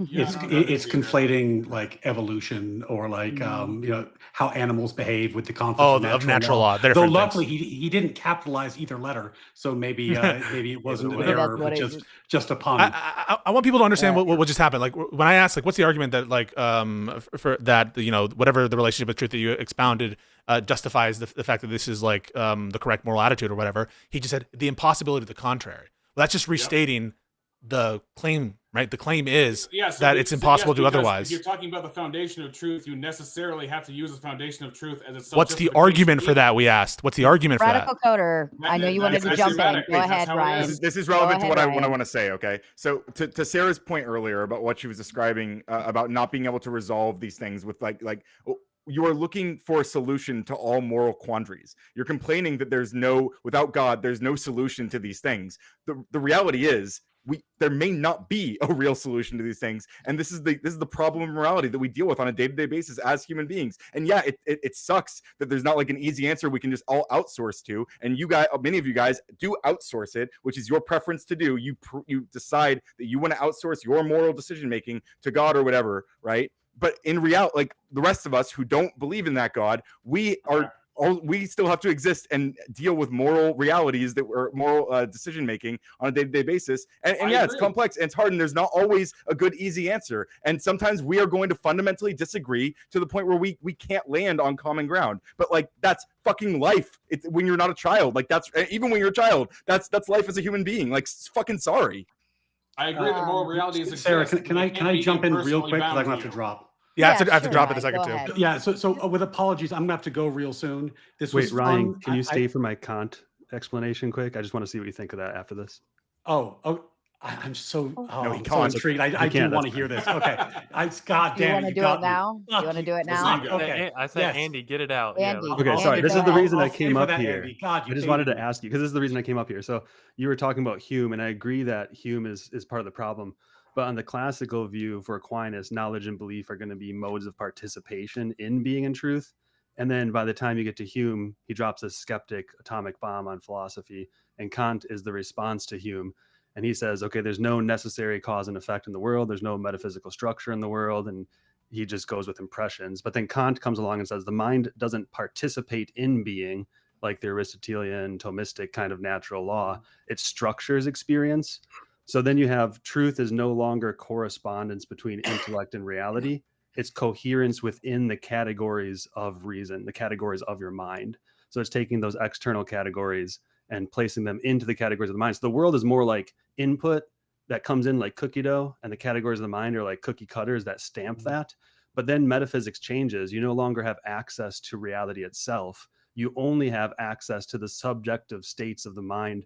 And an object is only an object of knowledge when that data comes in and it's stamped by the categories of your mind. So when we say holding a truth versus someone believes in something, like that debate you had earlier, when we say holding a truth in the Declaration, what we're not saying is we have a psychological sort of act, like Kant would say.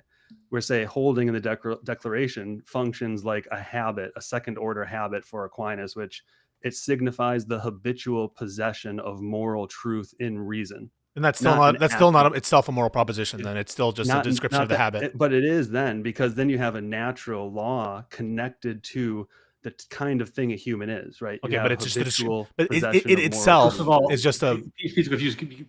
Andy, this is 100% what I like to talk about on my channel. Yeah. Please subscribe, hit me up on X, come by the stream sometime, and we'll just do 2 hours on this, And- because I would fucking love to talk to you about Sarah, this. thank you so much, everybody, because I do have to go too. Yes, I do have to drop. So Good seeing you, Andy, Pisco. please follow up with me. Thank you. I seriously, dude, I would love to talk about this. What the short answer that I'm going to give is that in a debate about the American moral proposition, it is expressly non-Kantian. Oh my God. We did it. Holy shit. I didn't know I was getting pre-sub hell. What an absolute destruction. Fucking annihilated on every level. I don't know why these people like come into these debates with these like ill thought out propositions where the meaning of the terms aren't baked into the thing, and there's no like common usage to go down, and they just expect to have it be their way, but it's the other way, right? Like, you're not going to spend a lot of time talking about the left if you include a proposition where the term itself is so opaque and not, suffused with meaning through usage, that it's just going to be a conversation about what the term means. And so I just don't understand what the tactical or strategic proposition was. Like, oh, we'll definitely talk about only the left, because that's like, I think what he wants is to like only talk about the left and not have to answer for the fucking Republican garbage.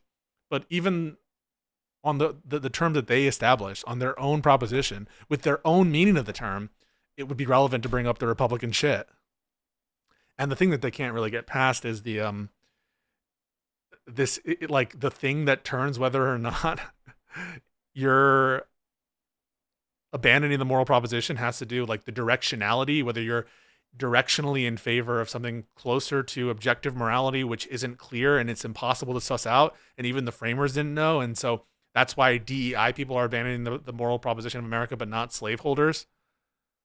And then the fucking scumbag tactics to be like, oh, Pisco doesn't believe in American moral. Like, you just heard me lay out what I mean by the term, and then you lie about that. And then him to be like, oh my God, you think that the American moral proposition includes slavery, when that was just like trivially true based on the definition I gave and the meaning that I ascribed to it, but doesn't mean I'm in favor of slavery. So he's just purely, it is the worst. And I think I understand it is because he thinks all of his moral attitudes are God's law. I think that that's it, because I legit asked him, do you think that it's bad?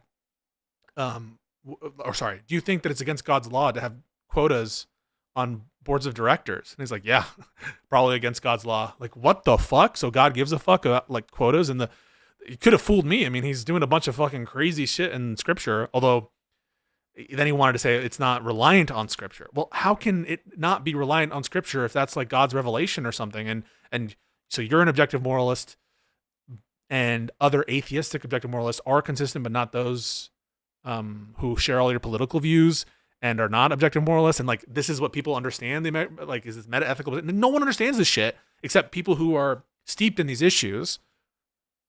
No one would like determine that that's like the centerpiece is this grounding of meta-ethics.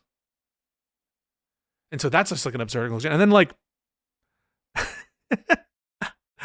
they just start saying circular shit. Yeah, if you accept that I'm right about everything and I have God's command, wouldn't it follow that the DEI people are against God's plan? Like, yeah, I guess, if that's how you define it. It's like, oh, Jesus Christ. And then he admits, like, it's like nearly impossible to know the objective. Like, and it's all funneled through our subjective. And then hold the fuck. Like, how do you know you're right then? You're coming in with this like condescending attitude, and you can't even ground why your objective morality take is more justified, because you acknowledge that it's all funneled through your subjective lens. And so who are you to say the DEI people are less wrong about the meaning of the term equality and what the framing generation meant about that? Especially because they try to have it both ways. Because on the one hand, they're like, this is what the framers meant. Oh, but not really specifically, because they would be against getting rid of slavery immediately. They'd be against women voting and integration of schools. And so it's God's will. So it's God's version. But when the framers strayed from the God, they weren't straying from the underlying moral principle, but the DI people are, because they're woke assholes. Like, this is like one of the, and I'm so glad actually that I spent time over the course of years listening to these precept shit, because like once you see it, it starts to rear its head and all these different, I'm like, oh my God, this is why Andrew Wilson won't debate me, is because the foundation is literally nonsense gibberish. It's literally nonsense gibberish. And all these people actually buy it. That in order to have intelligibility and the rules of logic, you need to have God. It absolutely delusional. And then to say that that's the American moral, like, they were disagreeing with each other, right? Because one of those assholes, Gen Z guys, like, belief in the religion is a necessary American value for the American moral proposition. Oh my God. Oh my God. Every time, like, they get aggravated that will you talk about DI yet? Holy shit. Well, why don't you make a proposition about DI then? Why try to sneak in is DI right or wrong conversation into a debate where the proposition is something else? Right? Like, if you want to talk about my ethical view, why don't you structure a debate about it? Why have this weird proposition where you can, like, bootstrap and sneak in? It's because they want to say everything we believe is backed by God and backed by the framers and it's all objective and these people are fucking crazy. And everything you believe is bad and sucks and slavery and this and that. Like, and Gen Z was, like, not even understanding the slavery point at all. He's like, you guys are saying that we believe in slavery and we support slavery. That's just wrong. That's just wrong. Like, no, that's not the point. The point is, being in favor of slavery doesn't mean that you're against the American moral proposition. It's not sufficient. So going against the American moral proposition is not enough to be abandoning it, right? So there's something else that needs to be in conjunction with going against the moral proposition for you to abandon it. And so that is directionally, are you like, well, what does directionally mean separate from are you against it, right? Like, is there a directionality separate from being against something? That's a concept that wasn't sussed out or clarified. It's gibberish. It's fucking gibberish. Non-fun, I think, had some great responses there. And I love, because I think he has, like, this particular normative view, and Brian was so you could tell he's so fucking uncomfortable, where he's like, I think you're a utilitarian, and so it's like, dude, you can be an objective moral realist and be a utilitarian. What is your argument that they're not objective moralists? And he literally admitted, I don't have an argument for that. I don't have an argument for my whole fucking thing. It's absolutely wild. Yeah, I think Non-Fun did a good job. You were doing a good Jordan Peterson. What do you mean by that? Yeah. Well, hang on. I think this is taking a stab at me. Like, they were so condescending on this point. I think this guy is too. As though I'm in bad faith trying to be like, well, what do you mean by the American moral proposition? To see if I agree that the left has abandoned it. Well, if you mean by American moral proposition, MAGA, yes, the left is abandoning MAGA or something, right? If by American moral proposition you mean, I don't know, racist views or something, yeah, I think the left is abandoning that or something, whatever you want to say. So my answer on whether I think the left is abandoning the American moral proposition turns on what this fucking means. And this isn't a term of art, right? Like, the American moral proposition is not a term of art, a defined term somewhere, or in common vernacular. Raise your hands. How many of you have heard of that fucking phrase before in your life as, like, a defined phrase before? Like, is that a commonly used phrase in your various industries, in your various life? It's like, no, it doesn't have, like, a specific meaning that, and so why do that? Why not just, like, cash in the meaning of these phrases in ways that people understand? And the one time when Gen Z lawyer was like, you guys rejected the commonly understood meaning of American. Like, really? What's your case for that, dipshit? That this is the commonly understood. Where's your dictionary? Where's your poll that you took? Where's the meaning in a textbook of American moral proposition where you're going to establish it's the commonly used definition is the moral realism entailed in the Declaration of Independence, not the whole document, just that a basic, I don't know, meta-ethical view. You did amazing job trying to catch and frame the debate and doing meta commentary as a weasel. Yeah, no, because I saw it right away, and then they do this kind of thing. Oh my god, you're attacking my character. Like, after they drop bombs, they're like, so Ryan goes at the start, he goes, oh, I knew you would try to do this, Pisco. Ready? I knew you would try to do this. I knew you would try to clarify what we mean by the term American moral proposition. I knew you would try to argue that it's relevant that left is taking certain views on certain actions by certain people. I knew you would try to do that. Didn't I call it? And then pretend like, oh, I'm not implying anything.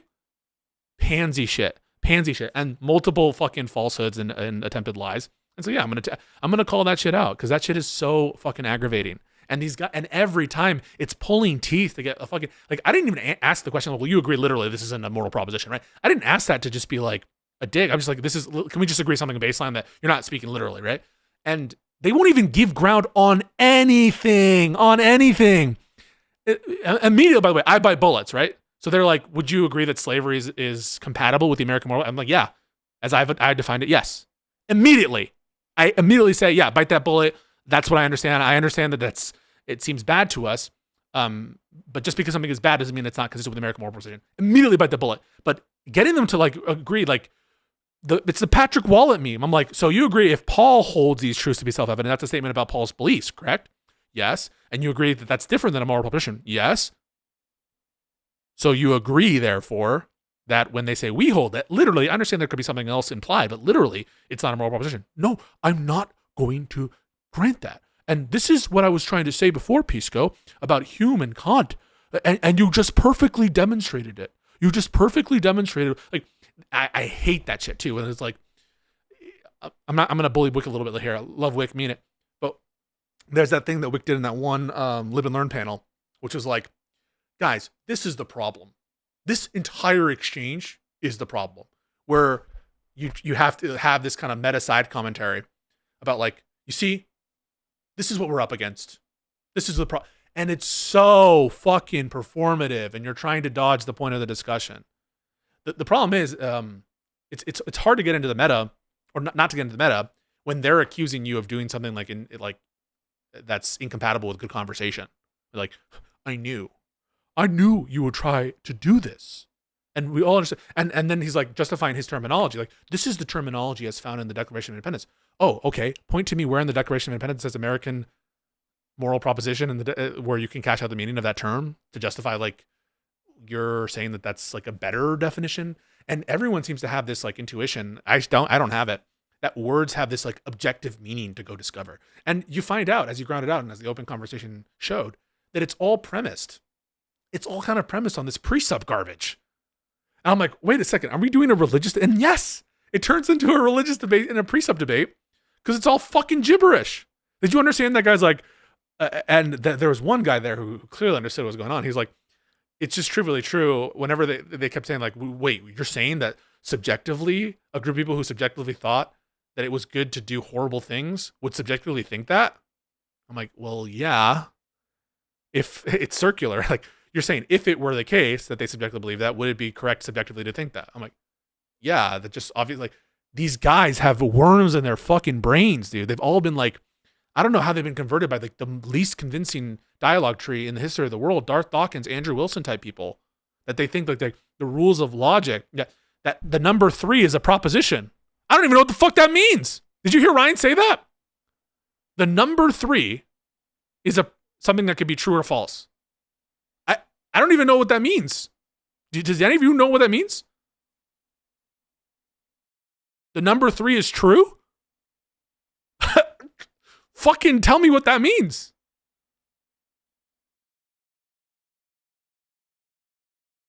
And all the little side commentary, because they get fucking cooked. It's like, they're like, oh, we'll have to schedule another debate when we can fucking, fuck you. You get crushed. You get and you can tell by how fucking uncomfortable they look.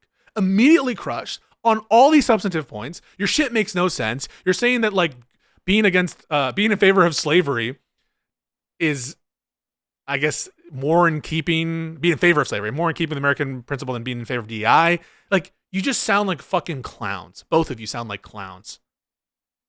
Gen Z especially. I'm like, Ryan, yes, for sure. But Gen Z especially, like, not even understanding why I'm raising points, dude. Like, come on, man. You think that I'm ascribing that you're in favor of slavery in the context of the conversation? Don't ask him about Nazis, because that was, if Sarah let us get down that trail, holy shit. That would have been so productive and juicy.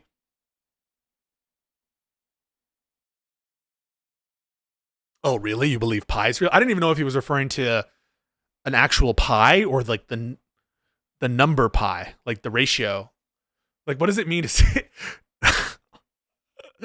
the number pi is real?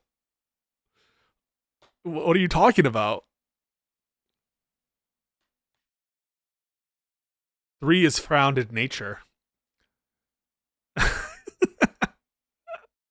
The ratio is real. The value pie is real. Gay pie, gay cake. And that to me is always like the funniest little mental image I have of God with a beard and Scott being like, okay, there's a morally true fact about what the Supreme Court should rule on about how much of a gay cake is too gay of a cake to be protected by whatever, right? And it's objectively correct at this level of gayness for it to be contrary to natural rights. But I'm not going to tell anybody. I'm just going to write it in all their hearts, and they're going to have to discover it in totally unpredictable and inconsistent ways all the time for the rest of eternity. Okay, great. Thank you for your system. And it's just a way for them to think that they're better than everyone else. I have God on my side. I have objectivity on my side. I have everything. You are ungrounded. You're just subject to the whim. Like, dude, if all your objective grounding does is make it subject to your own internal fucking navel gazing and monologuing, rubbing your belly as to what you think your heart says, then in what sense are you in a better position than anyone else who's relying on their own intuition? You're relying on just as much as your fucking chance in hell throwing a fucking dart at the wall to understand the imperceptible and conceitedly impossible word of some lawbringer or giver or God himself or themselves or herself. And let's all cut the crap. What the fuck is going on here? You think Ryan would be talking shit about the left if they all had his view but were ethical subjectivists? So if they all had the same view about DEI, the same view about fucking quotas and shit, and the same shit about race, the same everything, but they're just like ethical subjectivists, do you think Ryan would be like, oh my God, we're in a crisis? No. Obviously what's motivating Ryan and what's motivating Gen Z are their political views. That's what's causing them to be against the left and to do all this fucking talking shit about the left. It's the political views themselves, not at the level of meta ethics. And everyone fucking knows it. Everyone knows that shit. That what's really fucking ticking them off are the policies themselves, not the meta ethical positions of the left, especially given the fact that they can't make an argument. They can't make an argument for why the left holds one ethical view, meta ethical view over another. Just deranged, totally deranged, crazy, like, but predictable, frankly, and in line, I think, with the condescension of Ryan generally. I mean, Ryan likes to think like I'm arrogant, I'm this or that. Every word is dripping with I'm better than you. I have God. This is so like you, Pisco, to this or that. Like, give me a break. And then the minute you call him on it, they're like, whoa, we're going to tone it down here, folks. Hey, we have to tone it down. Let's go to the questions when you give it back. Because they're used to fucking people cradling their ball sack and accepting they're being rude as fuck. Well, I'm happy. If you're going to throw bombs, I'm going to throw them back.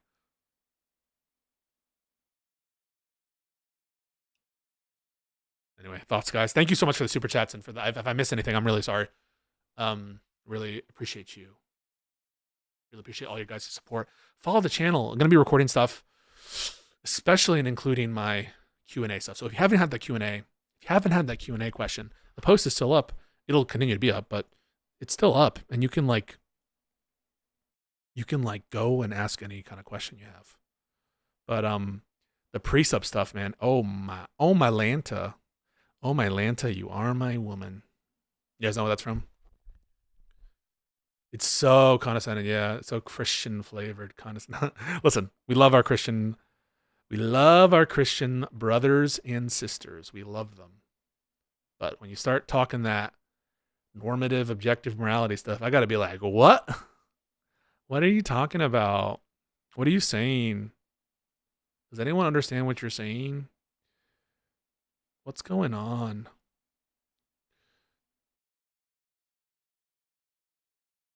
That open panel was, I think the phrase is AIDS. Thank you for the raid, cereal every day. Hang on, guys. I'm gonna send you some places because I gotta fucking bounce. We'll be streaming tomorrow. I appreciate all of your guys' support.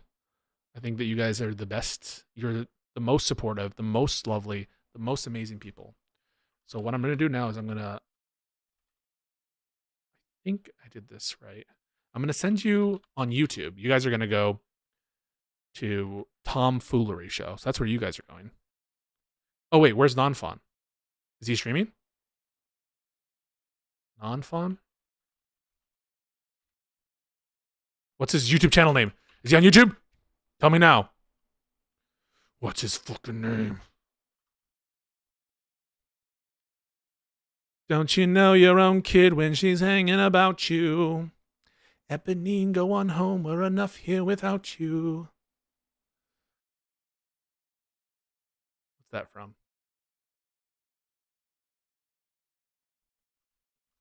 What's that from? Someone tell me.